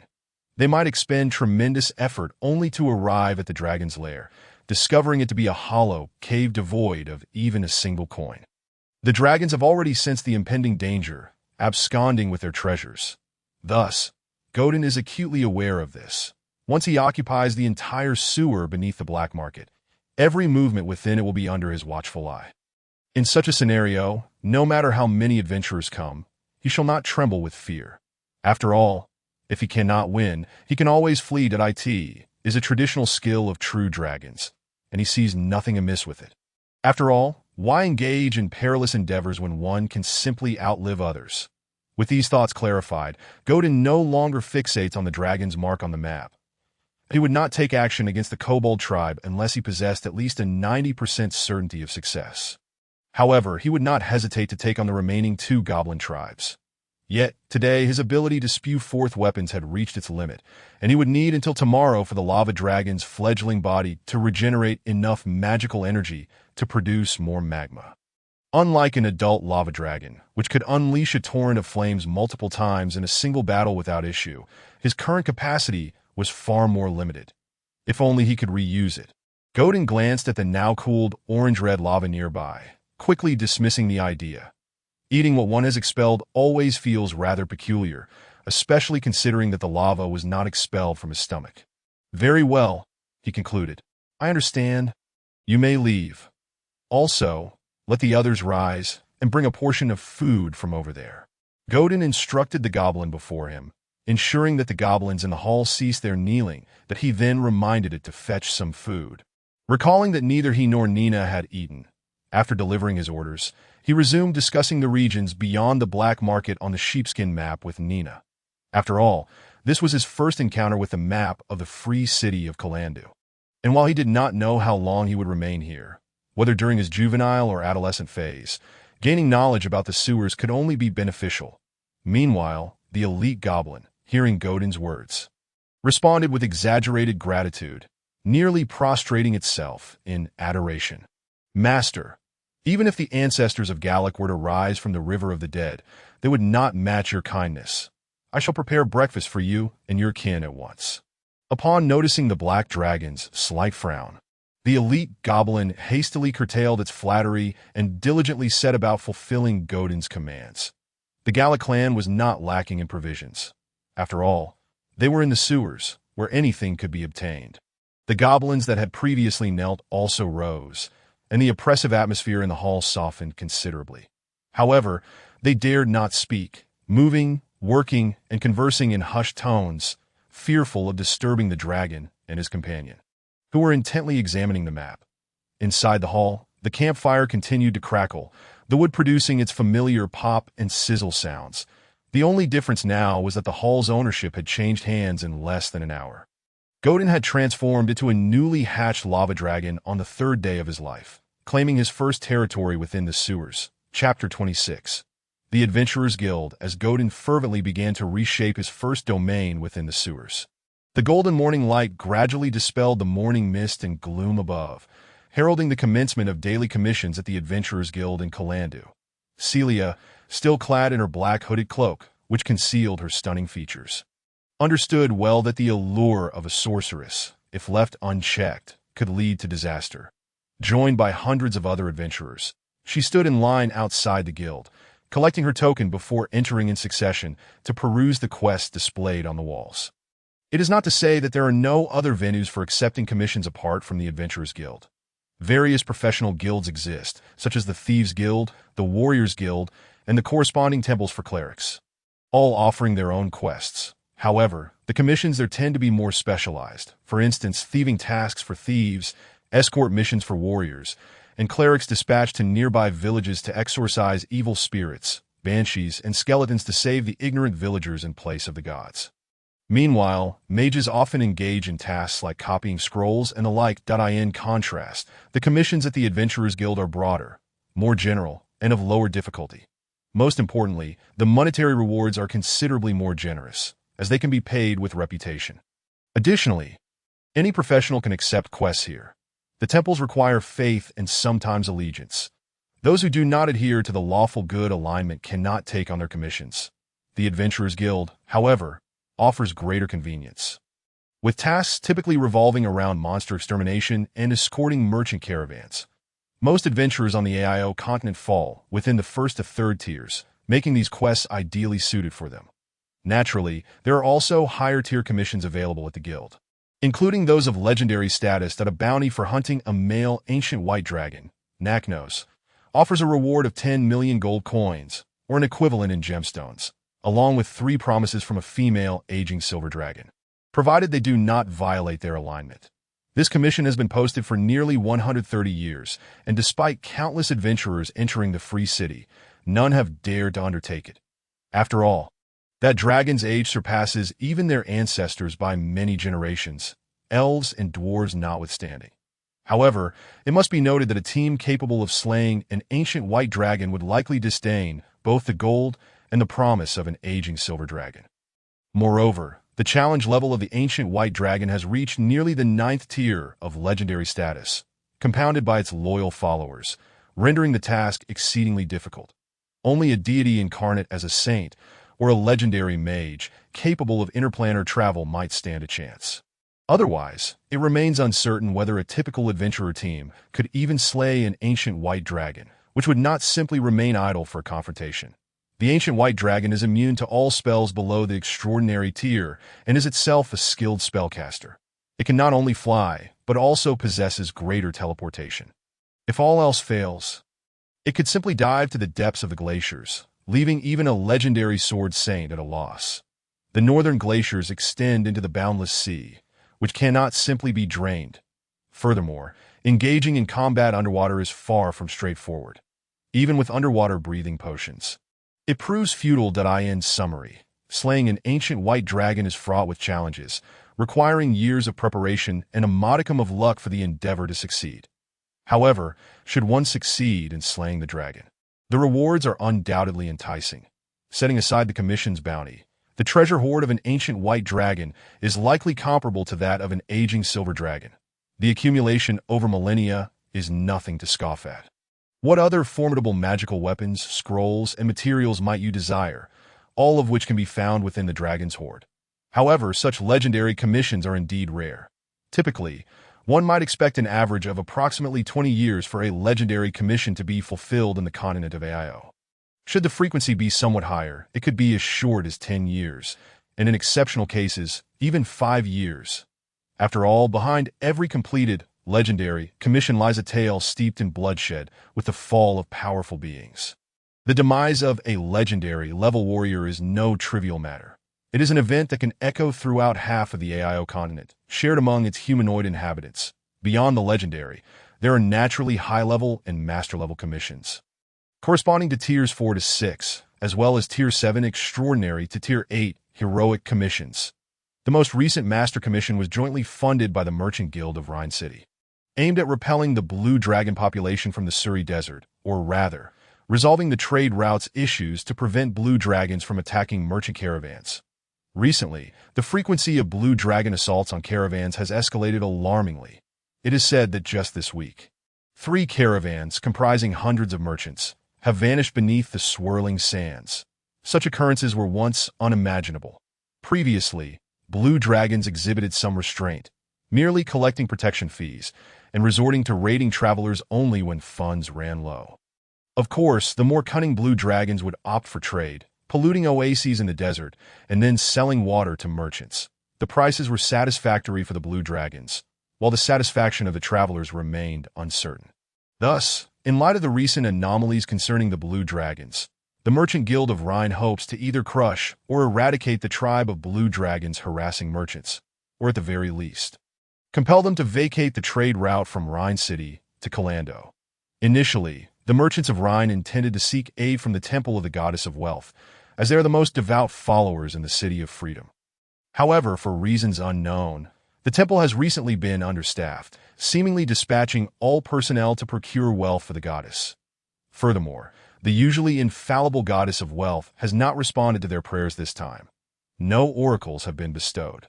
Despite their generous donation of 2 million gold coins, there has been no sign of divine favor.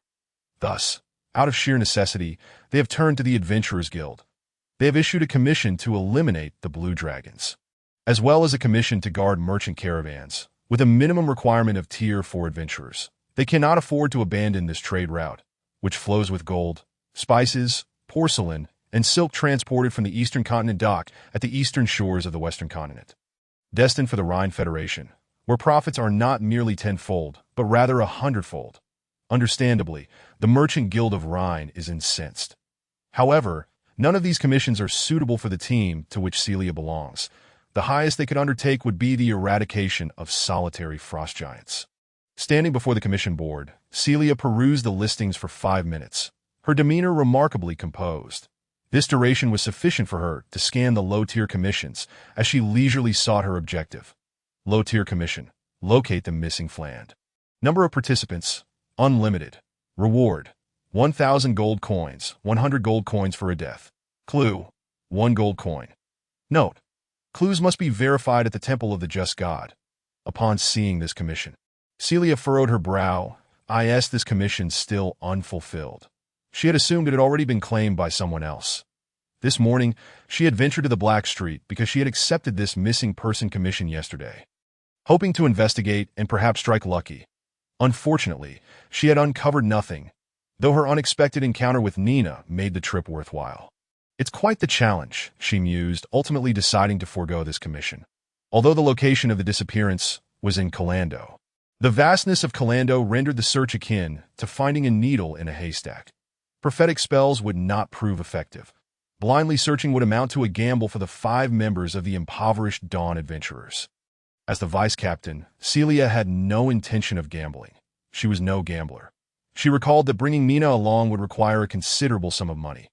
Ever since meeting Nina, she had resolved that she could not allow her to endure hardship on the Black Street any longer. Perhaps she was even going hungry now.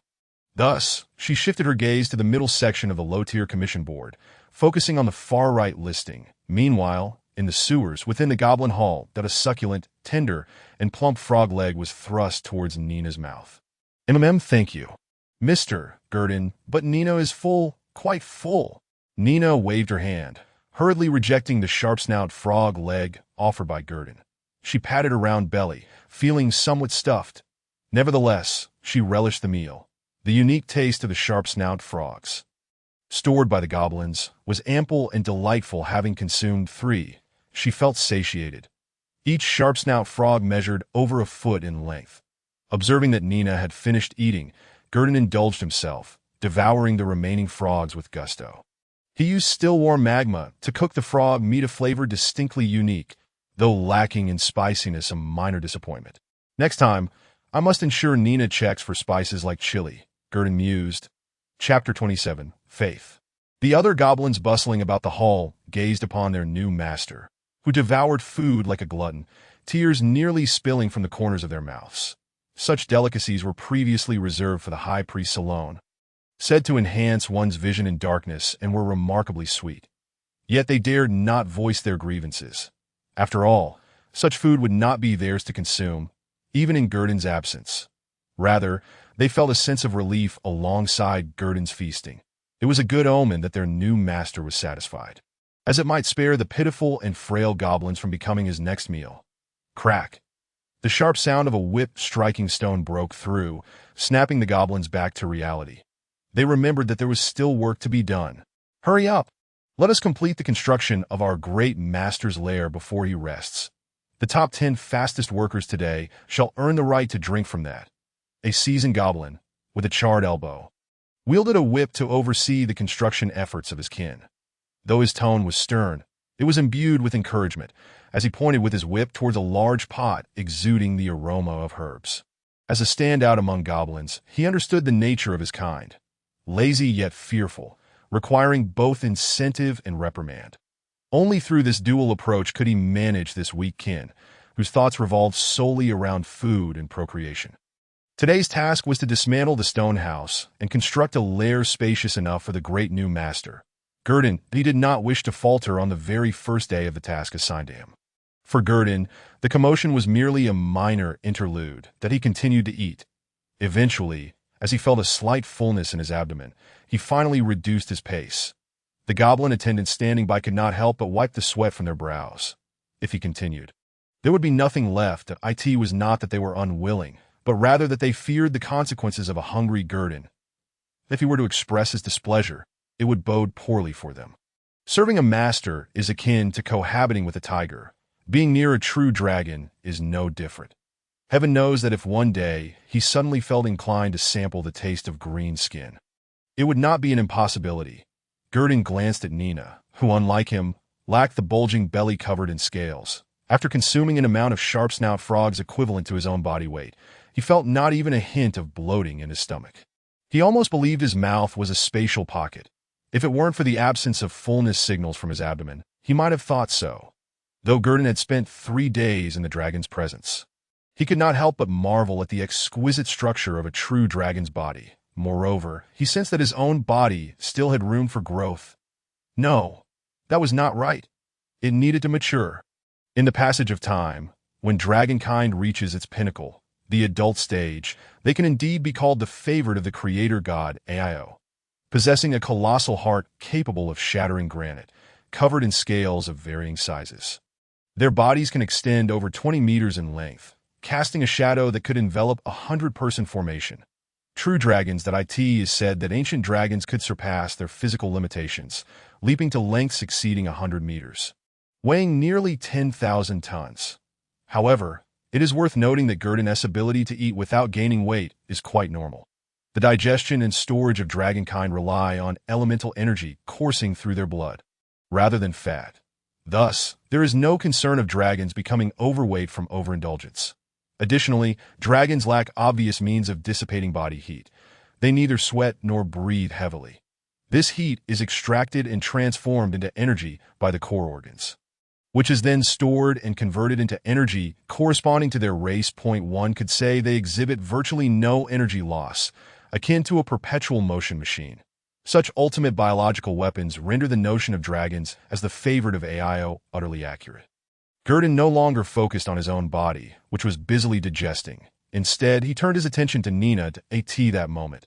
She was perched on the map of Calando, seemingly believing that this position was more conducive to digestion than lying flat.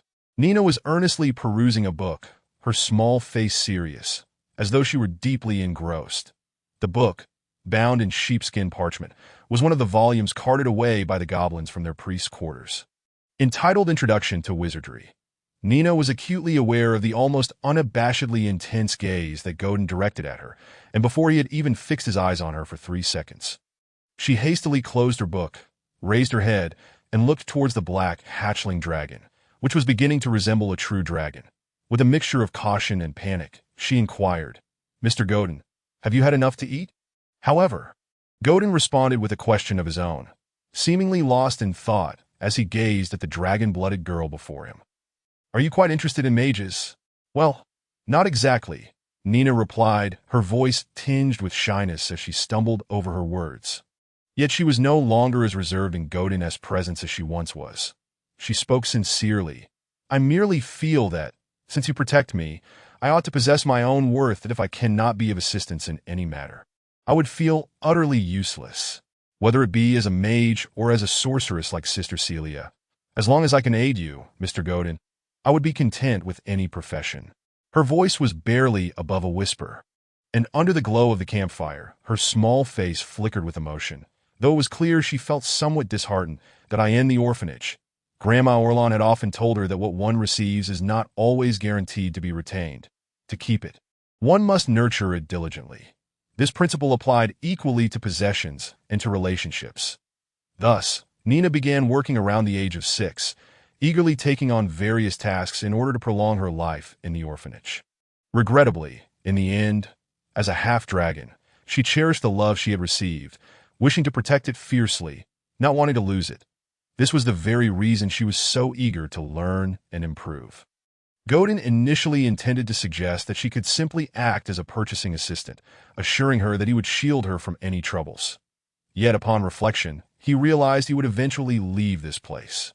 If at that time, he was unable to take her with him, would she not revert to a life fraught with uncertainty? He could protect Nina temporarily, but not indefinitely. Consequently, Gerdon carefully chose his words and said to Nina, "Very well. If you require assistance, you may instruct my goblins to help you gather spell materials, that if you have an interest in other professions, I would support that as well. Pursue whatever it is you wish to do." Nina.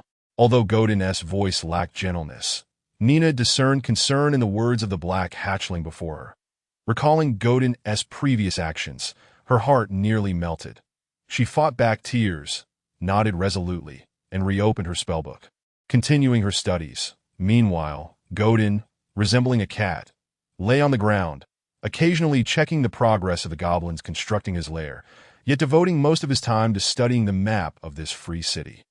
With its 2 levels and several blocks, an hour was hardly sufficient for thorough examination. Moreover, he had already begun to devise his next 5-year plan.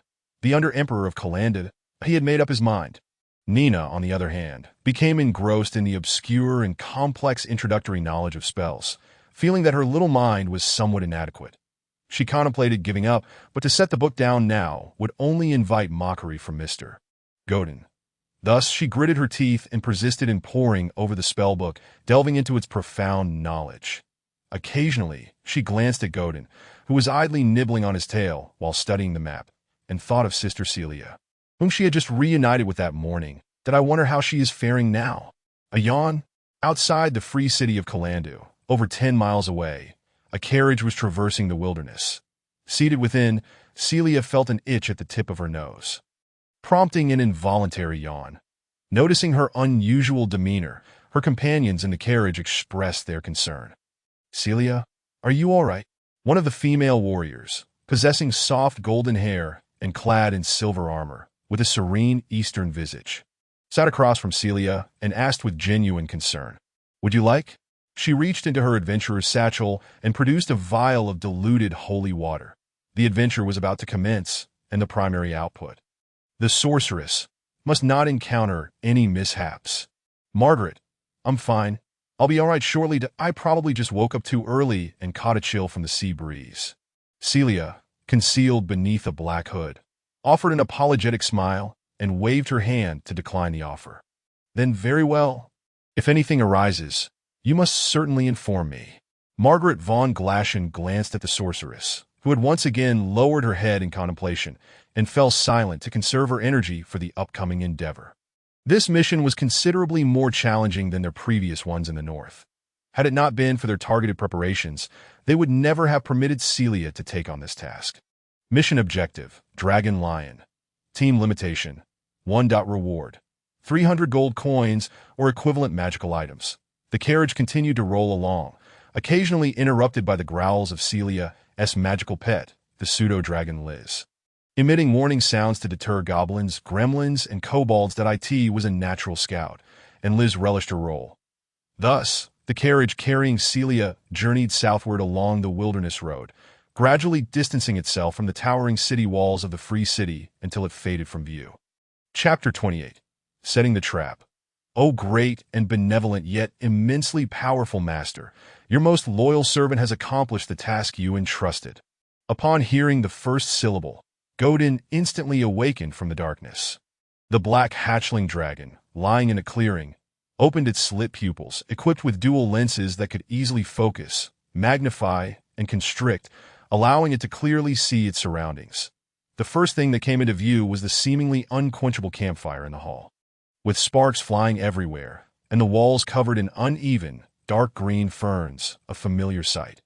However, below its line of sight lay a goblin, almost pressing its head to the ground, gazing up at it. An ugly green-skinned creature? Clearly, the voice just heard belonged to this monster. IT recognized it as the recently acquired minion. Gerdon glanced around at the detailed and somewhat crumpled map of the free city spread beneath it, along with scattered books. Nearby, the dragon-blooded girl slept soundly, curled around her tail, her bare feet brushing against its soft pads, cool to the touch. Gerdon quickly recalled that it had dozed off while studying the sewer map. After 2 fierce battles, its fiery breath and physical exertion had completely drained the energy stored within its body. Not a single drop remained. Following that, it had indulged in a feast, and being in its growth phase as a hatchling, it was entirely normal to feel drowsy.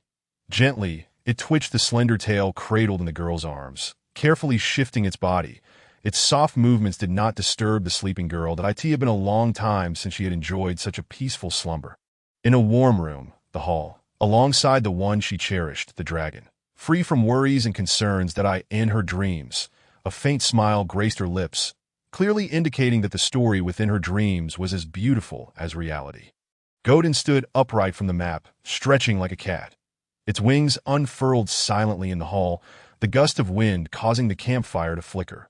While dragons are classified as reptiles, draped in scales, some detractors might dismiss them as mere large, flying lizards that in truth, they represent a unique category of creature, distinct from reptiles. The front half of their anatomy resembles that of large felines, in both skeletal and muscular structure. Yet the muscular composition from the cervical to the caudal vertebrae is akin to that of a giant python. That it must be noted that both are apex predators in the natural world of the previous life.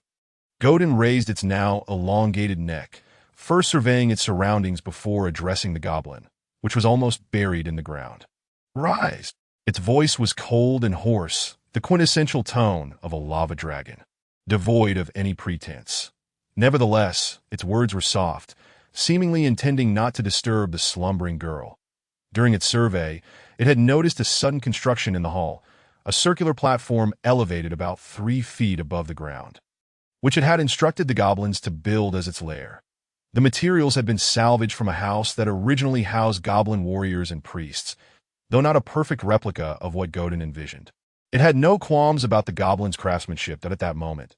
There was no room for picky preferences that if not for the need to establish authority, it would have slept on the ground without a second thought. Just yesterday, it had slumbered amidst refuse. "Yes, master." The goblin's voice was already low, and upon realizing that Gerdon's voice was equally subdued, it lowered its tone further. Fortunately, despite lacking external ears, dragons possess a unique ability to capture sounds through the serrated edges of their scales, allowing them to hear every subtle sound in their vicinity. Thus, even from a distance, Gerdon could clearly discern the murmurs escaping the goblin's lips. Observing the goblin rise, still hunched over and attempting to minimize its height, seemingly in fear of displeasing its new master, Gerdon paid little mind to such thoughts that a brief glance sufficed before it departed with agile steps, silent as a shadow, the goblin limping closely behind, still recovering from the injuries inflicted by the lava. However, the pleasure it now experienced in its mind far surpassed the pain inflicted by its physical form. Upon witnessing Gerdon's satisfied nods, and after lounging momentarily on the circular platform, it was not long before Gerdon leapt down from the 3-foot-high pedestal point. One cannot help but remark that the view from such heights is indeed different, which explains why so many true dragons prefer to build their nests upon lofty mountains. "Let us explore the surroundings of the hall," Gerdon instructed the goblin trailing behind him after he descended from the high platform. "Yes, my master," replied the goblin, devoid of any impatience and brimming with respect. Naturally, it dared not exhibit otherwise. Upon exiting the hall, Gordon nodded in satisfaction that he had initially overlooked the details upon his arrival. But now, as he took a moment to observe, he discovered that the goblin's lair was not a mere product of chance, but rather an extraordinarily advantageous location. Firstly, a drainage river passed just outside the goblin hall, its width measuring 4 to 5 meters, while directly opposite loomed a dark wall devoid of any footholds. This was in stark contrast to the parched riverbed he had previously encountered, where he had seen structures with bridges leading across. Moreover, there were only 2 corridors leading out of this hall, one to the left and one to the right. That a few meters to the left lay a corner, which was the direction Gordon had come from, while the right corridor extended a bit further, also culminating in a bend. The corridors were narrow enough to accommodate only one adult at a time. Any additional person would risk tumbling into the deep, murky waters below. Both corridors featured corners that concealed the flickering light of the hall's campfire, rendering it difficult for outsiders to detect. Furthermore, Gordon ventured outside, specifically from the right corridor, and soon realized that the route leading to the goblin lair was rather obscure, nestled within the crevices between the main drainage pipes. Should an adventurer clad in armor attempt to squeeze through, they would find it quite challenging, particularly if they were of a robust stature. Having already formed a considerable understanding of the surrounding map, Gordon knew that if he emerged from the crevice and proceeded onto the main drainage path, a series of left turns at the intersections would quickly lead him to encounter or at least catch sight of another goblin tribe. This tribe, known as Kaz, bore the title of favored by the deities in goblin tongue, and could also be referred to as the divinely favored tribe. However, their strength was merely a notch above that of the Gallic clan, which Gordon had conquered earlier that day. According to the elite goblins at his side, Kaz was clearly embellishing their own reputation. When the goblins spoke of it, there was a hint of resentment, suggesting that their usual relations were rather tense. Nevertheless, Gordon had yet to fully recover and had not thoroughly assessed the surrounding circumstances. Thus, he decided it prudent to remain here for a few days before embarking on his next conquest. It was essential to consolidate his base before gradually expanding his influence. Being merely a fledgling dragon, albeit with a substantial appetite, he understood the limits of his strength. Thus, after several rounds of exploration, he had not spotted even a single mouse, utterly fruitless. However, his primary aim was to familiarize himself with the environment and correlate it with the map etched in his memory. Before long, he returned to the hall with the goblin in tow. Prior to their return, he instructed the goblin to set traps in the corridors to prevent any stealthy intrusions. After all, the lessons of the past were etched in his mind, and he had no desire to become a victim of repetition. Understood, my master.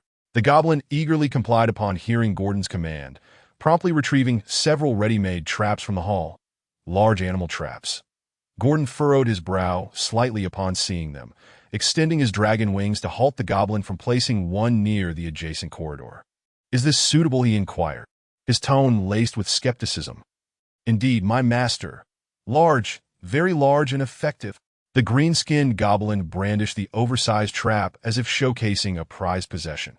Having seen smaller traps, it believed that larger ones were inherently superior, a sentiment deeply ingrained in its experience. Gordon could only sigh in exasperation at the lack of intelligence among his subordinates, knowing he must take charge. Return it. I shall handle this. To minimize risks to his own safety, he resolved against allowing the goblins to handle the traps directly. Relying on a group of goblins for his life was an extreme display of irresponsibility. With a flicker of thought, he conjured dozens of suitable alarm traps for the terrain that he then began instructing the goblins standing by to commence their construction. Admittedly, his claws were not as nimble as those of the diminutive goblins. After nearly 2 hours of labor, Gordon and the goblins finally secured the perimeter traps. Should anyone trigger them, the goblin scouts concealed in the shadows would undoubtedly return with immediate reports. This arrangement would afford Gordon numerous choices in the event of an intrusion, ensuring that he would not be caught off guard. Nina, who had awakened midway, came to check on Gordon a few times, but, unfamiliar with traps, merely observed for a brief moment before returning to her perplexing tome on the fundamentals of magic. Once the tasks surrounding the territory were complete, Gordon lost track of time. Unaware of how long had passed due to the absence of daylight, but he only noted a growing hunger in his abdomen. Subsequently, he returned to the hall with the campfire, where he spotted the dragonborn girl leaning against the high platform. Engrossed in her reading, her small head drooping as sleep threatened to overtake her. Gordon chuckled softly, approaching to gently touch her drowsy head with his forelimb, causing Nina to startle awake. "Ah, Mr. Gordon, you have returned? It is time to eat," he stated matter-of-factly. "All right." Nina quickly sprang to her feet. Though she found herself slightly unsteady after squatting for so long that it was only with Gordon's outstretched wings that she regained her balance. The dining area was not atop the platform, but rather by the campfire. Although the food had not been prepared in a lava oven, so long as it wasn't frozen, Gordon found it acceptable. Before departing, he glanced back at the platform, where glimmering coins indicated that Nina had scattered her treasures across it. "Let us go. Tonight, we feast on sharp-nosed frogs," Gordon declared without looking back at Nina. "Mr. Gordon, wait for me." Nina, finally steady on her feet but still feeling some numbness in her legs, hurriedly pursued him. The other goblins in the hall regarded the pair, one human and one dragon, with a mix of awe and trepidation, their silence palpable. The campfire continued to flicker, and the evening's banquet had begun. Chapter 29. The fortunate one. Beneath the deep blue night sky, the faint stars lay obscured within the gray clouds, as if shrouded in a delicate veil. Only the embodiment of the moon goddess, Celia, a silver orb nestled amongst the gray-white clouds, observed the continent of Eir with an eternal gaze that, of course, the dim light of the stars attracted the attention of priests and astrologers. Yet the majority of common folk, nobility, and adventurers remained engrossed in the warmth of their homes, the revelries of feasts, and the conviviality of taverns, indulging in the most mundane of emotions.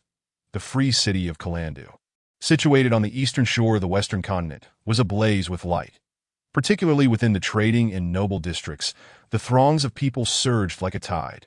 Countless carriages raced down the King's Avenue, hooves pounding the earth as if hastening toward the next aristocratic soiree of merchants from across the continent flocked to this city, blessed by the goddess of wealth, bringing with them a deluge of gold coins, prosperity, and vitality.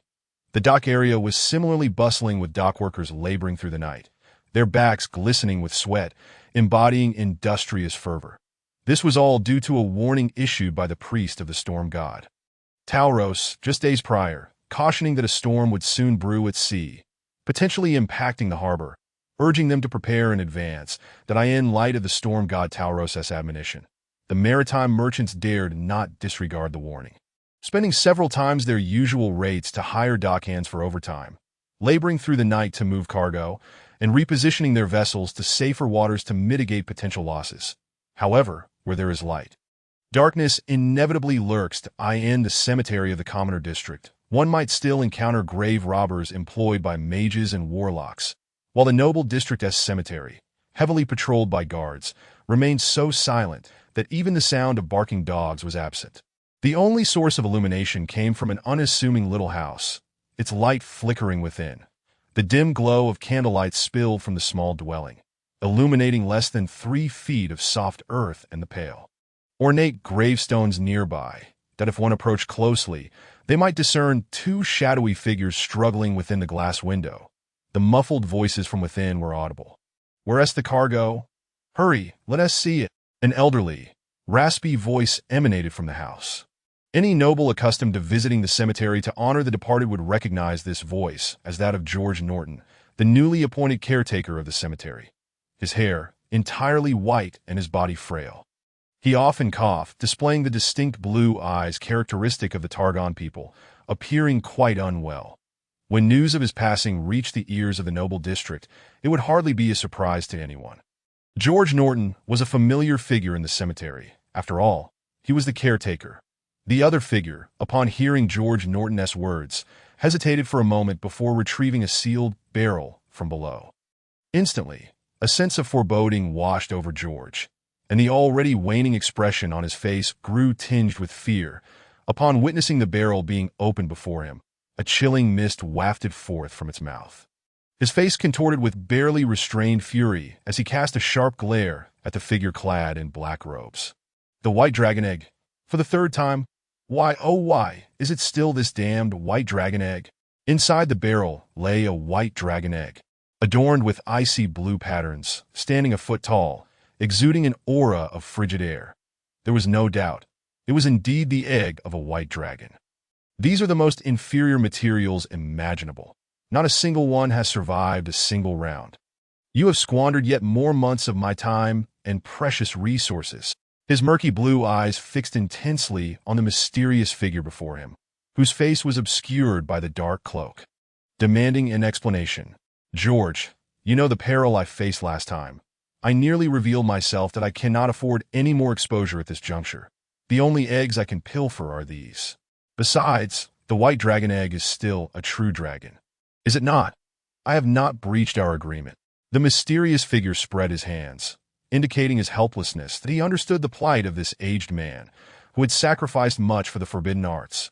However, he was equally rational, fully aware that his own sacrifices had not been less, though perhaps less harrowing. Ever since the lava dragon had attacked Calendar, he had been on the verge of being divined by the residing archbishop and the great mages atop the White Tower. Were it not for the timely assistance he sought from his revered deity, the god of deception and illusions, Lyra, he might have already been delivered to the pyre to quell the people's wrath. Yet he had paid a steep price. Having attained the 7th rank of transcendence, his soul would forever belong to Lyra, serving her in the afterlife. But the damned white dragon egg, after being infused with my elixir, has an incubation probability lower than that of other true dragon breeds by 50%, not to mention the subsequent 2 steps. The success rate is dismally low, barely 2%. This probability was virtually zero. Yet it beckoned him like a deadly poison that IT was akin to a game of chance. Knowing the odds were against him, he still felt compelled to play. Edward, you know my time is running out. If I do not succeed in these final years, we may very well meet again on the banks of the river Styx. The voice of the elder George turned to one of desperation as he directed a pleading gesture toward his longtime ally. Edward Henry, hoping for a miracle that would exchange the white dragon egg for any other dragon breed. Anything but a white dragon. But there is still a 1% chance. Perhaps it will succeed. George! Lady Luck is smiling. Is she not? Edward Henry jested with a smile. Yet upon seeing George Norton's continued distress, he sighed heavily. Perhaps next time that I've heard that the blue dragons in the Cereal Desert have become restless. Merchants have already hired a cadre of adventurers to deal with them. It might be a fortuitous opportunity. Perhaps it will yield a blue dragon egg for you, and you could exhaust it in one go. Let us hope. The elder sighed as well, donning gloves to retrieve the dragon egg, preserved in a 0-degree environment, from the barrel that he then addressed his old friend. Let us go. I hope to hear good news from you a few days early next month.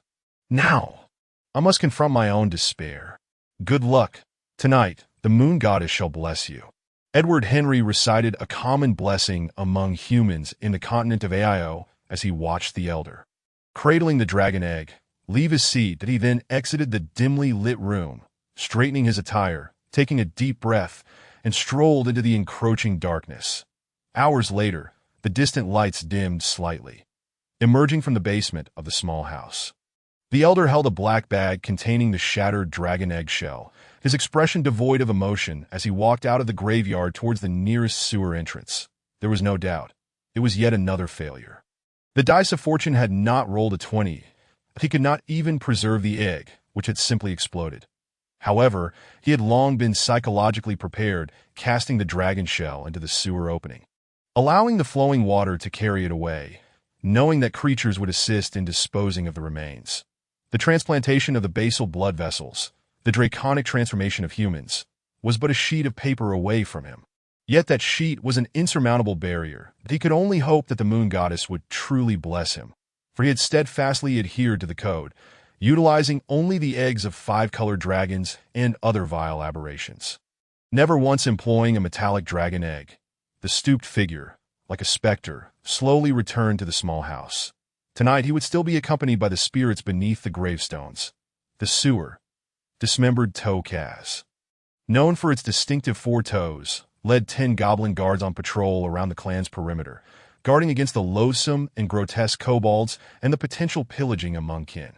However, the primary concern lay with the former. Those kobolds had recently become frenzied, and solitary goblins were easily overwhelmed and taken back to their lair for consumption. Historically, they had slain goblins but never returned with their corpses. It seemed they had become indiscriminate in their hunger.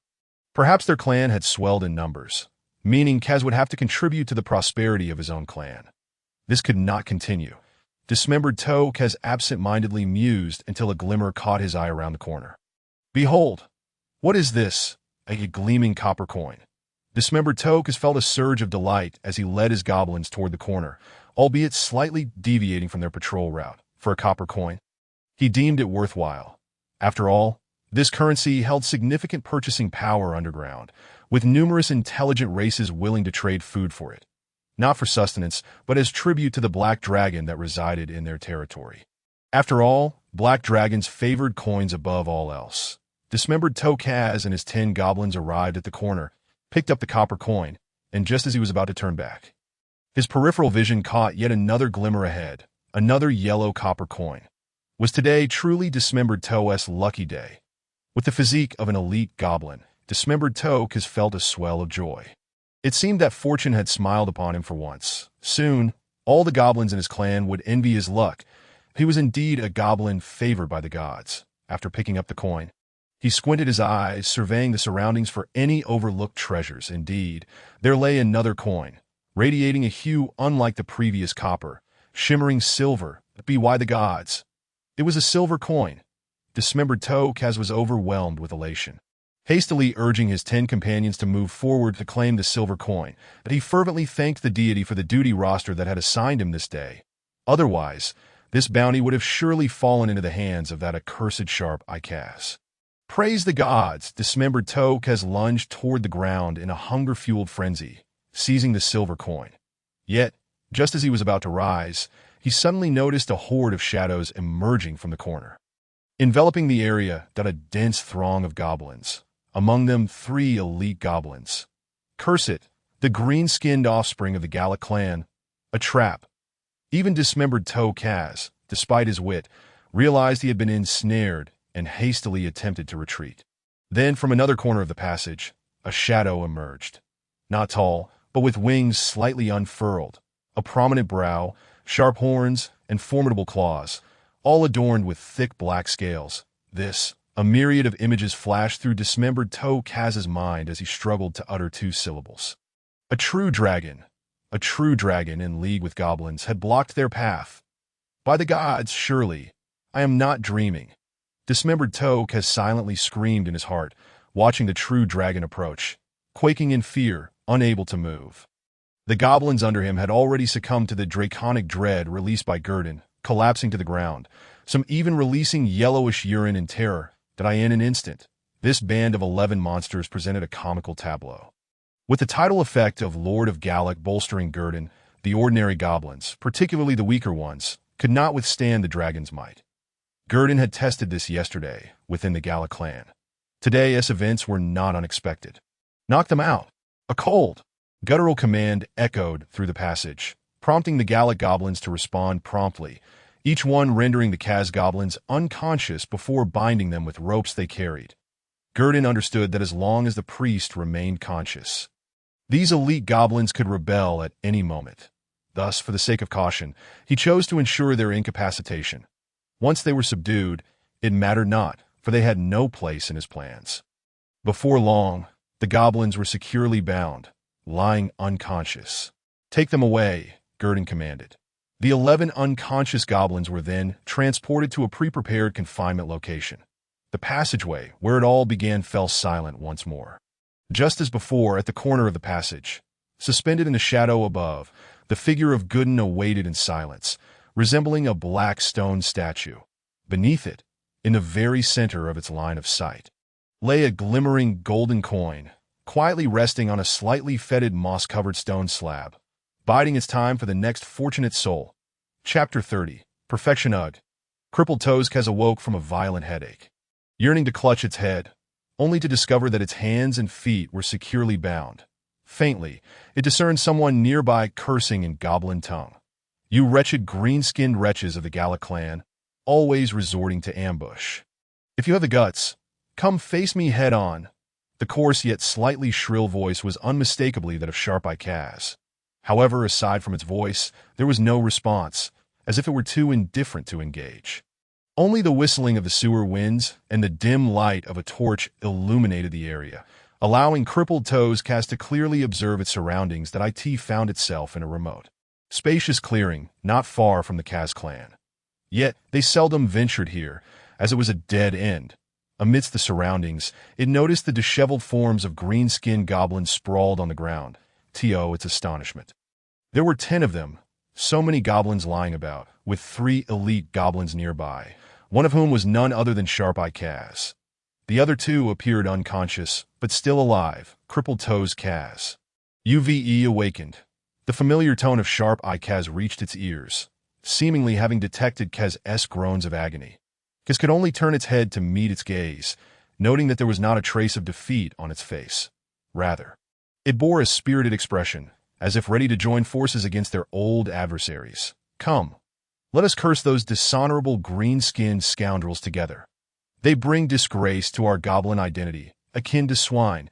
Haven T encountered crippled toes Kaz observed Sharp-Eye's demeanor, sensing it had not faced the terrifying true dragon. Otherwise, its mood would certainly not be as it was now. However, its words were abruptly halted as it heard a cacophony of footsteps approaching from the only corridor. Someone was coming. It sealed its lips, remaining silent. Meanwhile, Sharp-Eye Kaz, like an enraged hound, began to bark furiously, its tirade of insults unabated. Indeed, its voice seemed to provoke the creatures at the corridor's end.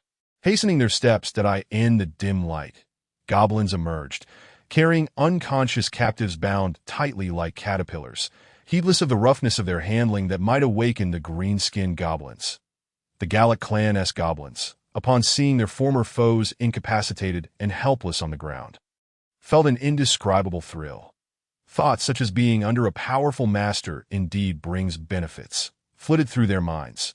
Sharp-Eye Kaz's invectives continued, and the Gallic goblins refrained from retaliating. That appeared they relished the sight of their defeated adversaries and allowed the tirade to persist.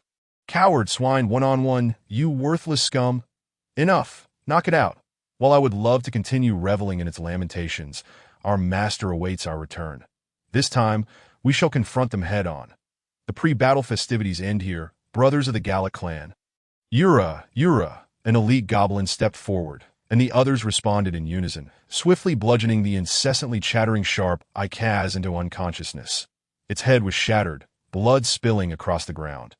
The discipline and unity displayed left crippled toes Kaz, who was secretly observing with narrowed eyes, astounded. Master, it seemed to refer to that black dragon. Yet, it did not resemble a typical black dragon, which typically bore skeletal heads. The black dragon Kaz had seen was far more robust, devoid of the slender neck and emaciated skull characteristic of its kind. However, crippled toes Kaz had no time to dwell on such details, for it had overheard the elite goblins discussing their impending actions. Were they to assault their clan? Crippled toes Kaz thought anxiously, wondering if the clan leader and others could withstand the onslaught without being scattered. In its heart, crippled toes Kaz prayed silently, hoping the black dragon was solitary. As long as they remained united, there was still a chance. This was the only strategy it could envision to avoid defeat. The leader and the priest must not be separated. Otherwise, they would be easily overwhelmed, and the Kaz clan would truly be doomed. A clan favored by the divine would be reduced to mere minions of a suspected black dragon. Though it seemed undignified, clinging to a powerful ally often came at a steep price. This truth was understood even by 3-year-old goblins in the sewers. Yet here it was, trapped and bound, unable to escape to warn others. The only recourse left was to pray to the heavens for the gods to protect the Kaz clan. Oham Muriel above, safeguard the Kaz clan, heavy hammer. Kaz sat uneasily on a wooden chair that creaked under the weight of his burdens. The chair's groans prompted the nearby Relic Kaz, who had been resting with closed eyes, to furrow her brow and open her crimson-tinged irises, impatiently remarking, "If you break the chair I repaired, you'll have to leave at once. Heavy hammer." But priestess, the younglings of the tribe have not returned in quite some time. 10 of them. That many. Sharp-Eye and crippled toes are missing too.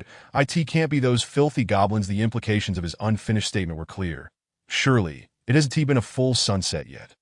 They might return tonight, likely just out frolicking, chasing after mice. Relic Kaz waved dismissively to her. Such behavior was entirely normal for those green-skinned younglings.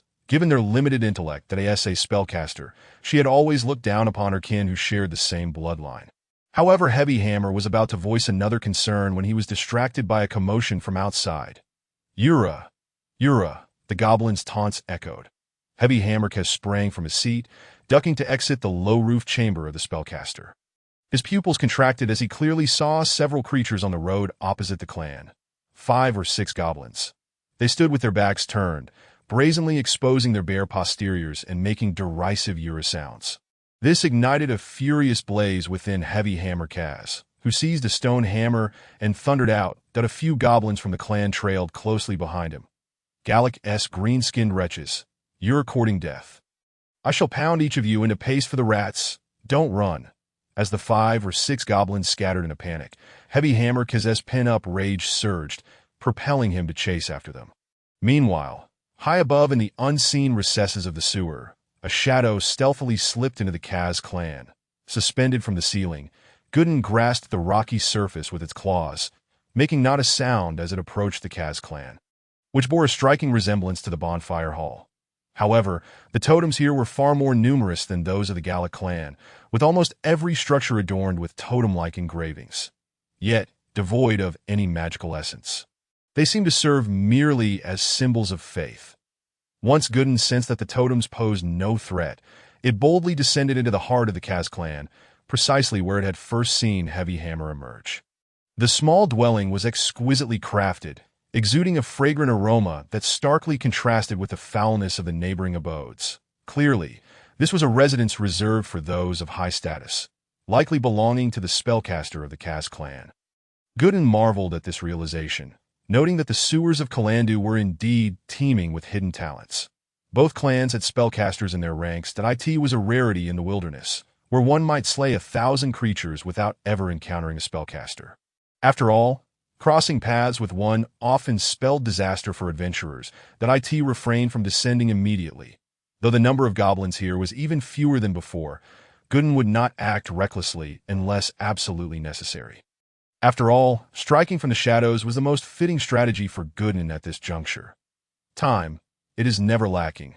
Relic has slowly opened her eyes, exhaling a breath, marking the conclusion of her latest prayer. She felt the divine power within her swell slightly, perhaps soon to surpass that old codger. Relic had always harbored a dream, to unify the 3 goblin tribes dwelling in the sewers beneath the Black Street. Alas, standing in her way was the priest of the Gallic clan, another spellcaster who would not acquiesce to her desires. This had long been a source of her distress. Contemplating this, Relic furrowed her brow, finding everything around her increasingly irksome, especially the rickety chair that Hammer had just vacated. Perhaps it would be best to discard it. That way, she could outright refuse his entry in the future, preventing him from sullying her meticulously arranged little abode that had taken her considerable effort to distill the fragrance from a mass of grease. Aiding her meditation and prayers, Habitated would truly be a cause for tears. With such thoughts, Relic hoisted the broken chair and stepped out of her small dwelling in the hall. A few goblins busied themselves with food preparation or weapon repairs. Relic chose to ignore them. Such scenes were all too commonplace. But just as she was about to take another step, she heard it.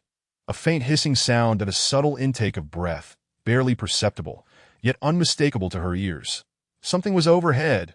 As a spellcaster, Relic was still quite young. The sewers had always been under the protection of Hammer, and being in the Kaz clan, her vigilance had long since waned. She had not even considered evading. Her only desire was to see what lay above, to satiate her curiosity as a spellcaster. Then, her pupils dilated in shock. B.Y. Hamriel. What was this? She beheld a dragon. A genuine hatchling dragon. The pale yellow scales covering its chest glimmered faintly with fire, as air filled its lungs. This cycle continued until it reached the core organ of a true dragon, the blood vessels, transmuting into magma capable of incinerating all that in less than a breath as time. A golden red light flickered at the hatchling's mouth, eager to burst forth. Relic felt an overwhelming urge to retreat to her small dwelling and grasp her staff. However, the hatchling was already faster than she could react. It effortlessly leaped down, landing gracefully like a cat, and in a swift motion, it seized the inexperienced spellcaster. Its claws pierced her limbs, pinning her firmly to the ground. Listening to the creature beneath its claws wail and moan, Gerdon had initially considered belching fire for effect. Yet it swallowed the thought, saving its magma spit for the next contender, given how inept this spellcaster was. With that in mind, its claws swiftly slashed across the spellcaster's throat. Blood flowed, and the campfire blazed. In the hall, the sudden commotion was quickly quelled. When Hammercast triumphantly returned to the Kaz clan, wielding a stone hammer stained with blood, he immediately sensed something was amiss. It was far too quiet. It was unsettlingly silent. Not a single goblin could be seen. Earlier, even if the hall had been empty, there had been a few goblins conducting logistical duties for the clan. But now, not a soul was in sight. The only constant was the faint fragrance in the air, emanating from Rella's little abode, which briefly calmed Hammerkaz's nerves. Yet today, the scent seemed peculiar, as if mixed with something else. But in an instant, he cast aside that disquieting thought. With Rella present, surely, even if enemies lurked, there would be some sign of disturbance. "Come out, you worthless wretches. The sun hasn't even risen, and you're already thinking of slacking off. Show yourselves." Hammerkaz bellowed throughout the clan, attempting to rouse the goblins who were hiding in tents or shadowy corners. Yet, all that responded was the endless void. Aside from the crackling of wood in the campfire, there was no sound. "Damn it! When I catch you, I'll hang every last one of you." Hammerkaz swung his stone hammer, cutting through the air with a sharp whistle, startling the goblins trailing behind him, causing them to stumble and nearly crash into him. "Rella, come out and punish these lazy scoundrels. I've barely been gone, and they're already slacking off. What will become of us in the future?" As he searched through the foul-smelling buildings, he shouted towards the exquisite little abode. Punishments were typically administered by the priests, in the name of Hamriel, the goblin god. However, after rummaging through several small dwellings, he found none of the goblins who usually sought refuge in their laziness. Additionally, Rella had not responded, and the fragrance in the air could not quell his rising temper, but he hastily strode towards the exquisite little abode, and before he could push the door open, he roared, "Rella, why are you ignoring me?" A faint hissing sound, a rather ordinary intake of breath, emanated from within. Hammerkaz, consumed by anger, pushed the door open, that he stood frozen in place. Corpses, everywhere corpses, a room filled with goblin bodies. All familiar faces, including Rella, who had just angrily chased him away, lay among them, her throat slashed by claws. Blood flowed uncontrollably from her neck, yet the stench of iron was masked by the lingering fragrance, making it nearly undetectable. But what shocked him further was the sight of a fearsome creature, resembling a true dragon, crouched atop Rella's corpse. Its chest burned with flames, illuminating the small room brightly. Suddenly, Hammerkaz was engulfed in blinding golden red light, bathing him in the searing magma, his body unable to withstand the flames, melting away as his consciousness sank into darkness. Accompanying his fading awareness was a whisper, "I'm sorry, she is already dead. I truly apologize for this." "But, isn't this perfect? I assent it, little one." Gerdon wiped the blood from its claws, flicking its long dragon tail, its dark golden slit eyes gazing at the goblins retreating 5 or 6 meters away. Grinning broadly. Chapter 31. The roar of the hatchling in the sewers within the hall of the Kaz clan. Gerdon withdrew its gaze, no longer regarding the goblins who had narrowly escaped, their pants damp with fear. It looked down at the robust goblin warrior's body, slowly corroding and dissolving in the magma. The process was slow, lacking the effect seen with the Ratman-esque magma baths. The goblin-esque body displayed signs of charring. Yet flames still flickered in the charred areas. However, Gerdon had grown accustomed to such sights in the hall, and its attention was more captivated by the black, iron-colored orb floating atop the corpses. All elite monsters with Tier 2 combat power that Gerdon had encountered, without exception, had met their demise at its hands. That it was not that Gerdon wished to deny their submission. After all, a living Tier 2 minion was far more valuable than a black iron talent. Yet, such minions also posed a risk, albeit a minor one that Gerdon was unwilling to take that risk. Thus, those Tier 2 creatures had no choice but to perish. The primary reason, of course, was the poor environment within the sewers. where various monster races intermixed, alongside the pressure from external adventurers. Keeping a Tier 2 minion nearby was akin to harboring a ticking time bomb, one that could explode at any moment following a setback in battle. Such verbal submission, devoid of any substantive contract to bind them, was a crucial factor in Gerdon's decision that it trusted no creature of the sewers, until it possessed absolute strength to dominate or effective means of control. It would never seek minions of equal rank during its juvenile stage, that it preferred to play it safe rather than risk it, which encapsulated Gerdon's mindset. After all, Gerdon was merely a slightly peculiar hatchling dragon. Still quite weak, whether in Kalandu or in these sewers. Its slit eyes fixated on the all-too-familiar black iron talent orb. Without hesitation, Gerdon drew the black iron orb from the nearly charred corpse, and it quickly merged into its chest, covered in large scales. Gerdon had yet to examine what talent fragments the spellcaster it had slain from the Kaz clan had yielded, merely absorbing them. Now that the matter was resolved, it pleasantly activated the small green at the bottom of its vision. The moment to reap the rewards and savor the fruits of victory had arrived. A translucent blue screen, accompanied by a series of rapidly scrolling data, instantly enveloped Gerdon's field of vision. The soft blue light reflected in its obsidian-like slit eyes. Ding detected that the host has inhaled a talent fragment. System is undergoing diagnostics. Progress 15. Ding, diagnostics in progress. Ding, diagnosis successful. Identified as first-tier talent stamina. Ding, diagnosis successful. Identified as first-tier talent allied morale. Ding, diagnosis successful. Identified as second-tier talent heavy weapon mastery. Ding, diagnosis successful. Identified as second-tier talent devotion. Activate talent. Yes, no? Among the goblins previously slain, only 2 had provided it with white orbs. The rest had perished without yielding any value. Nonetheless, their significance was still present, preventing the returning goblin warriors from noticing anything amiss. The remaining 2 second-tier talents were bestowed upon it by the 2 strongest members of the Kaz clan. Gerdon continued to peruse the data information. The effects of endurance are self-evident, yet Gerdon decisively opted to deconstruct it. He already possessed this talent, and its disassembly would grant him agility.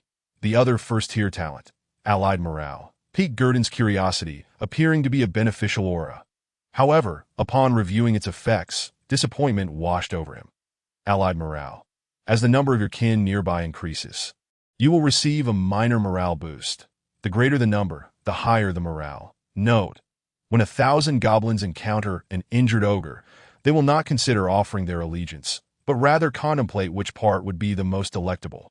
For goblins, this talent is indeed advantageous, but for the lava dragon Gerdon, it is hardly worth mentioning. After all, he is currently unaware of how many of his kin exist. Yet from the memories inherited from dragonkind, it is known that his brethren are a rarity on this continent of ire. They are far outnumbered by the vibrant and metallic dragons that deconstruct. Heavy weapon mastery was disheartening to behold. Could this talent truly expect a genuine dragon to stand upright, forsaking its claws to wield a hammer against monsters? A hammer may hold utility, but as long as deconstruction is an option, Gerdon remained unfazed. The final talent, devotion, boasts the effect: your devotion is known to the gods. Your prayers are more readily acknowledged by the deity you worship, with a single day's prayer equating to 10 days of irregular believers. Were Gerdon a dragon of faith, this effect would indeed be commendable. After all, a priest's divine magic relies on the blessings of their god. Should the deity favor them, it would not be difficult for a believer to ascend to legendary status. Countless examples abound on the continent of Ire, whether it be the former elven queen of the Underdark, the spider goddess Lolth, or the dawn lord Lathander, all of whom have performed such feats. Even the battle results between the moon goddess Selûn and the night goddess Shar birthed a powerful deity, the first-generation goddess of magic, Mystra. However, Gerdon remains uncertain whether he worships Tiamat or Bahamut. What use is a buff that enhances faith? No, deconstruct. Indeed, a single click of 3 confirmations marks the end of his acquisitions, aside from 4 free fragments. Gerdon has gained nothing. Yet this outcome was anticipated. To hope for a remarkable talent from goblins is akin to wishing for a true dragon to voluntarily present its treasure hoard, including the previous haul. Gerdon now possesses 5 free talent fragments and has devised a plan for their allocation. 3 first-tier fragments will be added to Draconic Intimidation, 2-4. Initially, he deemed this talent trivial, yet against swarms of lower-tier monsters. Its effectiveness proved quite useful, an underappreciated talent. With dog-headed creatures and goblins to contend with next, Gerdon was not stingy with the 2 talent fragments. Draconic Intimidation, 2-4-4-4. Young Dragon's Roar, 1-8. Familiar distortions and panel changes signaled Gerdon's adeptness. Clicking on this second-tier talent, which seemed incongruous for his age, sparked his curiosity. Talent: Young Dragon's Roar. After an extended slumber, having matured into a second-phase true dragon, your internal organs gradually take shape. Your charged dragon roar can impose a will check on all nearby creatures capable of hearing it. Should they fail the check, the creatures will succumb to random negative states such as stagnation, madness, confusion, or paralysis. Gerdon gaped, emitting a hiss from his throat, realizing he had seemingly overlooked much. His gaze shifted to the innate talents that accompanied his birth. Those seemed far more suited to him. Chapter 32. Disappointment gazing upon the pristine effects of Young Dragon's Roar. Gerdon's mind wavered, but he suddenly recognized that he had been pursuing a distant goal all along. The strength of true dragons lies in their bloodline and talents, each among the pinnacle of ire. No other creature's talents could rival that of a true dragon, especially not the meager talents of rat men and goblins. Yet, reflecting now is not too late. Initially, Gerdon had intended to allocate the 2 second-tier talent fragments to the recently emerged rage. Now, however, is there even a need for selection? Without hesitation, he directed the fragments towards scale-bound transformation. Hardness is the essence of strength. After all, Gerdon is guided by instinct, especially after nearly being struck by the goblin spellcaster's acid orb, which left his scales with dents. His pursuit of defense now surpassed that of offense. A true dragon can live for thousands, even tens of thousands of years. Throughout his extensive journey, survival is all that matters. Soon as Gerdon completed the distribution of his remaining first-tier and second-tier fragments, the suffixes of the 2 talents in his list surged upward by a notch. Robust, 720-820. Scale-bound transformation, 220-420. Immediately thereafter, Gerdon felt a slight heaviness in his body, akin to bearing an additional burden of dozens of pounds. Yet, the surge of power within his chest swiftly countered this sudden weight. Gerdon only paused briefly before resuming his movements with the agility of a cat, making nary a sound. His appearance remained largely unchanged, though slightly larger, no longer the size of a mere pony. Perhaps due to the effects of robust, Gerdon no longer resembled a newly hatched dragon, but rather one that appeared to be over a year old. Coupled with the thick scales adorning his body, one might even mistake him for a 3- or 4-year-old. However, should he claim to be a dragon less than a week old, he would surely be deemed a fool. Madness. Even the most robust true dragons cannot grow at such an accelerated rate unless they are legendary. It is said that among the 3 legendary dragons, the intangible, odorless force field dragon emerged from its egg the size of a farmer's cottage, dwarfing other true dragons during their youth. This alone suffices to illustrate why it is deemed legendary. Not to mention the time dragon hatchling, which emerged at the 9th tier legendary upon breaking its shell, boasting the ability to halt time without limit. An alarming capability, able to stop time every 6 seconds upon reaching adulthood. An existence that could stand shoulder to shoulder with the gods above. Yet, discussing such matters is futile. Gerdon currently finds himself in a phase of relative inadequacy. After sensing the changes in his body, Gerdon examined the layer of magical sheen adorning his black scales. The newly refreshed scales gleamed even brighter, their reflective luster more pronounced. Curiously, he tapped the sharp edge of his claw against them, unlike the metallic clang of his previous touch. This time the sound was dull and solid. A reassuring resonance. 2 talent fragments could provoke such a significant transformation. This was beyond Gerdon's expectations. Yet upon reflection, it becomes clear that a hatchling dragon is considered 0 to 5 years, while a young dragon spans 6 to 15 years of growth. Scalebound transformation reaches full maturity within a decade, and those 2 second-tier talent fragments effectively negated an entire year of growth. The magnitude of change in a year may be imperceptible in an adult dragon, Yet for a growing hatchling or young dragon, a year's difference is hardly trivial.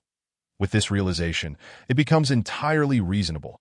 Having completed the allocation of his talents, Gerdon began his routine post-battle reflection. He organized his thoughts, assessing whether any oversights occurred during combat, reminding himself to avoid repeating mistakes. This time, however, the debriefing was flawless. Whether in stealth, execution, or strategy, it could be deemed a textbook example of combat. From the initial lures to subsequent provocations, infiltration, assassination, silencing, concealment of presence, and finally, the ambush, Gerdon had executed each step to the best of his ability, that if one were to nitpick, he might have been better served to sever the spellcasteress' head instead of merely slitting her throat, which led to the scent of blood wafting through the air. Had it not been for the fragrant cover, the goblin warrior might have detected him. However, detection would not prove catastrophic. Gerdon even mused that such a scenario would afford him the opportunity to hone his skills. Initially, he had prepared for rage, only to be surprised by the fragility of these second-tier monsters. Gerdon wandered the hall of the Kaz clan, awaiting the tardy goblins of the Gallic clan, while idling in the spellcaster's chamber. Bored and perusing an unknown meditation potion recipe, a commotion finally erupted outside. The soft patter of footsteps echoed through the vast hall, accompanied by the classic cackling of green-skinned creatures, reminiscent of night owls. Clearly, they were quite pleased with the current state of their once foes, yet they understood who was responsible for it all. That as the elite goblins of the Gallic clan bowed before the door, they collectively proclaimed, "Great and noble master, your most loyal servants present the vanquished before you." Beside them, a less intelligent ordinary goblin exuberantly shouted, "Master!" The concluding cheer of Ura rang out in a bewildering unison. It is no wonder that the previous leader, Toesnap Kaz, considered them a well-trained lot. In retrospect, he may have overestimated their prowess. The chaotic nature of goblins is immutable. It is only when they attain considerable strength that they may temper this inherent trait in the face of greater adversaries. However, in the absence of oversight, their chaotic disposition inevitably surfaces, such as the instinct of living beings, akin to a dog's inability to resist consuming refuse. Gerdon, with his now elongated limbs, stepped out of the sorcerer's dwelling, surveying the hall teeming with goblins, some standing, others sprawled, and a few kneeling, a diverse array indeed that at first glance, there appeared to be 40 or 50 of them.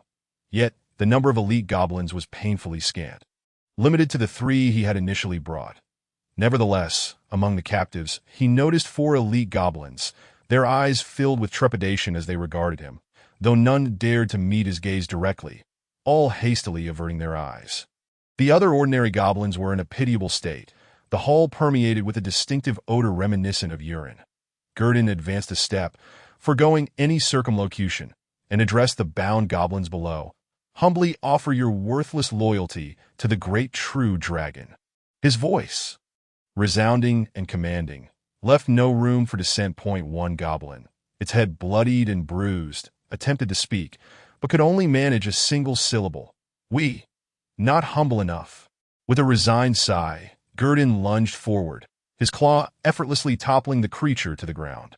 His sharp talons carving 4 deep, bloody gashes into its chest, the heart visibly pulsating beneath the torn flesh. Gerdon then gracefully positioned himself before another elite goblin, commanding, "Kneel." This time, the already terrified goblin hastily bowed its head, dropping to its knees, and with a voice filled with desperation, proclaimed, "The great true dragon, Broken Toe, Kaz is willing to submit. You shall be my one and only master for this lifetime." Its voice, frantic and piercing, seemed to echo as if it feared that any pause would render it voiceless. Witnessing this, the other goblins appeared to find their resolve, joining in a disjointed chorus of submission. There were both subjects and masters. Some even exhibited a loyalty learned from who knows where. What was uniform among them was their bowed heads, embodying both utmost reverence and profound fear. Upon Kaz's declaration of fealty, a peculiar sensation stirred within. It seemed that its submission had rendered the true dragon before it somewhat disheartened, as if it were incensed by the fragility of its bones in comparison to the previous elite, Sharp-Eye Kaz.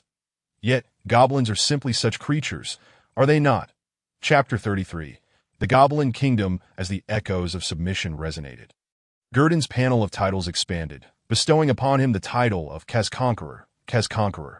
You have obliterated the fragile confidence of the Kaz clan with your overwhelming might, shattering their self-proclaimed divine lineage. However, conquering a green-skinned tribe as a true dragon is hardly a feat worthy of pride. You remain the shame of true dragons. Effect. When attacking, there is a certain probability of ensnaring the opponent in a will assessment.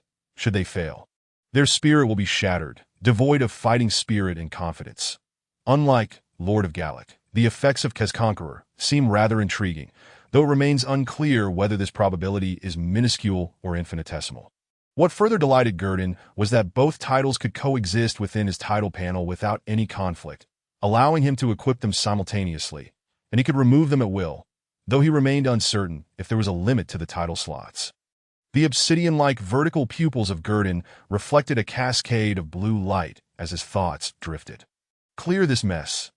Take it back. Perhaps Nina could find it useful.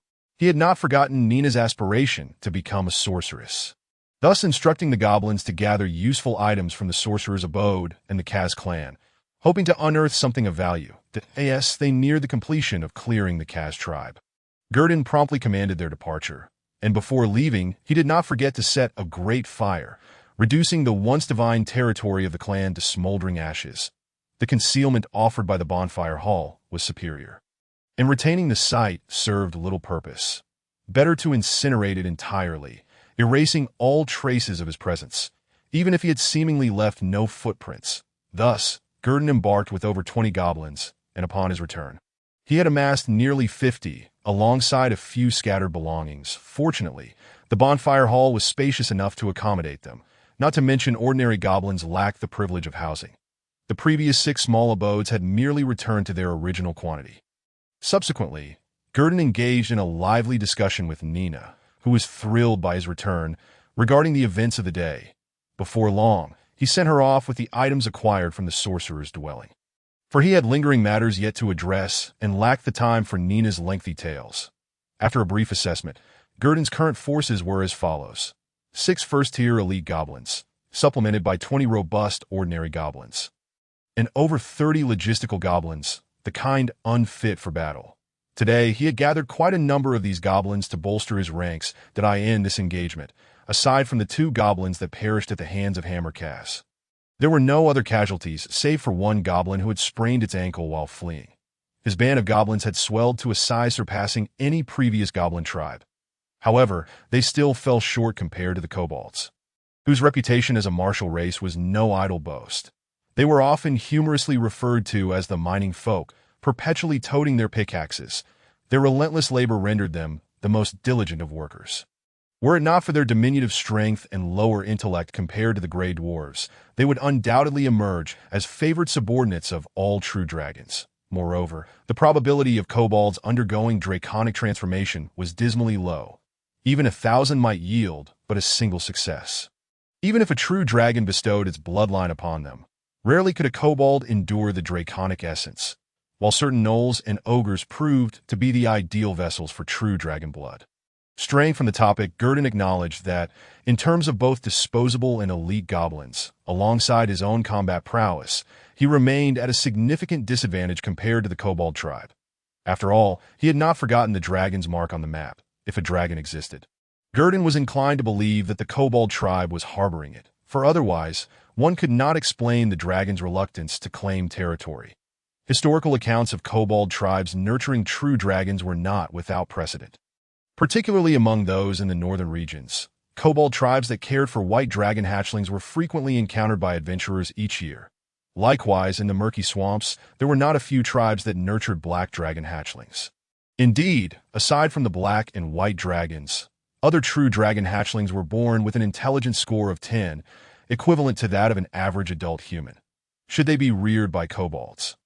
The dynamics of who nurtured whom would become intriguingly blurred. It was only the hatchlings akin to wild beasts, such as the white dragon and the black dragon, which exhibited less cognitive acuity at birth, that could feasibly be domesticated.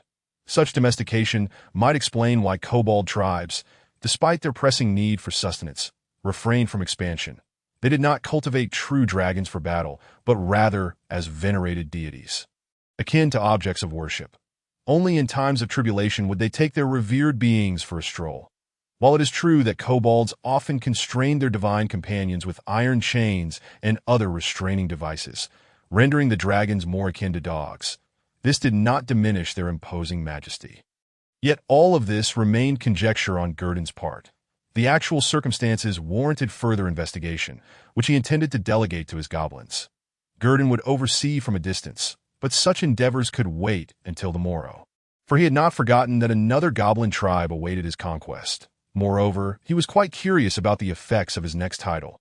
The name of this goblin tribe was revealed to Gerdon, Daika, which denoted unity in the goblin tongue. It was said that their tribe lacked sorcerers, yet managed to evade absorption by the other two tribes, indicating that their leadership possessed some degree of capability. Furthermore, their location was the closest to the kobold tribe, suggesting that their resilience was not without merit.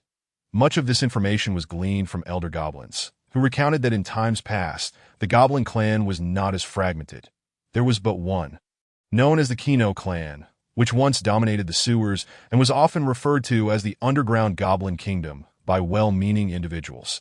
Their presence was felt across trade districts, noble quarters, and dockside sewers alike. However, as Kalando grew and the goblins' arrogance swelled, it became common for travelers to be ambushed by groups of goblins lurking in the shadows. Ultimately, guided by the lure of wealth, they attracted the terrifying creatures known as adventurers. Rumor had it that during that period, a goblin's right ear was worth 10 copper coins, a staggering contrast to today's mere 2 copper coins, marking a 5-fold increase in value. This led to an overpopulation of goblins in Kalando's sewers, had it not been for the subsequent scarcity of flesh amidst the excess of seekers. One could find a goblin tribe in the wilderness within the time it took to locate a single goblin in the sewers. This influx eventually subsided, and the remaining goblins coalesced into 3 clans, each looking down upon the others due to differing allegiances. The Gallic clan sorcerers were mere survivors from that tumultuous era. When Gerdon listened carefully, he began to understand why the goblins in the sewers were so extraordinary compared to those in the wilderness. It turned out that their ancestors had once enjoyed prosperity, which explained much. After hearing this, Gerdon gleaned some information about the Daika clan from the goblins, and he began to formulate a plan in his mind. However, since the magma spout had not yet fully recovered, he could only postpone his actions until the following day. After all, it was considered one of his most formidable weapons at times. Gerdon found himself enviously admiring the whelplings. At least their breath could be unleashed without limitation every day. In contrast, his own could only be released once per day during the whelpling stage. Yet this also underscored the fearsome nature of Gerdon as a magma dragon, for even in his juvenile form, his combat prowess already far surpassed that of the other 4 dragon species within the chromatic lineage, nearing that of a red dragon. Once he had absorbed all this information, Gerdon found himself with little to do. So he lay on the high platform, nudging a few silver coins with his claws, that he then glanced at Nina, who was clutching a spellbook and appeared to be on the verge of slumber. As he observed her, he too began to feel drowsy and soon succumbed to sleep, having quite a tiring day. Whelplings must ensure they get adequate rest to grow swiftly. Chapter 34. Domestication. When Nina awoke from her slumber, she discovered that the whelpling, which had been lying beside her, had vanished without a trace. Only the residual warmth on the platform and the scattered coins testified to its previous presence. Sitting up, Nina gazed out from the high platform, and indeed, many goblins had disappeared from the bonfire hall. With the elite goblins completely absent at first glance, the place seemed rather empty. Nina understood that Mr. Gerdon must have set off to lead his subordinates in conquering another tribe, specifically one known as the Daika clan. However, upon awakening and finding Gerdon absent, she felt a peculiar sense of emptiness within. Staring at the disordered coins beside her, she found herself devoid of the motivation to tidy up. Simply gazing at the vacant platform. After a prolonged moment of stupor, she picked up the obscure and difficult spellbook, but found herself unable to turn a single page. She shut it once more and tossed it aside, feeling incapable of continuing. Yet this state of lethargy did not last long. Suddenly, as if struck by a revelation, she shook off her previous despondency and began to fervently pray. Nina realized that even if she could not be by Mr. Gerdon side, she could still contribute in her own small way, however insignificant it might seem. May the gods bless, and may today be as smooth for Mr. Gerdon as yesterday. Nina closed her eyes and silently prayed to all the deities she knew, even including Bahamut, the Lord of the North Wind, that if there had been an altar to a deity before her, she might have even knelt in worship, offering her most devout faith, akin to her previous appeals to the Earth Mother for assistance for Grandmother Orlon. Belief in deities had deeply permeated the hearts of the inhabitants of the AIO continent, and both children and elders understood that the divine was omnipotent, at least in their minds. It was. While Nina prayed, Gerdon was leading his goblin entourage toward the last goblin tribe in the sewers, the Draconic clan. This grand procession included 6 elite goblins alongside 30 to 40 ordinary goblins, among whom were those from the recently surrendered Kaz clan. Each held newly issued weapons, but what was even more astonishing was their demeanor. They no longer appeared dejected, but instead radiated enthusiasm and eagerness to prove themselves. The goblins from the Gallic clan exhibited a similar fervor, yet they regarded the Kaz clan with disdain, looking down upon the vanquished. Gerdon had anticipated this reaction, having administered a potent motivational boost that morning. The essence of this motivational elixir was simple, akin to the age-old adage of painting a pie in the sky, that he merely informed these goblins that upon unifying the last Draconic clan today, a chief would be selected from among the bravest among them to lead the newly formed tribe, truly embodying the phrase, one dragon beneath, thousands of goblins above, becoming the sole king among the green-skinned. The prospect of becoming the Goblin King was a straightforward yet compelling promise that could ignite the goblin's fighting spirit, that a goblin who did not aspire to be a warrior was not worthy of the name. The title of Goblin King was even more significant. Every goblin was aware of the power it conferred and the privileges it entailed within their rigid hierarchy. All of this was unspoken, but understood. Thus, the elevation of morale had long been anticipated by Gerdon. However, he was surprised by the remarkable results. Not only the elite goblins, but even the physically weaker ones appeared invigorated. It seemed that this potent motivational boost had indeed been effective for the goblins. Upon reflection, Gerdon felt a sense of ease. After all, they were intelligent beings in their own right on the AIO continent, that as sentient creatures, they would naturally yearn for power, status, and wealth. Even true dragons were not exempt from this curse, let alone goblins. With spirits lifted, Gerdon intended to engage in a genuine confrontation, preparing the groundwork for the impending battle against the kobolds that if there truly was a dragon within the kobold lair, they would inevitably cross paths sooner or later. While the lower-tier forces may not play a decisive role in combat, they could still contribute somewhat. Even a slight enhancement in strength was valuable. Gerdon did not expect them to defeat the kobolds despite being at a disadvantage in numbers. His expectations were modest. He merely hoped that these goblins would refrain from fleeing in panic before their defeat became evident. Thus, in this forthcoming battle, Gerdon hoped that it would instill some confidence within the goblins towards their master, but of course, confidence could not be merely spoken into existence. It had to be earned through tangible results. As he pondered this, Gerdon realized that he had unconsciously led his goblin cohort to a moss-covered underground corridor. If his memory of the map was accurate, there would be a slope at the end of the corridor. Upon descending and turning left, a circular, abandoned underground hall would come into view. This was the residence of the Draconic clan, a gathering place for over 40 goblins. Ganadaika was the current chieftain of the Draconic clan. 5 years ago, he inherited the supreme authority of the clan from his ailing father, who was nearing death, and had maintained it ever since. Ganadaika held both the kobolds and the goblins of other clans in contempt, arrogantly believing that the Draconic clan was the sole legitimate lineage of the former Goblin Kingdom in the sewers. This belief was underpinned by the unique bloodline of the chieftains of the Draconic clan, which exuded a mysterious power. The other tribe's goblins, in his eyes, were merely inept, cowardly wretches. Nonetheless, he had every reason to be proud. Under his leadership, the clan boasted an impressive cadre of 10 elite goblins, coupled with his own extraordinary abilities. Even the spellcasters of the Gallic or Kaz clans did not intimidate him, that he had received news of the previous day's fire in the Kaz clan and was preoccupied with thoughts about the identity of the force responsible. Was it the kobolds or an invading race? Perhaps some upheaval in another region? While Ganadaika's thoughts were in turmoil, an urgent commotion disrupted the tranquility outside his chieftain's hut. Chieftain, a multitude of goblins have arrived outside the hall.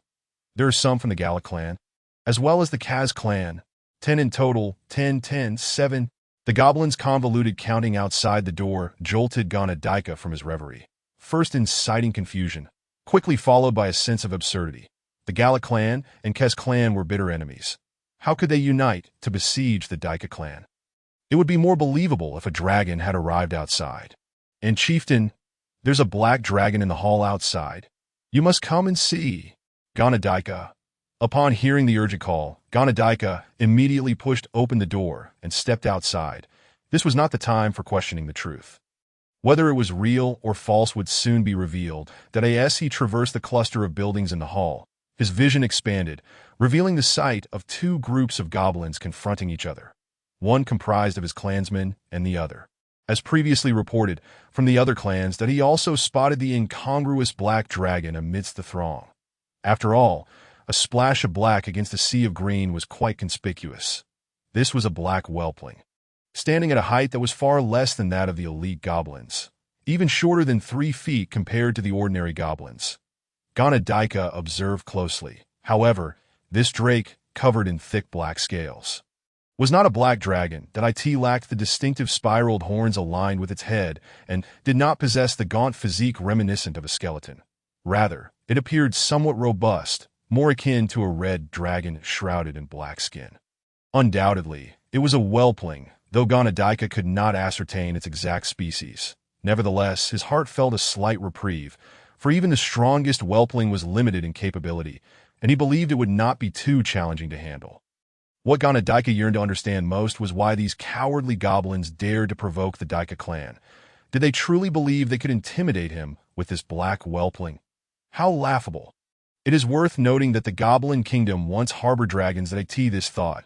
Ganadaika's eyes gleamed with a sudden spark, involuntarily drifting towards the black dragon before him, which ignited a bold idea within him. With an air of utmost arrogance, he stepped forward and addressed the seemingly spirited goblins from other clans, declaring haughtily, "How dare you trespass upon my territory? Did not Gallic Long and Hammer Kaz inform you that the Daika clan is not a place for weak and incompetent wretches like yourselves? However, as I find myself in a particularly good mood today, if you leave behind this hatchling dragon you have raised, I shall let you go unharmed." No sooner had Ganadaika spoken than he noticed that the once fiery goblins before him, both elite and common, were gazing at him with a peculiar expression, as if regarding a fool. Then he was met with the most commanding and solemn voice he had ever heard. "You dare to say, who is being raised?" Chapter 35. Fury. The voice, resonating like thunder, emanated from the black dragon seated on the ground, evoking an absurd sensation in Ganadaika, as if he were witnessing a petite woman producing a deep, raspy male voice. Indeed, the dragon's size was quite imposing compared to the adult-like stature of Ganadaika. However, what concerned him more was the dawning realization that he might have misinterpreted the situation. Was this hatchling not raised by the goblins? As Ganadaika pondered the implications, the goblins across from him, particularly the elite ones, promptly revealed the truth, shouting, "You have insulted our great, benevolent, and supreme master. His majesty is not to be disrespected. And we of the Gallic clan shall pursue a vendetta against your Daika clan, Yura." Immediately, the common goblins joined in, echoing, "Vengeance, Yura! Yura!" The cacophony of goblins' furious shouts reverberated throughout the hall. All the goblins appeared indignant, although it remained uncertain how much of their outrage was feigned for the sake of the dragon. While Ganadaika felt no fear towards these rabble, the realization that the black dragon was indeed the master of the goblins caused him to exhibit a hint of astonishment. After all, it would be quite challenging to subdue 2 clans of spellcasters and second-tier warriors with merely a hatchling dragon. Could there be other creatures lurking in the shadows? Ganadaika cautiously scanned the dark corners, attempting to discern any hidden threats. However, in the next moment, a roar more thunderous than the goblins' outcry erupted, drowning out all sound within the hall. Hatchling's roar. Then came the familiar, deep, raspy voice. "My kin, arm yourselves and fight for me. Crush any creature that dares to insult the true dragon." obedience or annihilation. Gordon's voice acted as a signal, prompting the goblin followers who had previously stood still to raise their weapons and charge towards the Daika clan. They displayed an eagerness to engage, brimming with combat fervor. In stark contrast, the authority embodied in Gordon's roar instilled fear in many of the ordinary goblins of the Daika clan, causing them to kneel, their legs trembling. Some goblins felt an uncontrollable urge to flee, while even the elite goblins were affected, appearing shaken and helpless as they watched their comrades being slaughtered. Witnessing such a scene, Daika could no longer entertain thoughts of other potential threats in the shadows. If he continued to indulge in paranoia, it was conceivable that the warriors of his tribe could be slaughtered by these filthy creatures. The immediate priority was to deal with the adversaries before him. Thus, Daika skillfully summoned the mysterious power within him. The entire goblin assembly inhaled deeply, and then, seemingly expending all their might, he unleashed the mightiest roar befitting the chieftain of the Daika clan. Warriors, rise! Let this hatchling dragon and its minions remain forever in the Daika clan. I shall claim its head as a trophy to hang upon my wall. Daika's roar seemed imbued with magic, instantly rekindling the morale of the Daika clan's goblins, as if they had been invigorated by a potent elixir. Some goblins immediately emerged from their stupor, their trembling bodies regaining strength, their chaotic thoughts stabilizing. Their hands once again firm as they prepared to confront the oncoming enemies. This roar salvaged the Daika clan, which was on the brink of collapse under Gordon's thunderous bellow. Naturally, Gordon also realized that his previously unassailable aura of dominance had been countered by the chieftain's furious roar. This piqued his interest. Moreover, after the roar, the goblins of the Daika clan appeared to have grown even stronger. Their bloodshot eyes and heightened morale, coupled with their agile movements, suggested a significant boost in the time it took Gordon's goblin followers to launch 3 attacks. The Daika clan could unleash 4 had the physical transformations of the goblins not been so minimal. Gordon might have believed they were under the influence of a group frenzy. Spelled seemed that this goblin chieftain was no ordinary foe. Gordon narrowed his dark golden eyes, fixating on the chieftain whose figure was rapidly disappearing into the throng of goblins. A glimmer of murderous intent flickered in his gaze. Surely, if he eliminated this one, the Daika tribe would no longer pose a threat.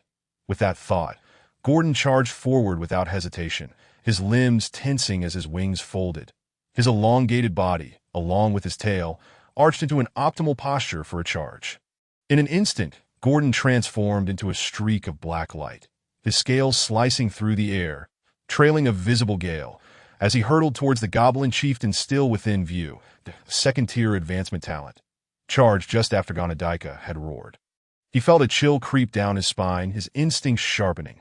Without a moment to spare to assess the unfolding battle, he swiftly retreated behind several goblins. Was this keen alertness that enabled him to narrowly escape disaster.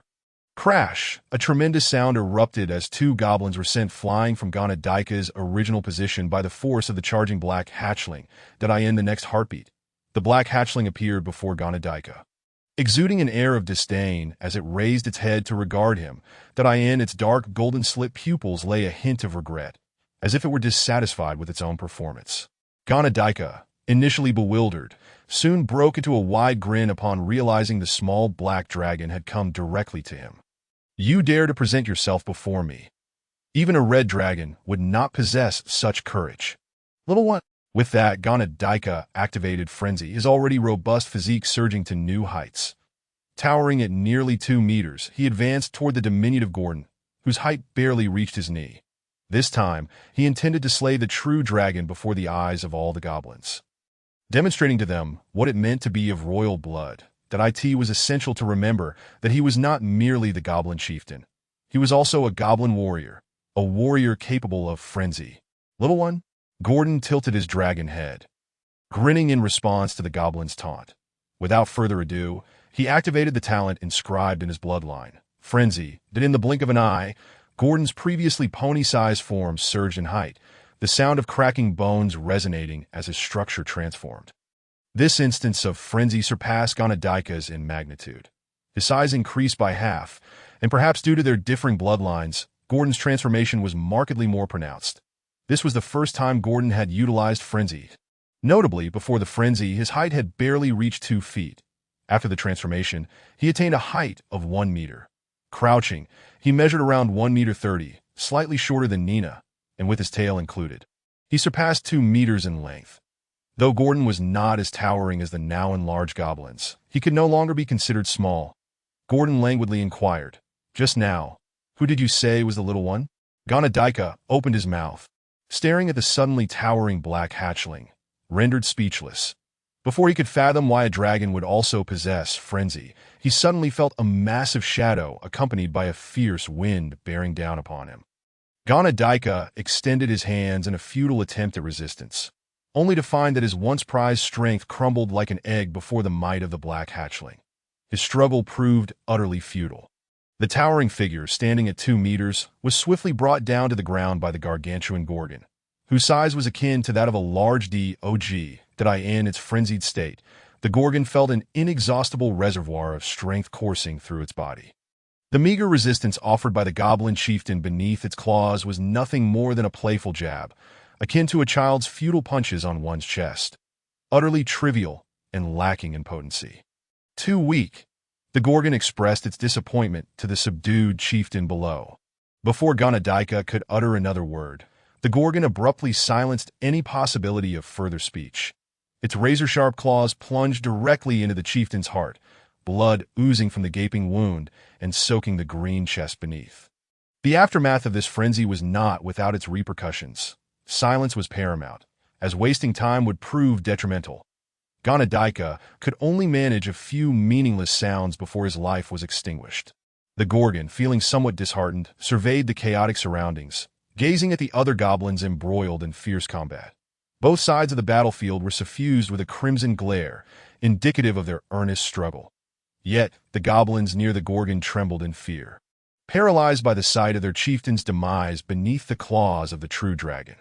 They comprehended that any further resistance was futile. Surrendering would be a far more merciful fate. The Gerdon's dragon's roar was yet unvoiced, incapable of calming the frenzied goblins.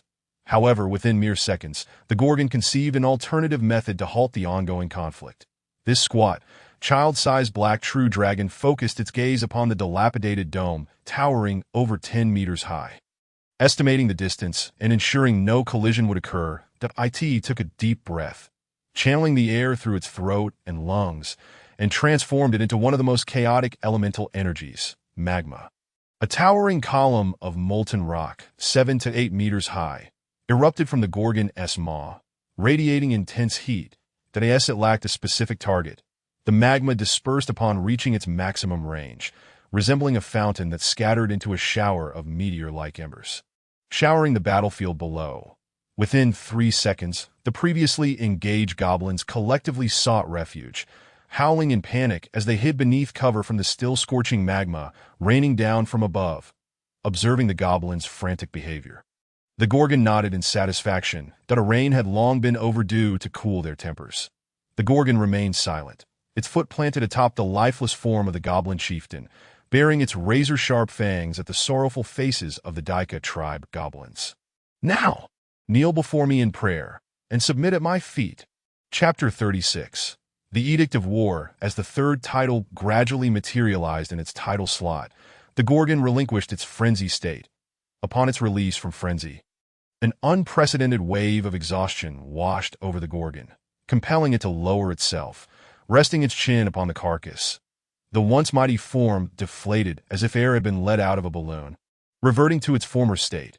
An immature dragon slightly larger than a pony that in this moment of apparent lethargy, not a single goblin dared to stir. They all lay prostrate on the ground, heads bowed in submission. Under the leadership of goblins lacking second-tier strength, these elite goblins resembled a disarrayed mass of sand, unable to coalesce without a leader. Only the Gerdon could unify them.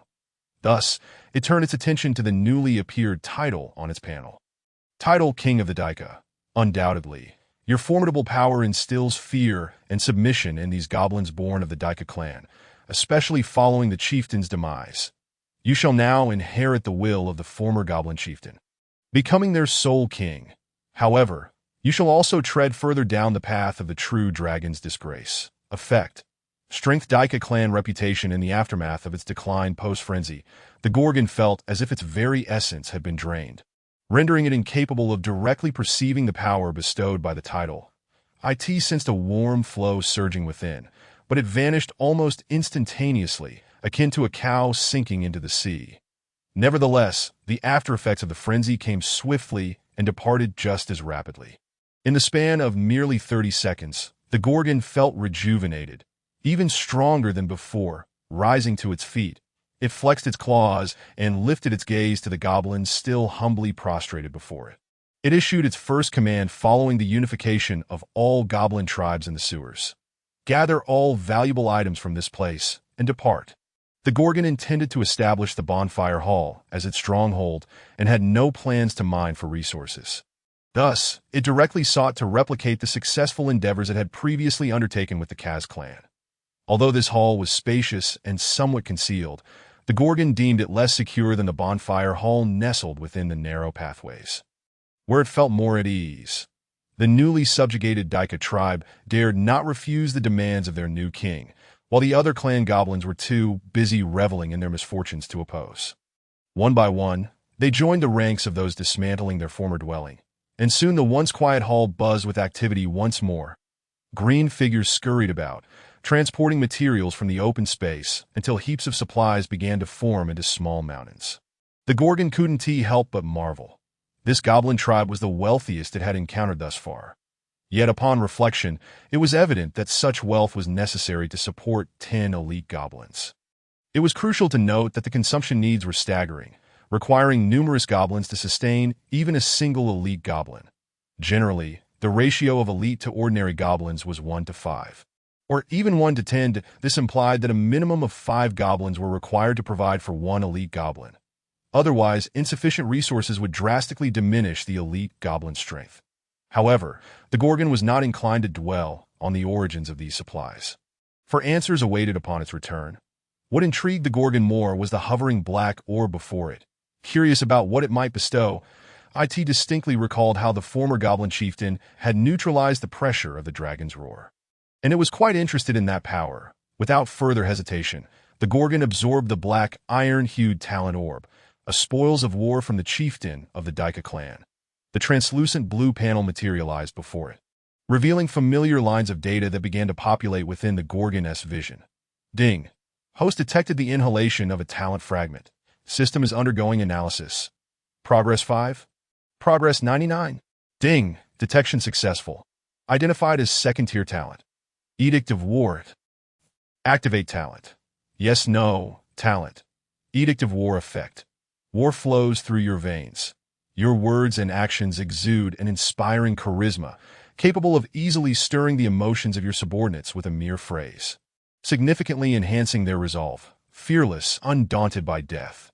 Moreover, under the power of your voice, your subordinates will receive slight boosts in agility, strength, endurance, and attack speed, with the duration contingent upon the war's conclusion.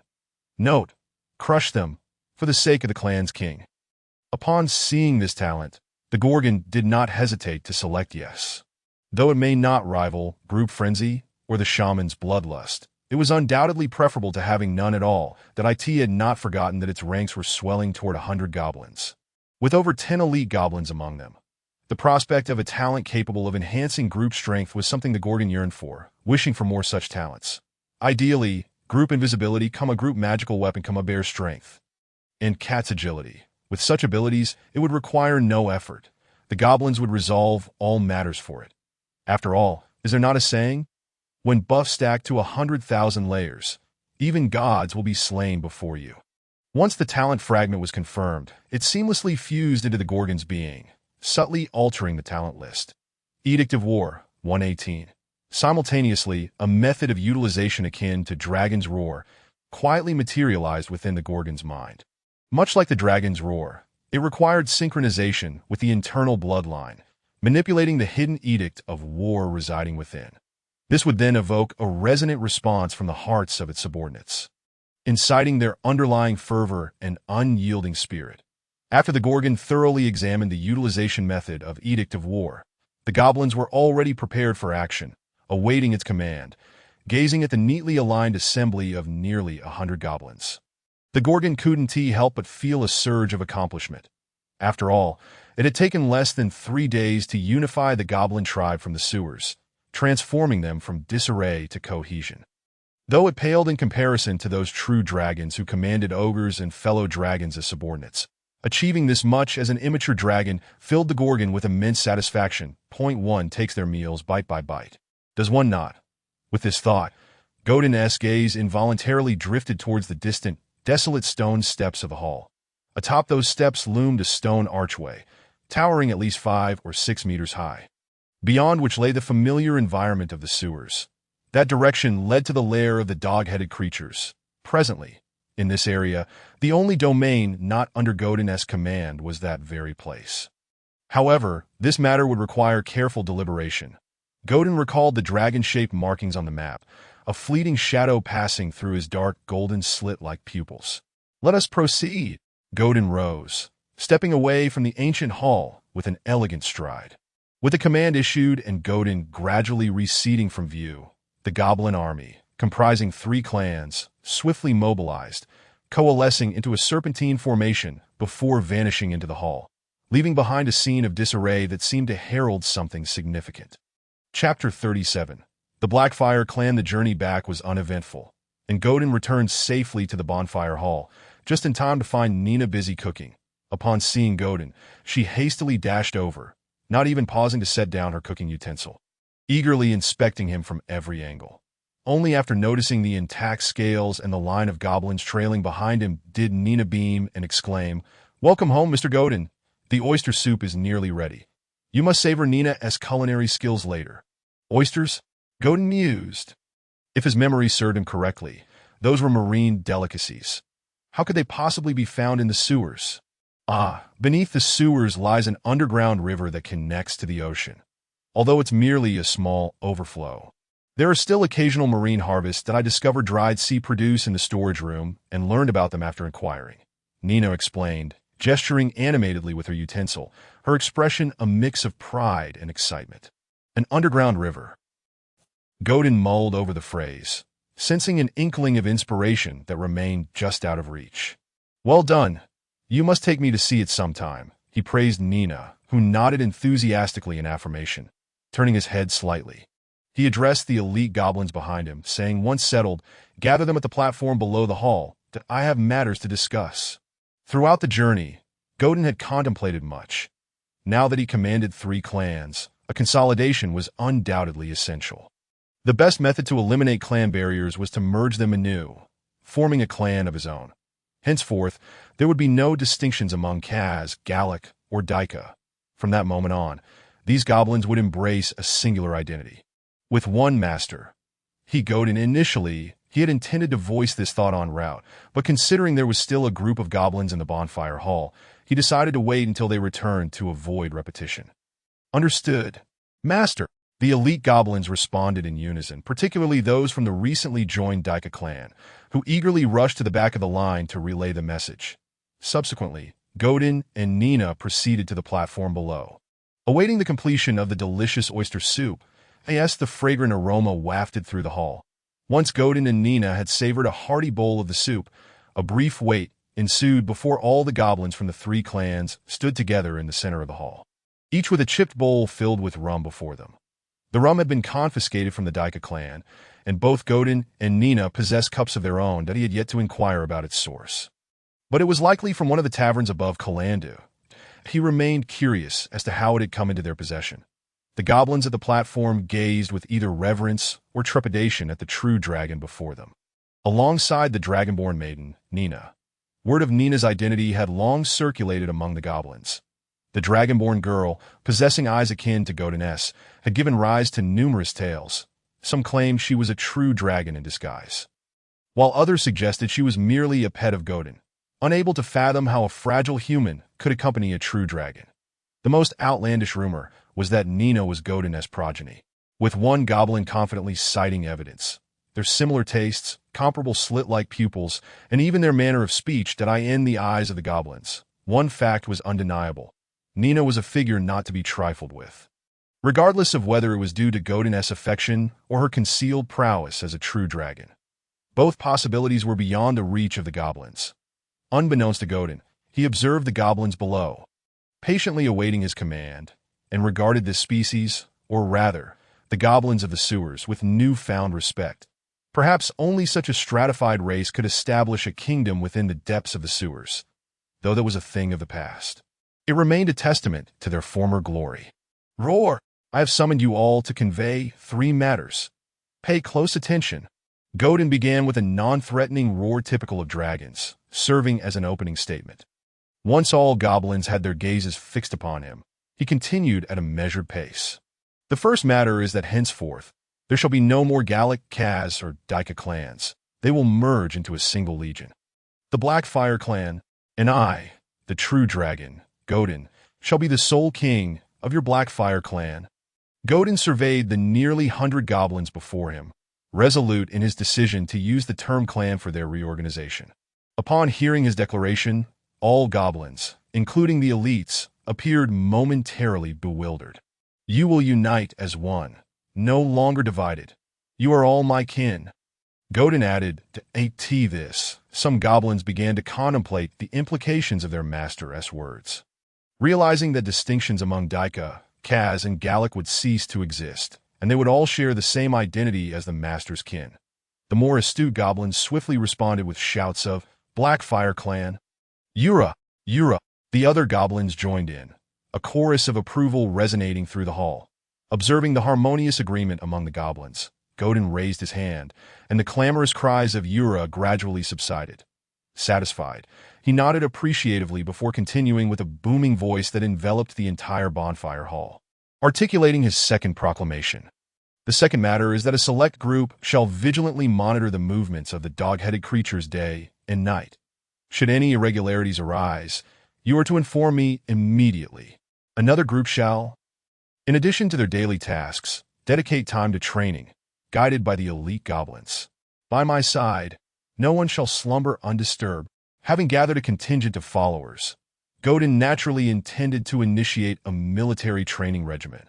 After all, the stronger they became, the more effective his war command would be. With sufficient time, Gerdon believed he could potentially dismantle the lair of the dog-headed creatures. Upon hearing his command, the goblins erupted in cheers, the shouts of Yura swelling in intensity.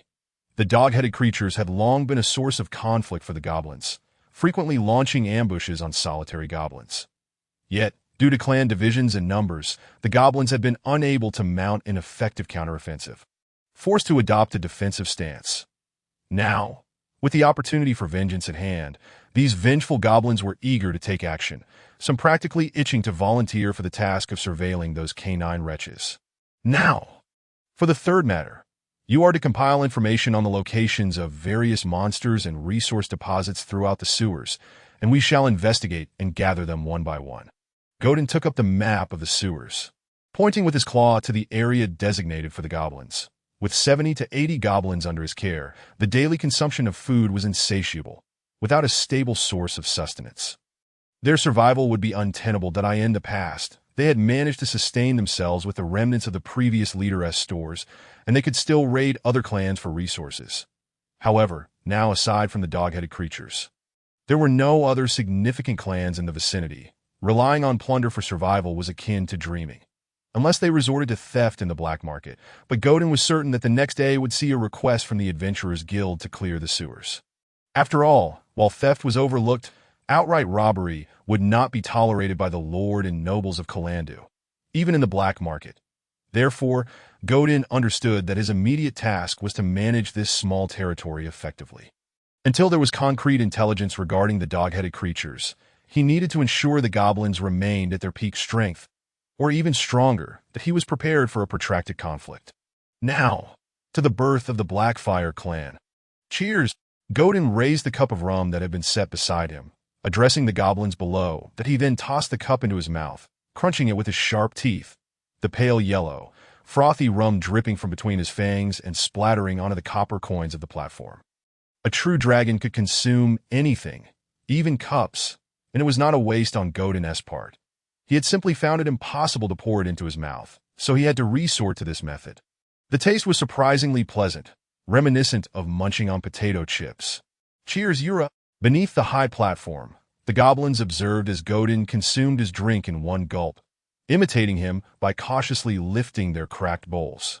However, they lacked the audacity of Gerdon and merely gestured towards the true dragon above, raising their cups in a distant toast before downing their drinks in unison. In that moment, the sounds of gulping and swallowing echoed throughout the bonfire hall, intensifying the flickering flames. Below Gerdon's gaze, the green specks began to flicker erratically. Upon clicking to open, he discovered that his previously intact 3 titles had now coalesced into one: Lord of Blackfire. Chapter 38, Dragon Lion. Are you alright, Celia? In a dimly lit cavern, behind a massive rock, 2 slender figures rested against the boulder, breathless from their frantic run, particularly the sorceress, who was not known for her physical prowess. Margalesia's once resplendent silver armor lay battered and scarred, and her sword had lost its former sharpness that a gaping claw mark, nearly exposing her skin, sent shivers down the spine of anyone who beheld it. Yet, even in such a state, Margalesia, the valiant warrior, did not forget to express her concern for her companion, Celia, the sorceress who had followed her for over a year, whom she cherished as a sister. It's all my fault, Margalesia. If it weren't for me, we would never have taken on this mission. Wyken and the others wouldn't have. I should be the one facing the dragon lion, Celia murmured, her once soft silver hair now disheveled, her brilliant gray eyes devoid of spirit, her face etched with remorse. She frantically grasped at her now dry, tangled hair, a stark contrast to the spirited confidence she had when accepting the quest. It's not your fault, Celia. Everything is a choice of fate. Even a seer cannot predict the future, and one could have foreseen that the mission site would feature not 1, but 2 dragon lions, one of which had already reached the 4th tier. Moreover, we all unanimously agreed to take on this commission. As for Wyken and the others, at this point, Margalesia found herself at a loss for words. Earlier, to ensnare the formidable 4th tier dragon lion and buy them time to escape, Wyken, Galiot, and Myfin, the roving warrior and ranger from the Dawn and Prosperity Adventurers Guild, had stayed behind to confront the beast. Wyken was the last of them, an adept scout of the 2nd tier. He was even more agile than a monkey in the dense forest. Yet as they sought refuge in this dark cave, they had heard Wyken's anguished cries and the horrifying sounds of bones being crunched. Moments later, the deafening roar of the dragon lion sent flocks of birds into the sky. It was rumored that the dragon lion delighted in devouring the heads of its prey, for crunching skulls bestowed wisdom and honed skills. The thought of Wyken, who had often jested and teased them, meeting such a grim fate left Margalesia unable to comfort Celia with the words she so desperately wished to say. After all, he was their comrade. Even in death, he remained a part of them. Captain, I am the one who should not survive. Celia lifted her head, her face streaked with tears, her despair mounting with each thought that a massive wave of regret flooded her chest, leaving her in profound discomfort, especially as she recalled the departure of each companion, a pain that tore at her heart. The anguish of an adventurer's farewell was something Celia was only now comprehending after a year. Uncertain if it was a blessing or a curse, as a sorceress, the sole spellcaster of the group and the youngest, she had always been the one most cared for. Wyken and Myfin had treated her with great concern, not out of romantic interest, but as one would care for a beloved sister.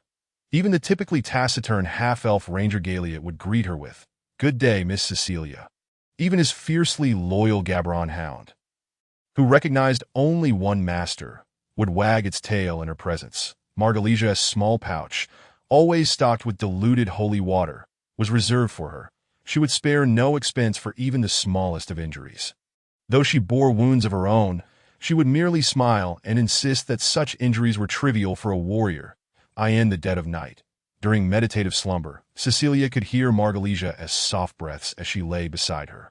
Though Celia understood that this might be the allure of her sorceress charm, the concern was undeniably genuine. Observing Celia on the brink of despair, Margalesia hastily offered words of solace. "It is precisely for this reason, Celia, that you must not let their sacrifices be in vain. You, with your sorceress bloodline, shall surely avenge them."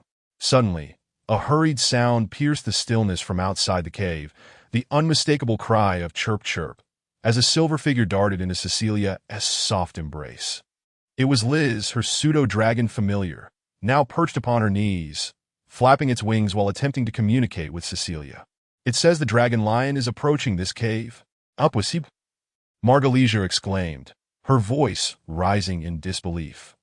Unable to mask her astonishment. "The dragon lion cannot dwell in dark, damp caves. I've already cleaned my bloodstains and the traces at the cave entrance that IT is no reason to find us here.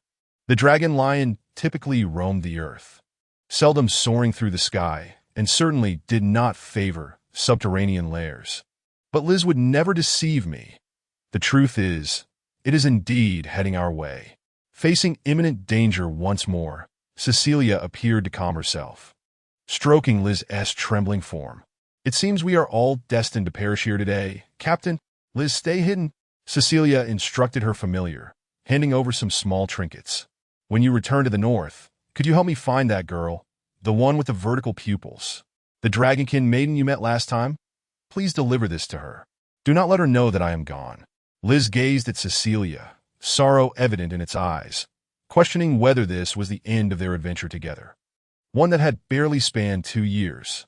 "It cannot be." Seeing Celia in such a state of resignation, Margalesia gritted her teeth, suppressing the pain in her chest. Just moments ago, while they dealt with the corpse of another dragon lion, she had been the first to be attacked.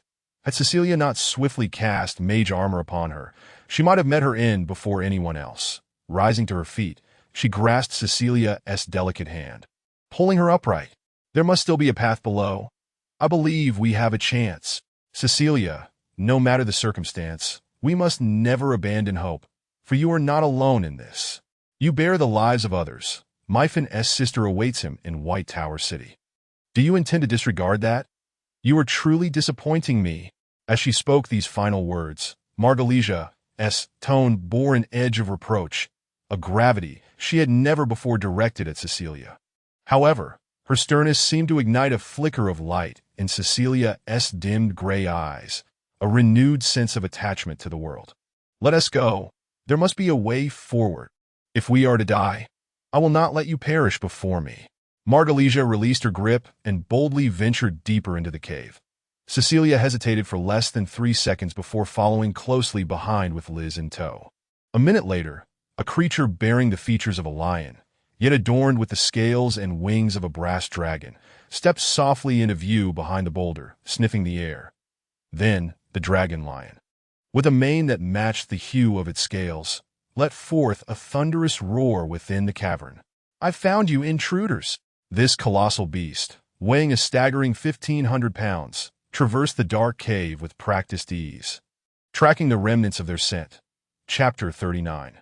The demi-plane that in the shadowy cavern. Celia and Margalesia naturally heard the furious roar not far from them, the distance closing as the heavy footsteps of the beast drew nearer. Margalesia halted, contemplating an interception. Despite her injuries, her second-tier strength remained intact. However, Celia grasped her arm, urging her, "Margalesia, do not rush to confront them. We still have a chance. Look at this!" Celia exclaimed, her fingertip bursting forth with a point of light that quickly expanded. It was a cantrip, light, which suddenly illuminated the entire dark cave, revealing its full extent to Margalesia. Bones littered the ground, fresh remains, some even teeming with maggots. These skeletal remains belonged to various creatures, yet conspicuously absent were the skulls. The very heads themselves. "This place is Margalesia's eyes widened in horror. "Indeed, Captain, this is its lair. We have stumbled into the dragon lion's nest," Celia confirmed, hastening to fill in the unspoken words. How could this be? Margalesia could scarcely fathom that the dragon lion would forsake its instincts and nest within such a dark cave. Rather than being termed a dragon lion, it would be more fitting to refer to it as a scorpion-tailed lion. Only such a malevolent creature would choose to nest in the shadows. Dragon lions favor warm, arid locales, typically found in hills or grasslands. "They must be guardians," Celia remarked, as she unearthed an ancient bronze hexagram seal from a pile of trinkets, inscribed with a language she could not comprehend. This peculiar seal had been retrieved from the lifeless body of a dragon lion, initially presumed to be merely one of their collected artifacts, intended for identification upon her return to the City of Freedom. After all, it is said that dragon lions are magical beings linked to the brass dragons, and it would be entirely reasonable for them to exhibit a penchant for collecting. However, it now appeared that this might indeed be the key to the guardian of the secret gate. As a sorceress, she possessed a fair understanding of magical companions, and her repository of knowledge contained ample information about dragon lions. That dragon lions inherit the ferocity of lions coupled with the cunning of brass dragons. Scholars assert that the likelihood of a hybrid between a brass dragon and a lion is exceedingly low, given that their territories overlap not at all, and the sagacious brass dragons show little interest in ordinary lions. They are more inclined to consider dragon lions as products of magical creation, perhaps born from interdimensional hybrid experiments or magical accidents. Yet, the brass dragons can converse for an entire day with creatures that barely utter 2 syllables. One cannot entirely dismiss the possibility that, on some fateful day in the desert, a lost lioness might engage in delightful conversation with a brass dragon, leading to an unusual friendship, for those scholars do not grasp the joy found in interspecies connections. As a neutral entity, it is conceivable that a mage or warrior could tame a dragon lion as a companion, albeit requiring leadership skills or personal charisma. Much like Celia herself, that it is precisely due to this trait. Along with the dragon lion's strong territorial instincts and intense hostility towards outsiders, that they serve as excellent guardians of treasures. Importantly, they inherit a notable quality from brass dragons. They can subsist on minimal amounts of inorganic matter, such as rocks and soil. Although their predatory nature inclines them to consume meat, they can survive on Earth alone. Thus, many liches and mages choose to place dragon lions within their burial sites or treasure caves to deter intruders. As for why these 2 dragon lions broke free from their confinement and revealed themselves to the hunters, subsequently reporting to the City of Freedom, that is beyond Celia's conjecture. However, with the approaching footsteps and roars of the dragon lions growing ever closer, their time was rapidly dwindling.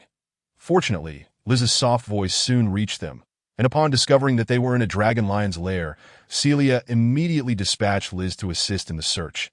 Though not a true dragon, the pseudo-dragon was quite adept at locating treasures and secret doors.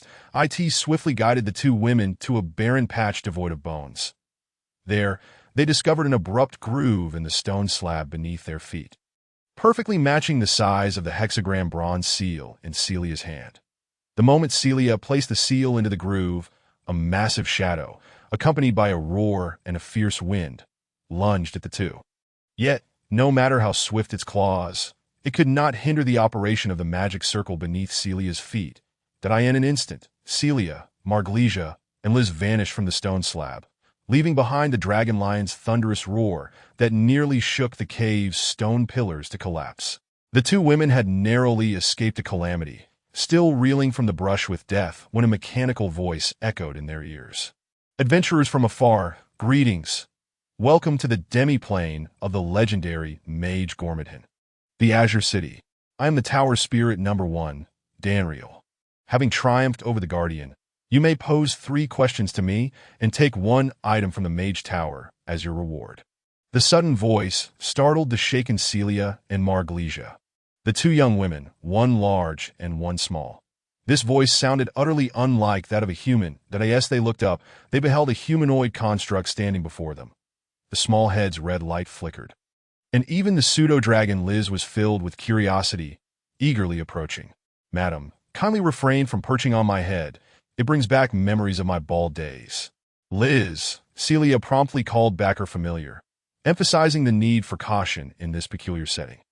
After all, she was merely a second-tier sorceress, not one of those legendary mages who casually traversed the domains of the succubus Lord Mykanksut's Shindalavel or treated the fungal Lady Zugmoy's Syndakla as a botanical garden, effortlessly navigating the bottomless abyss as if it were their backyard. In this strange demi-plane, it was wise to remain vigilant. That it was then that Celia had the opportunity to observe the towering edifice that rose over 1,000 feet behind the tower's spirit construct. The tower was the sole structure within this demi-plane, its silhouette stark against the void, prominently adorned with the hexagram insignia. Meanwhile, In the sewers, Gerdon contemplated his new title, Master of Blackfire, embarking on a lengthy introspection. Title, Master of Blackfire. Your might has won the allegiance of all goblin tribes in the sewers, and they shall revere you as their king, offering you the utmost respect. The Blackfire Clan was born for you. Your will is the very essence of their existence.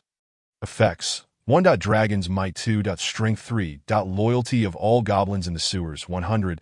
Will not diminish before the first failure point. 4. Your attacks have a certain probability of triggering a will check. 5. Unlocked. Beneath the title effects. A line of light blue text caught Gerdon's eye. The number of Blackfire Clan members. 87,100. This signifies an evolution of growth title. Chapter 40. The transformation of the title occurred when Gerdon announced the establishment of the Blackfire Clan. He remembered distinctly that the small green dots on his vision began to flicker. Initially, he thought it was some other information, but to his surprise, it was the merging of titles. Yet this was preferable. He had been apprehensive that bestowing a title upon each tribe he conquered would result in an overwhelming number of titles by the time he matured. Just the opening remarks alone would take 10 minutes to recite. The thought of such an embarrassing scenario nearly overflowed the screen. However, does the denominator of 100 for the 87 members imply that the fifth unlocking of the title requires the number of followers to reach 100? Gerdon began to ponder. However, for now, he had no means to increase the number of followers, though he could certainly decrease it. His dark, golden vertical pupils scanned the surroundings, quickly zeroing in on a familiar elite goblin. A former member of the Gala clan, specifically the first goblin to approach and pledge allegiance, bearing a scorched arm.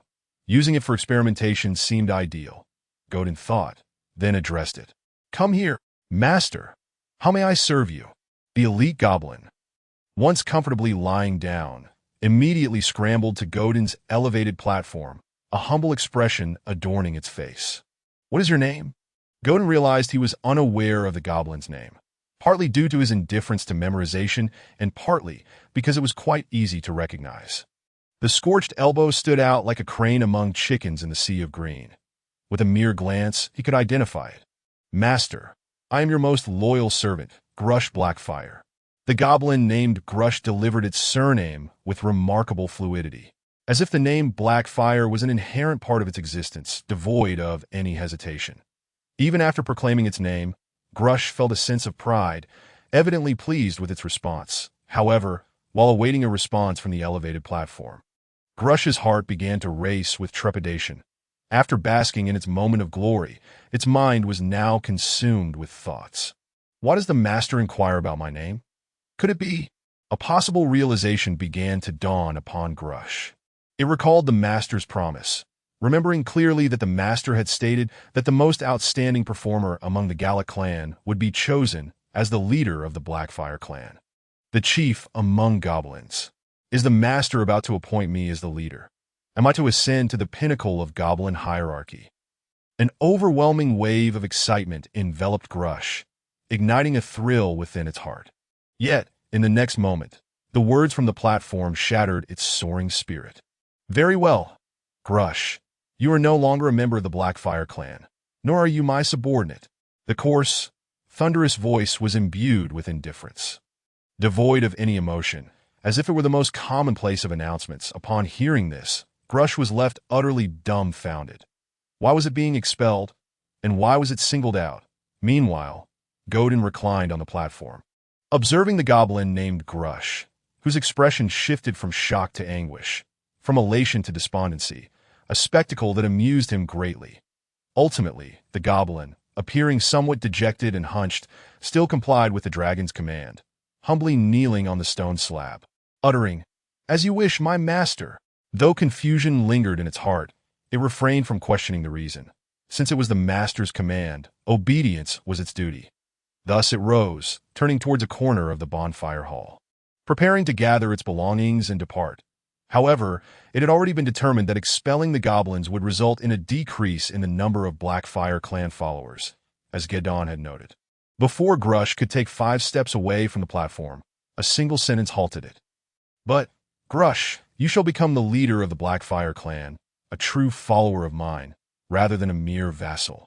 Instantly struck by overwhelming astonishment, Grush turned back rigidly, its face, now tinged with green, flooded with disbelief. It seemed to wish to discern the truth behind Gerdon's words.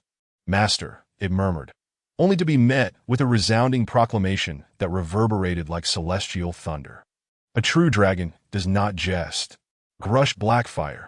You will be the inaugural leader of the Blackfire Clan. Do you intend to refuse?" "No, master, this is my honor.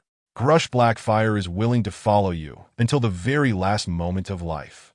The goblin immediately knelt. Though its intellect was lacking, it comprehended this simple matter thoroughly. The title of inaugural leader and follower was a once-in-a-lifetime opportunity for anyone who heard it. Grush could already feel the envious and admiring gazes directed towards it from all around. The surrounding goblins, who dared not voice their thoughts, were nearly overflowing with envy in their eyes. "Very well, Grush. Now, as the leader of the Blackfire Clan, the first task you must undertake is to implement my commands. Do you understand? Grush shall not disappoint your expectations, master. If you are unsatisfied, you may use Grush's head as a ball." Grush understood that this was the moment to demonstrate resolve and vowed without hesitation. "Very well. Now, you shall be responsible for organizing the groups. One group to supervise the dog-headed ones, another for warrior training, and most importantly, the third task. Gather the lone goblins from the sewers and integrate them into the Blackfire Clan, bringing them before me to pledge their loyalty. Additionally, there is a matter concerning the future of the Blackfire Clan, which is equally of utmost importance." Gerdon's words were many, and although Grush did not fully comprehend them, it firmly remembered 3 points: to strengthen itself, supervise its rivals, and expand its numbers. Thus, an hour later, on the rocky walls of the bonfire hall, a line of text written in Goblin language appeared. "Creating descendants equals forging the future. For the Master, for the Blackfire Clan, rejoice." In the half-plane of Azure City, Miss Sorceress Celia and the leader of the female warrior group, Marglesia, gazed at the tower spirit Danfler, who spoke eloquently before them. Resembling a chatterbox, its essence was simply this: hurry and select a possession of a traveling mage. It contained everything. After choosing an item, selling it would enable them to live a life of leisure as noble young ladies, becoming objects of envy. However, all this still circled around that topic. Celia and Marglesia held no belief, nor did they wish to believe, that this was a legendary adventure story as sung by bards. With Lady Luck smiling upon them, that if that were true, why would their companions meet such dreadful fates? Was there to be a sacrifice? Therefore, Celia spoke first, glancing at the tower spirit Danfler, and inquired, "Danfler, did you not say we could ask you 3 questions?" "Indeed, beautiful lady, you may pose any questions. Whatever Danfler knows, I shall answer." "Then, I shall ask my first question. Before our arrival, did anyone come here?" Celia's voice held urgency, as she and Marglesia had pondered some conjectures, beginning to recall details from accepting the commission to slaying the dragon lion. They discovered numerous coincidences, as if everything conspired to drive them into the cave. Indeed, not long ago, someone did come to Azure City. He even took away my favorite manual, which recorded my master's autobiographical experiences that I often used it to pass the time when I was bored.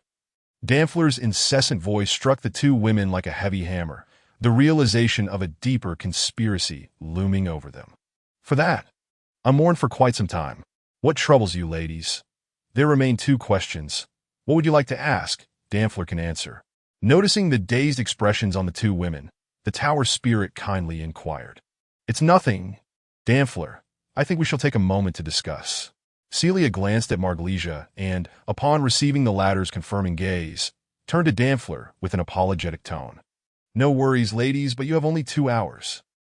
Danfler's voice held a light-hearted tone, yet there was an undeniable authority. 1 mile away from the Dragon Lion Cave, atop the highest hill, 3 individuals stood gazing into the distance, towards the Dragon Lion Cave where Celia and her companions had ventured.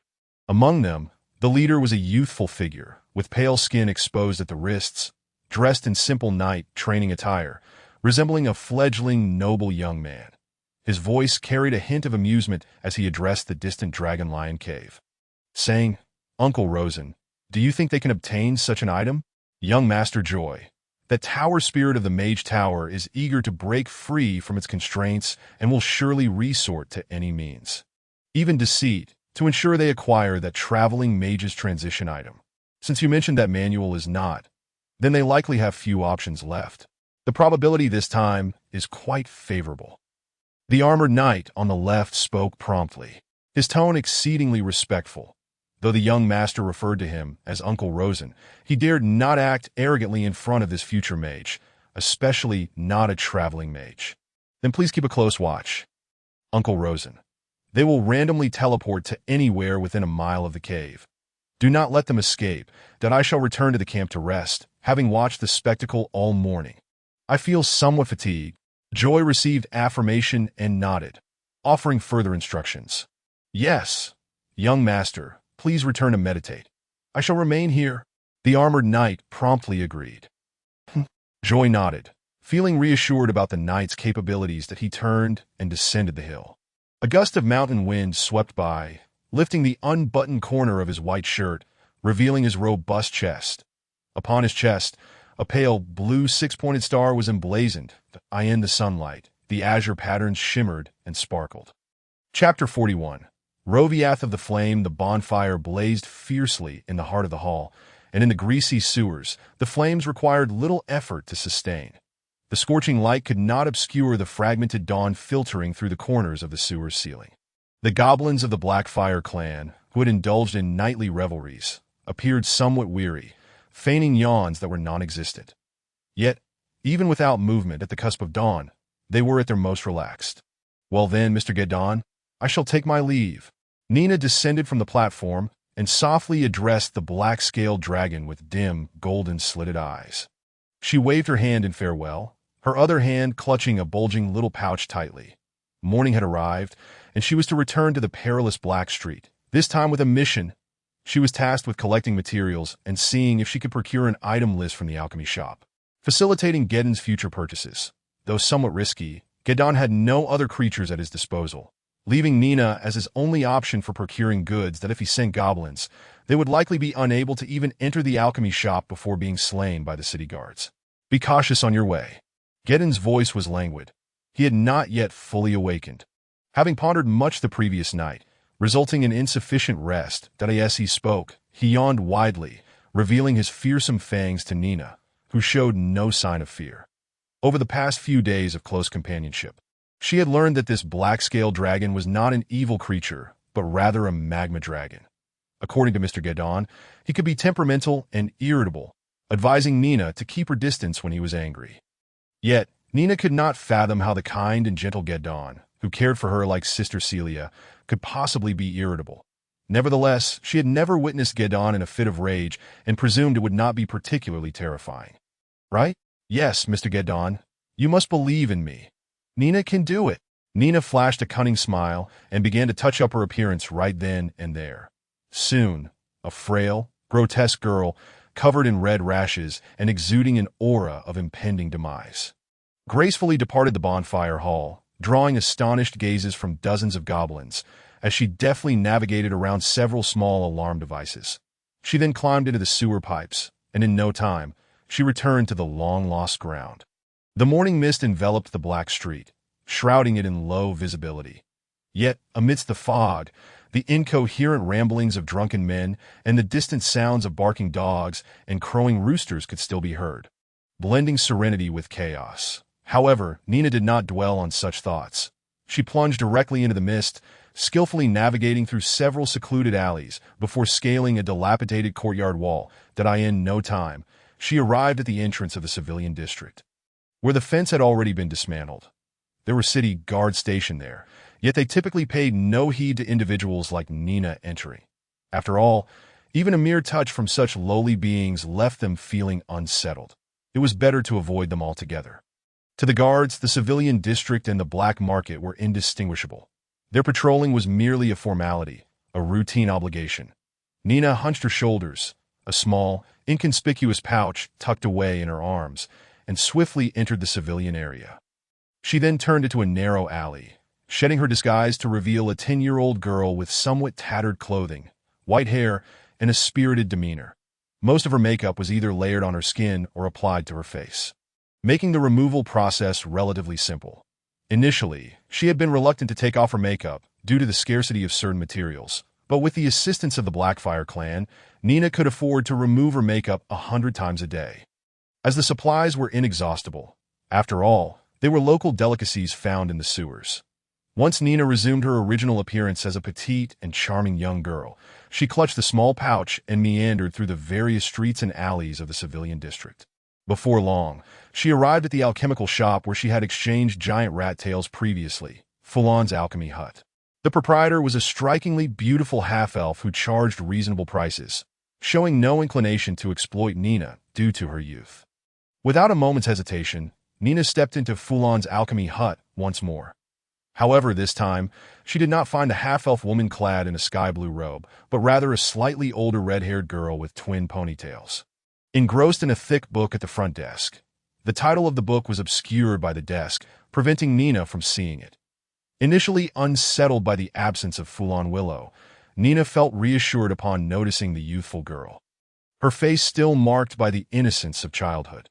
"Excuse me, is Miss Willow here?" Nina inquired timidly, startling the red-haired girl from her reading. The girl glanced around in confusion, unable to see Nina beneath the elevated front desk due to her own short stature. In a panic, she snapped the book shut, leapt from her stool, stumbled, twisted her ankle, and limped toward the back room, all the while shouting, "Sister, there's a ghost in the shop, and it's a little girl-esque ghost. Is she here to eat me? I'm still young. I don't want to die, sister, save me." When Fulon Willow, who was meditating in the back room, heard the frantic voice of her distant cousin, Loviv, she rose to investigate.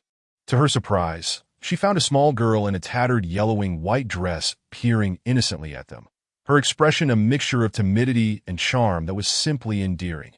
Recognizing her as the girl who had sold her the giant rat tails, Fulon realized that her cousin had misinterpreted the situation and gave Loviv a light rap on the head. "Where do you see a ghost? Stop scaring yourself. It's just a guest. I asked you to keep an eye on the shop. And this is how you do it. At this rate, you'll frighten all the customers away. Being timid while reading such scary books? Honestly."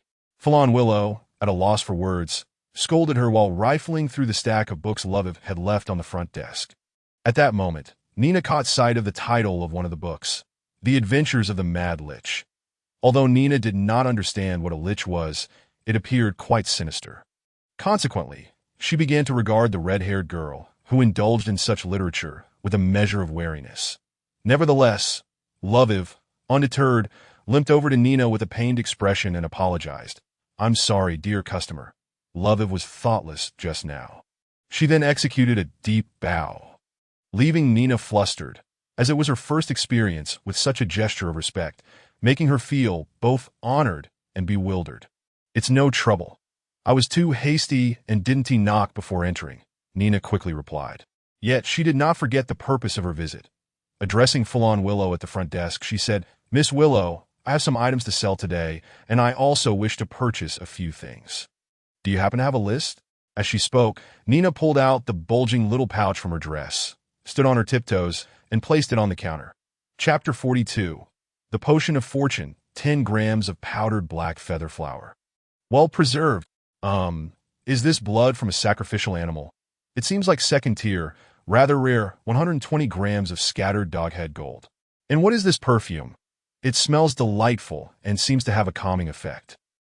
Fulon Willow, the proprietress of the alchemical shop, expertly extracted each tightly sealed bottle or pouch from Nina's little bag, diligently inspecting and evaluating them. Although the items Nina brought were not heavy, their variety was quite extensive. Fortunately, they were all common materials found in the sewers, which Fulon had previously accepted. However, this was merely a fraction of what was collected by Gerdon. There were still plenty more stored away in the bonfire hall. Some larger items, such as weapons, were not intended for Nina to sell, as they were too cumbersome for her to handle. They would remain as mere trifles in the warehouse that A.S. Fulon meticulously assessed, evaluated, and priced each item. Her expression remained unchanged, focused and serious. Soon, she had accounted for all the items Nina brought and recorded them on a piece of paper, each accompanied by a price, which Nina found quite straightforward. 10 grams of black feather powder. 9 silver and 30 copper coins. 20 grams of second-tier dark beast blood, 3 silver coins. 120 grams of doghead gold, 67 silver coins. Unknown calming perfume, 1 gold and 20 silver coins. Nina had brought a total of 7 items. The total value listed by Full-on Willow for purchasing these materials was 2 gold, 5 silver, and 20 copper coins. That to her surprise, the most valuable item was the bottle of perfume she had taken from the Kaz clan's spellcaster's hut, which Nina had not anticipated. Although she had heard Gerdon mention that the perfume was worth something, she had been skeptical. After all, to her, this perfume seemed to do little more than mask the foul odor of the sewers. Hardly comparable to gold. Yet, the price before her left her incredulous. A mere small bottle was worth more than gold, leaving Nina astounded. "Nina, it seems you have made quite a haul this time. Did you encounter that dog-headed sorcerer tribe out in the wild? Many of these materials are of considerable value. It's evident that they were not gathered by a thrifty human. Those dog-headed creatures and goblins, without precise instruments, could only manage such results." Full-on Willow spoke confidently. Beside her, Lovev gazed at Nina with admiration, almost exclaiming, "How impressive! She is so much younger than me and is already fighting those monsters, while I'm still lost in terrifying adventure stories." Nina replied non-committally, neither confirming nor denying, before turning to the half-elf shopkeeper. "I intend to sell everything, but could you help me exchange it for other items?" "I do not want coins." Nina spoke timidly, but her request was undoubtedly met with agreement from Full-on Willow. "What do you desire, little girl? We have everything an adventurer could need, but our main focus is on alchemical potions. Whether it be the best-selling sleeping potion or the underwater breathing potion, we have it all. However, regarding equipment, we primarily offer high-quality items, and there aren't many weapons suitable for you. Most are enchanted weapons. And their prices." Full-on Willow began to introduce Nina to the various items in the alchemical shop. Nina listened intently, as she intended to remember these details to relay to Gerdon later. "Miss Willow, I would like a book on combat techniques. Do you have any? A warrior training manual?" Full-on Willow asked, puzzled by the little girl before her. "Yes, how much is it?"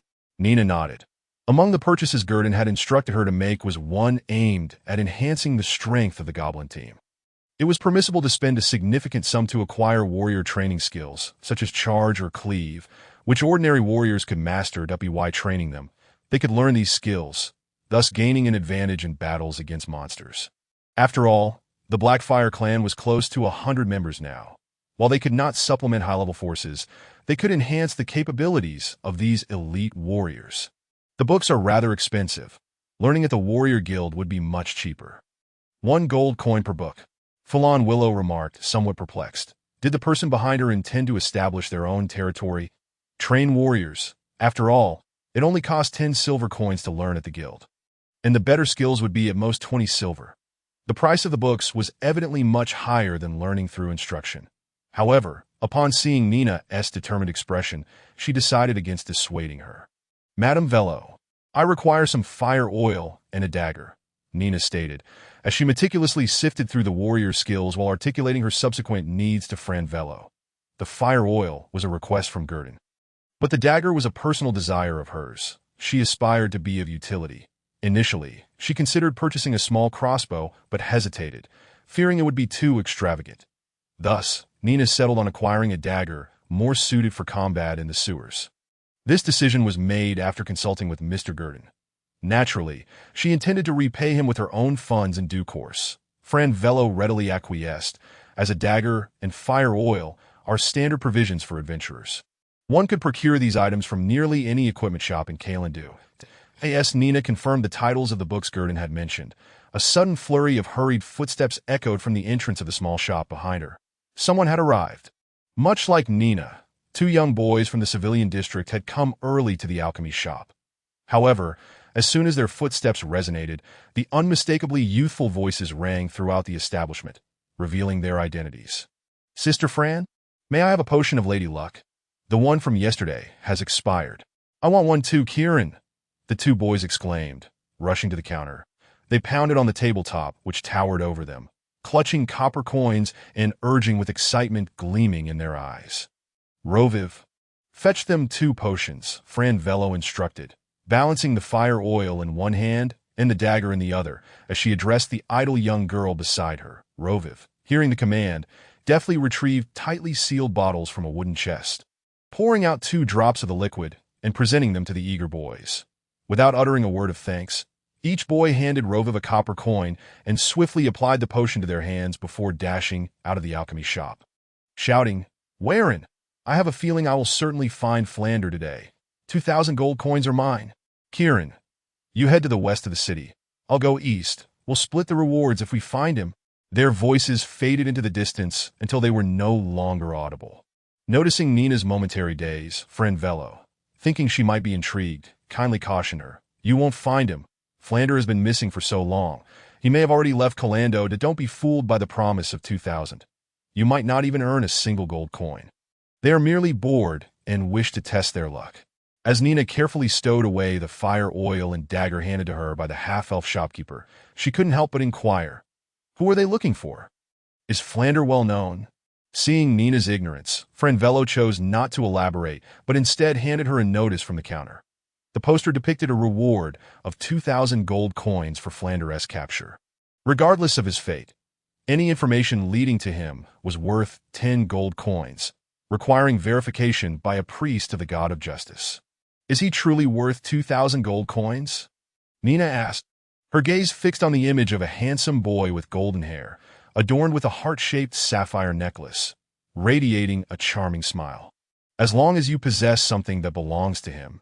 Yes, for the Duluan family, 2,000 gold coins are but a trifling expense, often exceeding their expenditures at a single banquet," Fran Velo replied nonchalantly. The Duluan family, with hundreds of merchant ships docked at Calando's port, deemed such a sum negligible. However, for the majority of adventurers in Calando, this amount could ensure a lifetime of comfort, far removed from the uncertainties of their perilous lives. Yet, it's not so easily obtained. Nina, one must remain grounded and not aspire to the unattainable. The odds are exceedingly slim. Only the idly bored adventurers squander their time in Calando, she continued. "And what is this potion of luck?" Nina queried further. "It is a recently popular potion sold by the temple, said to attract the favor of the goddess when applied. Its origin remains a mystery," Fran Velo explained. "Now, half the temples in Calando are peddling these so-called potions of luck. I have acquired a batch from the temple of the moon goddess. It is rumored that it significantly enhances luck in dark environments," Fran Velo added. However, she refrained from mentioning that this so-called luck potion was merely holy water mixed with other liquids and bore no genuine enhancement of fortune. A non-lucky person would not suddenly become fortunate. Upon hearing the final remark, Nina's eyes lit up and she timidly asked, "Then, Madame Velo, could you provide me with a potion of Lady Luck? But could you please prepare it for me? I do not wish to use it just yet." Fran Velo chuckled softly at her request, but did not refuse. To her, it was entirely reasonable for the little girl to harbor dreams of sudden wealth. Thus, she handed Nina a potion labeled as a potion of luck, to which Nina promptly exchanged a copper coin. A glimmer of hope lay in that single coin. It was indeed a bargain, was it not? Chapter 43, Discovery in the Sewers. At the campfire hall, Gerdon leisurely supported himself as he partook in the breakfast prepared by his servants from the Blackfire Clan shortly after Nina's departure. Charcoal-grilled fish, several catfish-like creatures weighing over 10 pounds, were neatly arranged beneath Gerdon's high pedestal, accompanied by a campfire to maintain their warmth. Gerdon despised cold food. He relished it steaming hot. The hotter, the better. This was common knowledge, something every servant of the Blackfire Clan ought to know. Just as Gerdon finished his breakfast and commenced his day, he was informed by a goblin messenger that there was commotion among the dog-headed creatures. Naturally, Gerdon summoned the goblin scout for a personal inquiry. The small goblin, appearing frail yet faster than the average goblin, quickly approached and humbly reported, "Great true dragon, the vile dog-headed creatures have brought a considerable amount of food into their lair today, including live goblins and rabmen." "Oh, did you hear any unusual sounds?" Gerdon inquired. Aside from the dense barking within the lair, nothing else was audible. However, from the sounds, they seemed quite agitated, almost fanatical, reminiscent of our clan's former rituals, the diminutive goblin explained. Once part of the Kaz clan, known for their divine favor, It was well acquainted with such ceremonies. Well done. Continue to monitor them, but do not alert them. You must also remain concealed, Gerdon instructed, clearly aware that the dog-headed creature's lair concealed secrets. However, he was currently awaiting Nina's return and deemed it prudent to refrain from immediate action. It was wiser to gather information first before proceeding. Knowing oneself and the enemy ensures victory in every battle. Gerdon firmly believed in this principle. Information was invaluable, whether in his past life or in this strange world. The news regarding the dog-headed creatures dispelled Gerdon's intentions of lounging idly upon his pedestal. He felt compelled to take action. Thus, he gathered a few elite goblins and set off to patrol the campfire territory, that he also hoped to encounter Nina along the way, as he was quite curious about her dealings at the alchemy shop. To procure items, Nina had left with all his savings, the entirety of his coins atop the pedestal, amounting to 7 silver coins that he feared that he might not have sufficient funds after all. The items he wished to purchase were quite valuable, whether they be books or potions, and he wondered if he could acquire them all. As Gerdon pondered this, he deftly navigated around the concealed warning traps hidden in the narrow crevices. Should any be triggered, they would emit a piercing sound, audible from miles away, allowing Gerdon to maintain effective oversight of his territory's safety. The goblins were adept at avoiding these traps, thus minimizing the risk of accidental activation and sparing Gerdon from the wolf is coming scenario. Today, the sewers were bustling with a lively breeze. Gerdon continued to contemplate as he moved gracefully, his robust limbs gliding silently like a cat, wandering through the vicinity of the campfire hall that a few elite goblins armed with bone clubs trailed behind him, forming an intimidating wall of flesh. Terry, as one of the last remaining giant rat knights of the Ratman clan, bore burdens far beyond what one of his age should endure. Following a devastating attack by abyssal demons that claimed the lives of 7 or 8 giant rat knights. The once formidable branch of the Ratman Knights found itself bereft of capable figures. The notable warriors, such as Tuka and Vichy, had returned to their birthplace, the River of the Dead, leaving the giant rat knights in a state of decline within the Ratman tribe. The day prior, a new batch of Ratmen had begun training, leaning more towards becoming Ratman rogues or Ratman rangers, wielding poisoned small crossbows. These two professions were far more suitable for their kind. Undoubtedly, with Tuka's demise, the giant rat knights had fallen into obscurity, unable to make even the slightest ripple. Slaying dragons was ultimately but a reflection upon the lake's surface, an ephemeral illusion. Currently, Terry, as a giant rat knight, was tasked with carrying out the supreme priest's commands for the Ratman clan to investigate the large fire in the southeast and monitor goblin movements, for there had been a noticeable stir in that region recently. The ritualist intended to dispatch scouts to ascertain whether a new force had emerged in that area, considering that the mobility of the Wanderers was significantly inferior to that of the giant rat knights. It was ultimately Terry who took on this task, believing it to be an opportunity to demonstrate the utility of the giant rat knights. Thus, he approached the mission with great diligence, first visiting the goblin gathering place originally known as the Kaz tribe, followed by the Deca tribe. Upon discovering the likely eradication of both tribes, evident from the presence of over a dozen intact goblin corpses still displayed in the hall of the Deca clan, Terry initially contemplated returning to report his findings. However, an indescribable sense of responsibility enveloped him, compelling him to emulate Tuka and revive the giant rat knights that he wished to showcase to the newly arisen rat folk that the knights standing in the heart of the ritualist was not in the slightest inferior to that of the wanderers and rangers. He was determined to inherit Tuka's legacy and elevate the spirit of knighthood. Therefore, after gathering intelligence from the two locations, he promptly urged his giant rat towards a third site, known as the Gallic tribe's goblin gathering place.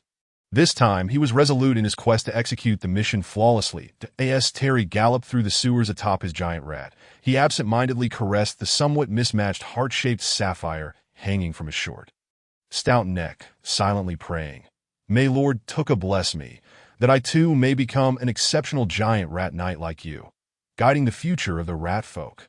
This sapphire, awarded to him by Lord Tuka upon his ascension to the rank of giant rat knight, had been cherished as a treasure and kept safely at home until Tuka's demise, after which he donned it to constantly remind himself of Tuka's aspirations. The secluded crack ahead is the way in. I merely need to proceed cautiously, observe, and then return to report. As Terry raced through the sewers, he soon spotted his destination. Gazing at the crack before him, his mind calculated the steps he would take.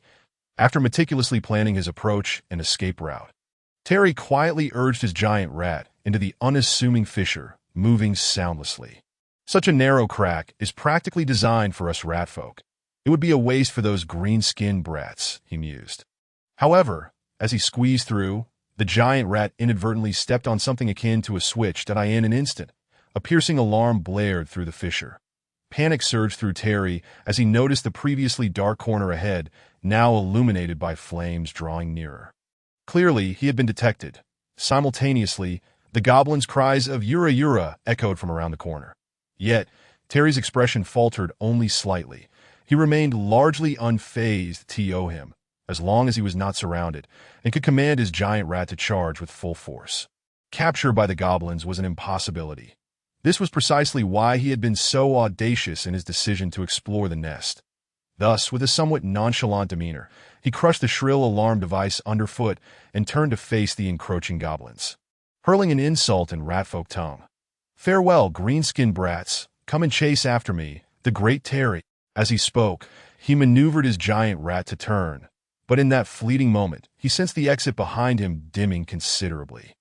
Then he beheld a pair of dark, golden-slit pupils staring unblinkingly from the fissure's exit, their owner speaking in familiar ratfolk language. "Oh, look what I have discovered! 2 adorable and charming little mice." The grin on their face stretched wide. Very wide. Chapter 44. Shattered bones. Gordon's robust black scales enveloped his entire body, while the soft underbelly was adorned with layers of massive pale yellow dragon scales, resembling a shield. He lay sprawled atop a high platform. His half-open dark golden-slit pupils narrowed slightly, yet his humanoid expression betrayed a sense of contentment. The sharp claws encased in scales rhythmically stroked a brilliant blue heart-shaped gem, which he toyed with in his grasp. This was one of his spoils of war, worth a considerable sum. Indeed, the most valuable item he had encountered thus far, valued at no less than 10 gold coins, although it was a relatively inferior sapphire.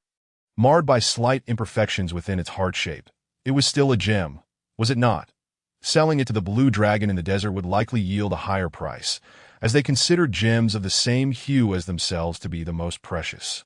However, this was contingent upon the blue dragon's willingness to trade treasures from its hoard rather than simply extracting them through conversation, physical means. Gordon had not anticipated that casually slaying a rat could yield a bounty exceeding that of conquering an entire tribe.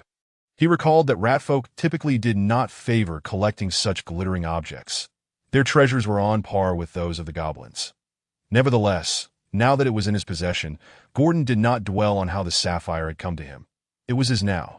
With this thought, he directed his gaze to a pale blue light screen within his retina, contentedly allocating the 2 newly acquired talent fragments. Robust, 820, 1020, observing the vibrant information bar and the newfound vigor coursing through his body.